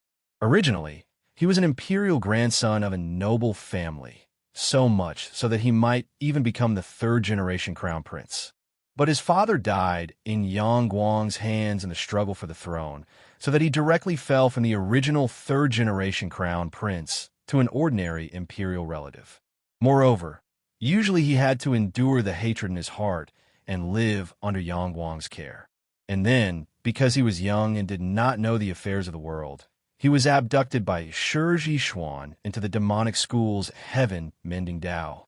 He practiced the most emotion-severing and heartless heaven-mending Tao, and became a guy who could only live in the shadow for the rest of his life. Even though he had his beloved Dong Shuni, later on, driven by his wild ambition, he endured the pain and offered her to Li Yuan, that old lecher, and ended up alone. As for fighting 1 against 4, fighting a big battle against Ko Zhong and the others, and finally dying, it was a relief for him instead. Speaking of which, Shuni, you really should thank me. Sei Ito looked up at Dong Shuni, who was fully dressed, standing pretty on the side, and spoke with a mysterious smile on his face. What? Dong Shuni asked with a baffled look on her delicate and naive face.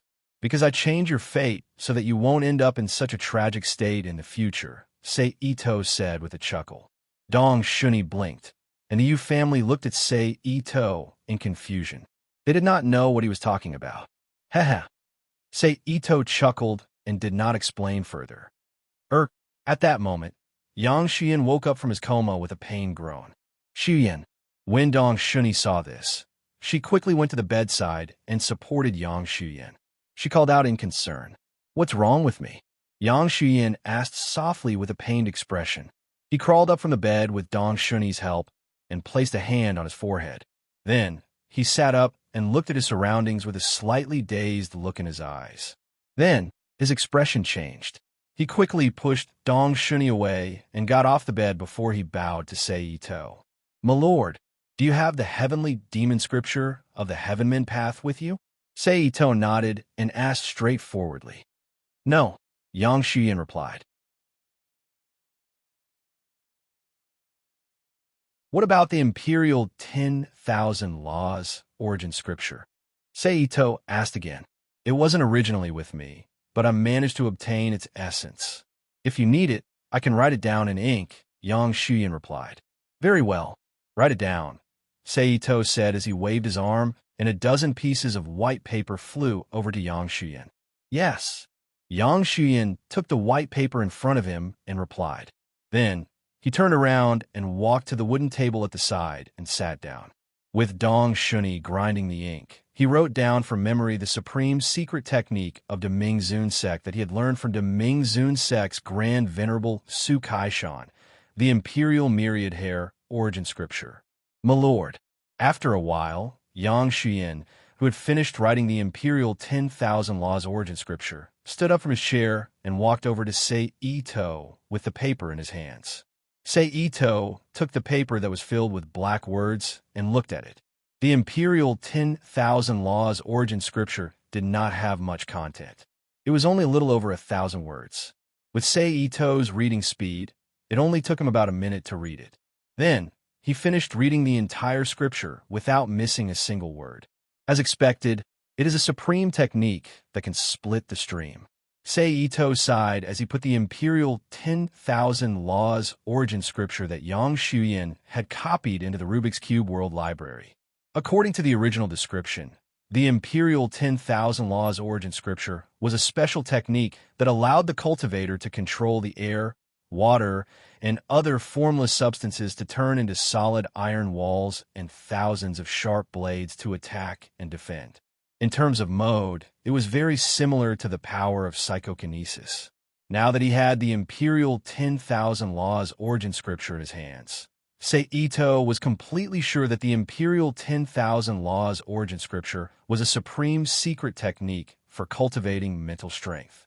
In the Tang Empire, where martial arts were the most important, it was like a secret technique for cultivating immortality. It should be said that the Tang Empire is indeed a martial art world that is closest to a Xuanhuan world. There's so many strange things. The five-colored stone that has lost its effect, the demonic Emperor Sorcerous that I have already obtained, the jade annulus of He that has not yet appeared but is confirmed to have strange existences, and the war god temple that is hidden in the void. TSK, it's getting more and more interesting. Sei Ito's eyes flashed as he thought to himself. Right, if I ask you to go and get the Tianma book now, how long will it take for you to come back? Sei Ito, who had temporarily put his thoughts aside, turned his head and asked Yang Xuyan, who had already put on his inner clothes. 5 days, Yang Xuyan said with certainty. That's good. I'll give you 5 days. After 5 days, I'll come here to get the Tianma book, Sei Ito said with a nod. Yes, Yang Xuyan replied with his head lowered. Okay, I won't disturb you two lovers. I'm leaving. Sei Ito gave Dong Shuni an ambiguous wink.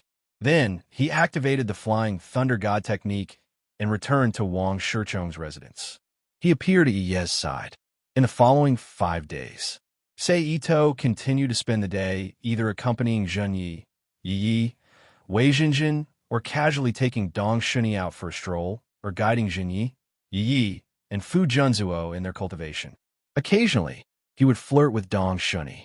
Then, when the appointed time arrived on the 5th day, Sei Ito left Wang Shichong's residence with Dong Shuni again and arrived at the independent courtyard where he would meet Yang Xuyan in an ambiguous and charming manner. Perhaps it was because Yang Xuyan remembered that he was ambushed last time, but he did not immediately appear in the courtyard. Instead, he hid in the dark with the strange body movement skill he learned from Shiji Xuan and heaven-mending Dao's breath hiding technique. Come out. Sei Ito, who discovered Yang Xuyan's hiding spot through his spiritual perception, turned his head and looked at the corner of the room. Right after he finished speaking, a black figure that looked like a shadow suddenly shot out from the corner.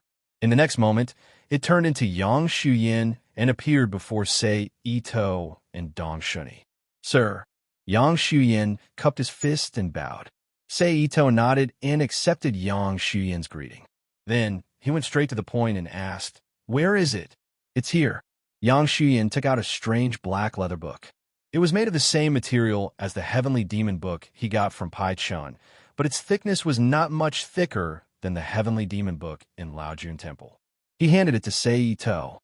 When he saw the Heavenly Demon book, Sei Ito did not hold back. He reached out and took it. He lowered his head and started flipping through it. The content was just as Sei Ito expected. It recorded the assassination path, deeds, cultivation method, key points, and some thoughts of the preaching assassins. On the whole, it was more like the historical records of sects than martial arts secret manuals. However, when he thought about it, it made sense. The demon sects, various sects, originated from the preaching 100 schools.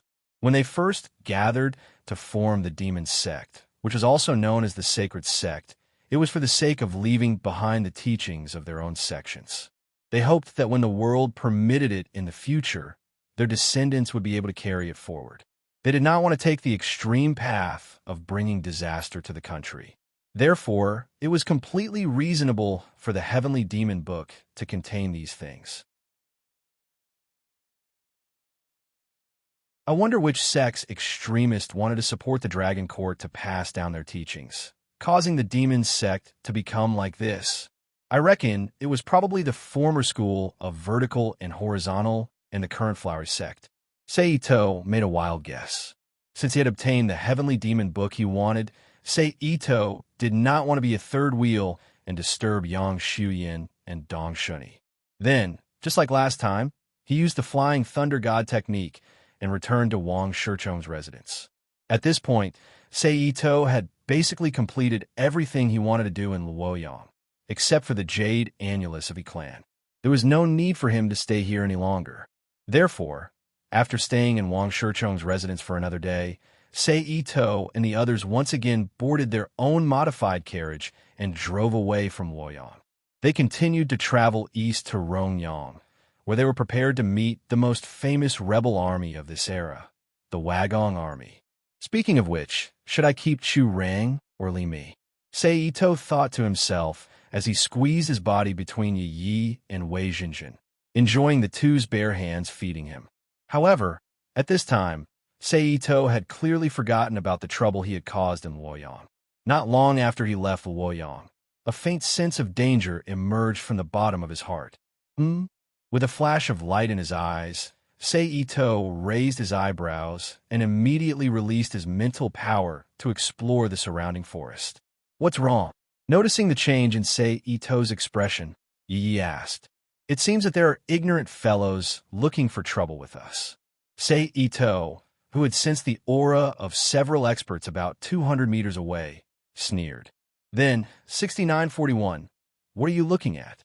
CC, remember me. The people are here. You can do it. Then, Seito spread out his mental power and connected it to the minds of Zhenyi, Yi, Fanshan Miun, Tuki Meili, and Fu Junzhou, transmitting the images he had detected into their minds. Leave it to us, Yi said confidently. Then he and Zhenyi looked at each other, and the two of them flew out of the carriage that was still moving at a normal speed. They entered the forest on both sides and rushed toward the enemy's hiding place. Behind the two of them, Fu Junzhou's figure also flew out and directly rushed towards the enemy on the main road. Next was Tuki Meili. She bent down and walked out of the carriage with a calm face, then jumped to the top of the carriage. She took a Japanese bow and pulled out a wooden iron head arrow from the quiver at her waist. Then, without any hesitation, she released the bow and arrow. Whoosh! In an instant, there was a slight sound of the air being pierced. The flying arrow seemed to have teleported, flying over a distance of over 100 meters in the blink of an eye. It shot into the dense forest beside the road and sank into the throat of one of the attackers. The attacker, who didn't understand how he was discovered, unwillingly covered his throat and fell to the ground, losing all signs of life. Damn it, we've been discovered, a man who seemed to be the leader said. However, as soon as he finished speaking, another arrow flew into their hiding place, piercing the throat of an attacker who couldn't dodge in time. At the same time, Zhenyi, Yi, and Fu Junzhou, who had used Qinggong to rush over, also rushed into the forest, using various methods to attack them. Miyun, don't you want to exercise? Seito asked Fanshan Miyun, who was still in the carriage, with a smile. They're not worth my time, Fanshan Miyun said calmly.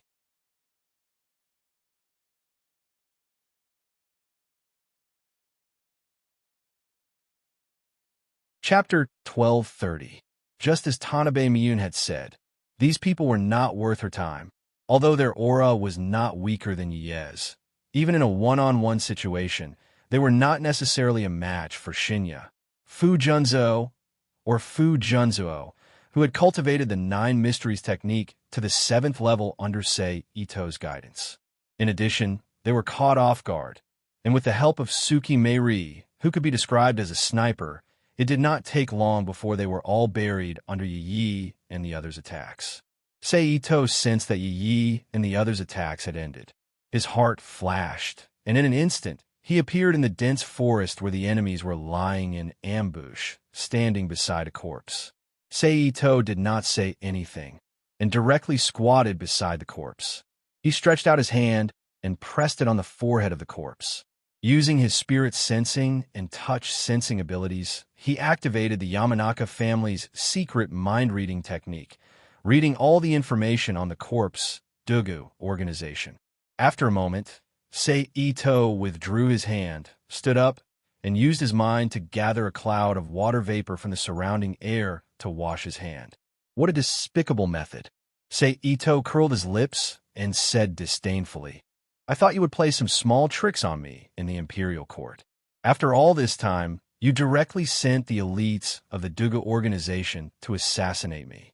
It's really beneath the standards of a great organization. No wonder your Duga organization was wiped out. Then, he ignored this and returned to the carriage with Shinya, Yi, and Fu Junzo, as if nothing had happened, and continued to chat and play as they headed toward Xingyang City. Xingyang City was not far from Luoyang City. According to the traffic situation of Sui Tang Dynasty, it was only about 100 kilometers, which was 10 kilometers more than the modern era. With Sei Ito's modified horses, it only took them 3 hours to reach Xingyang City.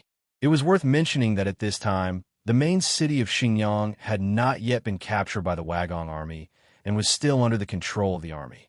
However, the other counties within Xingyang had all fallen into the hands of the Wagong army, led by Li Mi. If the time was not wrong, in at most 2 months, the Wagong army, which had completely digested the entire Xingyang region, would break through Xingyang just like in the original, and then with Xingyang as the center, they would launch an attack on the eastern capital Luoyang. However, it was precisely because Xingyang was under the control of the army and caught up with such a besieged time that the security in the city was not good. Everywhere one could see the army bullying the people and robbing the wealth of the civilians. They were like unscrupulous bandits, and there were even a few ignorant guys who set their eyes on Sei Ito. Sei Ito naturally would not be polite to this kind of evil intention. In order to not cause unnecessary trouble, he directly used his spiritual power to hypnotize these soldiers and let them hold a Longyang convention in front of the people in the city. However, they basically could not stay in Xingyang City anymore. Therefore, Sei Ito once again drove the carriage and left Xingyang City, moving toward the Wagong army that was the closest to Xingyang City. At about nightfall, Sei Ito's carriage drove into a small county that was guarded by the Wagong army and stopped outside a decent-looking inn. Let's rest here today. After getting off the carriage, Sei Ito said to Zheng Yi and the others, of course, if you feel uncomfortable here, you can go back to rest.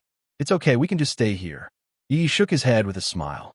Zheng Yi said softly, I will stay wherever young master stays. Wei Xinjin whispered, well, let's go in. Seeing that the others had no objections, Sei Ito nodded and led everyone into the inn. Guests. Seeing Sei Ito and the others enter the inn, the waiter in the inn shouted loudly. Then, he ran to Sei Ito and the others and asked with a smile, Dear guests, would you like to have a meal or stay in the inn? A meal, along with a room. Sei Ito glanced at the inn's environment and said. Then, he led Zheng Yi and the others to a corner of the inn. After sitting down in the chosen corner, Sei Ito said to the waiter, Just do what you're good at. Okay. The waiter shouted, turned around, and walked quickly to the back hall.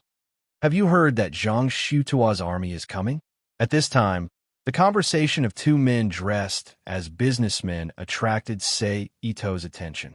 You mean General Zhang Shutua, who is known as the #1 gunman of the present age? That's him. I heard that he has arrived near Yong County. He will arrive here in at most one day. No wonder. I was wondering why the Wagong army suddenly stopped. I thought that their territory was too big and they were preparing to digest it before attacking Inyang. It turns out that they had to stop because of the arrival of Zhang Shutua's army. The man suddenly understood. Do you think the Wagong army can still win this time? The man continued to ask. It's hard to say. Not to mention General Zhang Shutua, his subordinates Qin Shu Bao, Luo Shixin, and the others are all first-class fierce generals. Coupled with the 20,000 elite soldiers under his command, it will be difficult for Wagong to win here. The other businessman glanced around. After finding that there was no one like Wagong, he deliberately lowered his voice and whispered, Doesn't Wagong have Li Mi? And that pretty military advisor, does she really not have any power to resist? The other said with some disbelief. Whether Wagong wants to win or not, the key is still to see what Supreme Leader Chu Rang thinks. The businessman said meaningfully, Don't say that, don't say that.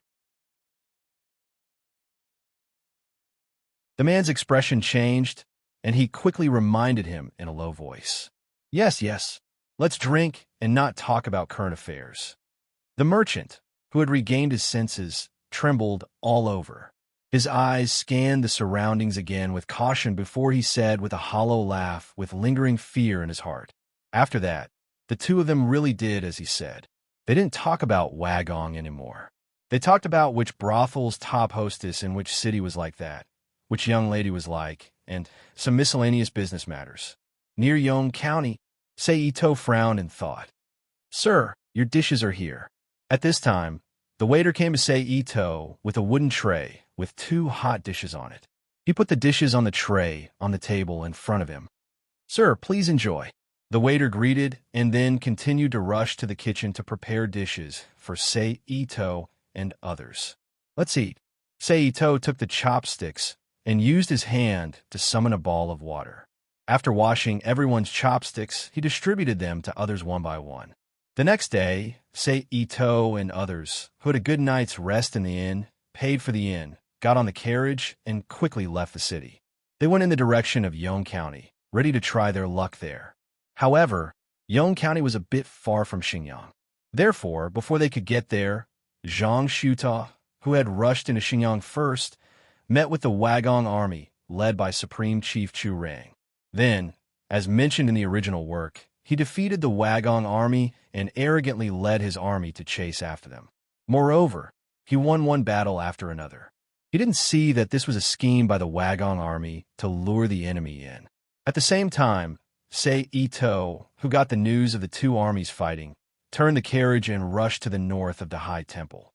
If he remembered correctly, Li Mi brought Zhu Junyan, Wang Bodong, and Shun Luoyin to ambush Zhang Shuta in the original work.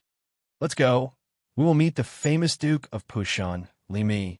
Sei Ito, who was standing on a low slope and looking at the brightly lit barracks in the distance, said. Finished speaking, he took Zhen Yi, Chantan Meiyun, Toki Meili, Fu Junzhou, who was confused by Sei Ito's words, and Wei Jinjin, who didn't know any martial arts and was being carried by Sei Ito and rushed down the hill toward the barracks. With Sei Ito's exaggerated speed, it didn't take long for them to appear outside the barracks. Who is it? Stop! Seeing the arrival of Sei Ito's group, the guards of the barracks repeatedly shouted. At the same time, the archers on the side also knocked their arrows and aimed straight at Sei Ito's group. Seeing this, Sei Ito raised his eyebrows and immediately released his spiritual power, forming an illusion domain that enveloped him and his group. Like a ghost, he suddenly disappeared in front of the Wagong army soldiers. Then, Sei Ito, while maintaining the illusion domain to envelop his body, led Zhen Yi and the others into the barracks without the Wagong army noticing at all, and directly walked toward the barracks where Li Mi and the others were. It had to be said that Li Mi's cultivation was very good. At least, he was among the top of the batch of rebel leaders. Whether it was his aura or spiritual power, they were all not bad. Therefore, the moment Sei Ito's group entered, Li Mi, who suddenly felt an alarm in his heart, suddenly raised his head. His eyes slowly swept through the large tent until he saw where Sei Ito's group was standing under the illusion. "Since your excellency has come, why don't you show yourself? Don't tell me you don't dare to show yourself," Limi said loudly with a heavy aura. After dispersing the illusion domain and slowly revealing himself, Sei Ito looked at Limi with a smile and praised, "Duke Pashun really has an extraordinary spirit. It's really better to meet someone by your reputation than to meet someone by your reputation." Limi was nearly 7 feet tall and had a stalwart figure. He was wearing a plain Confucian robe, which, together with his chiseled face, gave people a strange sense of elegance. It made him look more like a valiant scholar than a general who led troops to war. His eyebrows were sword-like and his eyes were bright. The black and white of his eyes were distinct, and they flickered with an indescribable color. Just by looking at him, one would feel as if one was about to be seen through. Of course, this was just a feeling. Even if Li Mi was exhausted to death, he still couldn't see through Ito Sei, who was shrouded in clouds and mist. On the contrary, he was secretly frightened by Ito Sei's strange and inexplicable means, so he was very vigilant.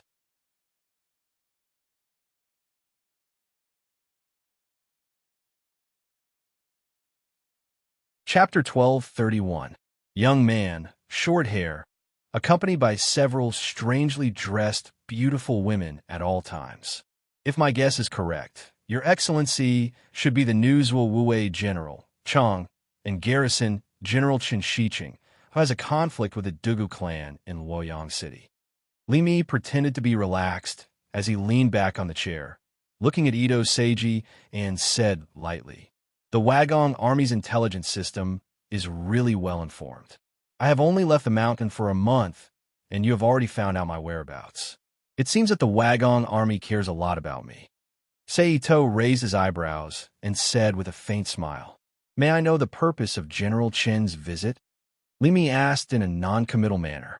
"It's very simple, to accept you." Sei Ito chuckled as if he was joking. "Oh."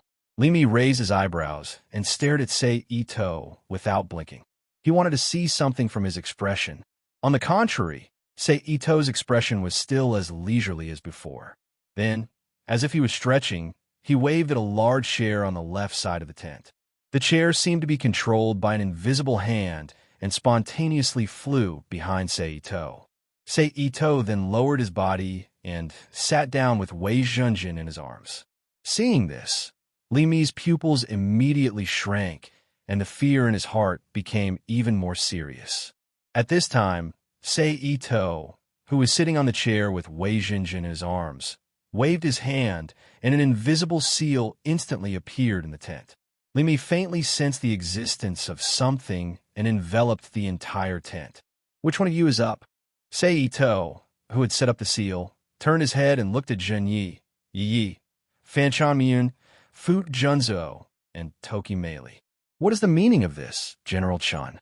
Li Mi's expression changed slightly, and he asked with a gloomy face. "It's nothing.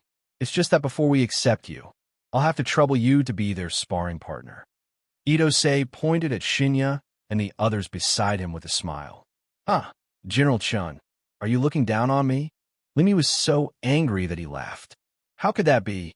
I chose you to be their sparring partner because I value your martial strength. If it were an ordinary person, I wouldn't have wasted so much time talking and would have directly captured you." Sei Ito seemed to have been misunderstood. He said in surprise, just like Wang Shicheng in Luoyang. Hearing Wang Shicheng's name, Li Mi's heart jumped again. "Good move, General Chen." Li Mi narrowed his eyes and said slowly, "Li Mi will risk his life to play with General Chen's concubines for a while. However, there are some ugly words that I have to say first. Fists and feet have no eyes. If they are injured, General Chen, please forgive me." Although his words were polite, the hidden killing intent was exposed, showing the anger in Li Mi's heart at this time. Of course, Sei Ito narrowed his eyes and said lightly, "If you, Li Mi, have the ability." Sei Ito then ignored Li Mi and turned to Zhen Yi and the others, asking again, Which one of you wants to come? Last time it was Chantan. Last time it was Yi. This time, leave it to me. Zheng Yi pressed his left hand on his right hand's finger, making a kacha sound, then walked out of the crowd and said, "It seems that Zheng Yi, you can't hold back anymore." Sei Ito said with a smile, "Well, I'll leave this guy to you. Be careful." After saying that, Sei Ito's mind moved. Using his telekinesis ability, he covered Ito's Wei Jinjin, who was in his arms, and the chair they were sitting on, Yi, Chantan Myun, Toki Meili, Fu Junzo, and all the scattered chairs in the tent, as well as Gong and who was in front of Li Mi. Using his telekinesis ability, he moved himself and the others to the entrance of the big tent, as well as the surrounding items to the corners of the big tent, creating a spacious space for the upcoming battle between Shinya and Li Mi. Although Li Mi had already seen Sei Ito's strange methods before, seeing this strange scene in front of him, he still felt a heavy feeling in his heart. His expression was grave as he wore a plain samurai suit. Zheng Yi, whose light purple hair was tied into a ponytail at the back of his head, confronted him. Li Mi's aura quickly condensed, pressing down on Zheng Yi like a mountain. In the battle between above and below, the concept of aura was rarely used. However, it didn't mean that Zheng Yi didn't understand the mysteries of aura. Therefore, after feeling the pressure of the aura, Zheng Yi took a deep breath and shouted, exploding his internal chi. At the same time, he used the shrinking technique to instantly appear in front of Li Mi and threw a punch at his opponent's chest. This was because he wanted to verify his relationship with Zheng Yi. Therefore, Zheng Yi didn't use his unique skill, the dragon-shaped Qigong needle forging technique. Instead, he used an ordinary Qi attack. Even so, the power was not something that ordinary people could withstand. Seeing this, Li Mi's mouth curled up slightly, as if he was about to show a disdainful expression. At the same time, he stretched out his palm as if he had been waiting there to catch Zheng Ye's fist. His other free arm immediately grabbed at Zheng Ye's throat. Zheng Yi knew that Li Mi wanted to kill him. His pupils shrank, and he quickly leaped up. His legs were like two big whips, twisting around Li Mi's right arm that was grabbing his fist. Then, he circled around Li Mi's attacking left arm and landed on Li Mi's right arm. Then, he kicked back with his left foot, aiming at Li Mi's face. Li Mi, who didn't expect Zheng Ye's attack to be so strange, quickly leaned back. At the same time, he used his internal chi to shake off Zheng Ye's grip. Then, he swung his arm and threw Zheng Ye's body away. In the air, Zheng Ye's body spun and landed on the ground. Then, he tapped his foot again and continued to use the shrinking technique to appear in front of Li Mi. Then he attacked Li Mi with the Jujube flow, close body, Jujube technique. Although they had only exchanged one move, Li Mi found that Zheng Ye's moves were strange. His quick reaction was not simple. Li Mi didn't dare to be negligent. He put all his effort into displaying his martial arts and dismantling Zheng Ye's moves one by one. In an instant, the entire tent was filled with dust from Li Mi's internal chi. It formed a small cloud of dust that shrouded the area around Zheng Yi and Li Mi, who were rapidly exchanging blows. The sound of fierce collisions between their bodies echoed in the tent. Fortunately, Sei Ito had already set up a simple illusion defense restriction here. There was no need to worry about the sound and images here spreading out and causing trouble. Of course, this was not absolute. If someone happened to come and report, they would be able to discover the abnormality here. However, with Sei Ito guarding the door, even if there was a problem, it could be easily solved. It couldn't be helped. After all, hypnotism was so overbearing and heaven-defying when used on people at the bottom. Go to hell. At this time, Li Mi, who had been exchanging blows with Zheng Yi for a few rounds, roared and fiercely attacked Zheng Ye's chest, who had exposed an opening during the attack. Tenzhou Dragon Gate open. Zheng Yi, who sensed that his life was in danger, didn't have time to test his strength. With a low shout, he opened the Tenzhou Dragon Gate, which could absorb all abnormal energy. In an instant, a spherical light, like a small sun, emerged from Zheng Ye's chest. Then, in the blink of an eye, it spread to Zheng Ye's whole body and came into contact with Li Mi's palm. What? The next moment, Li Mi, who suddenly felt his internal qi flowing out from his palm, was startled and subconsciously let out a cry of surprise. At the same time, Li Mi's attack paused uncontrollably. Taking advantage of this opportunity, Zheng Yi immediately stretched out his palms and pressed them against the opening in Li Mi's chest. True Dragon type Qigong Needle Forging Technique, Double Flame Dragon Strike. Boom! In an instant, there was an explosion, and a ball of intertwined, twisting, and blazing flame qi burst out from Li Mi's back like a tornado. It rushed out in a straight line for a while before slowly dissipating into the air. Seeing Zheng Ye's attack, Yi was somewhat stunned.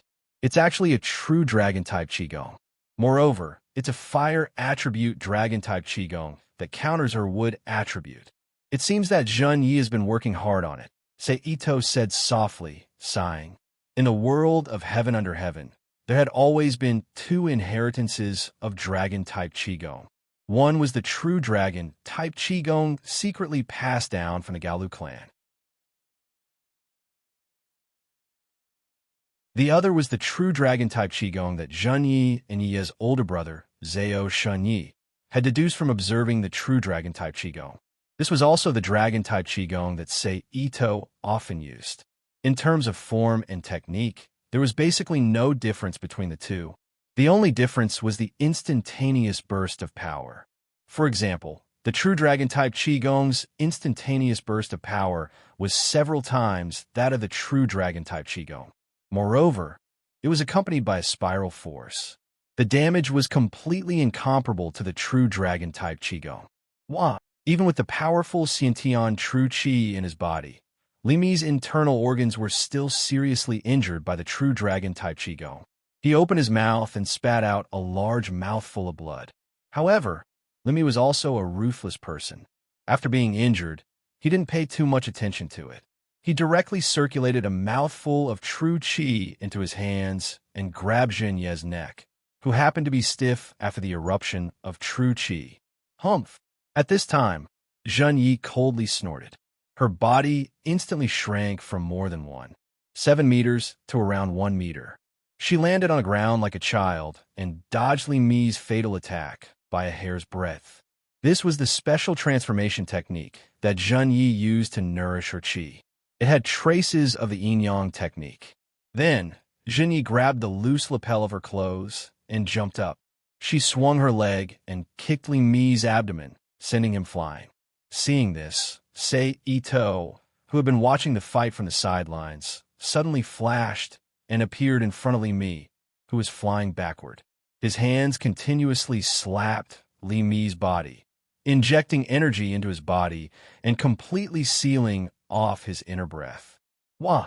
Li Mi, who had already suffered internal injuries and was now injured even more by forcefully using inner breath to attack, could no longer endure the suffocation in his chest.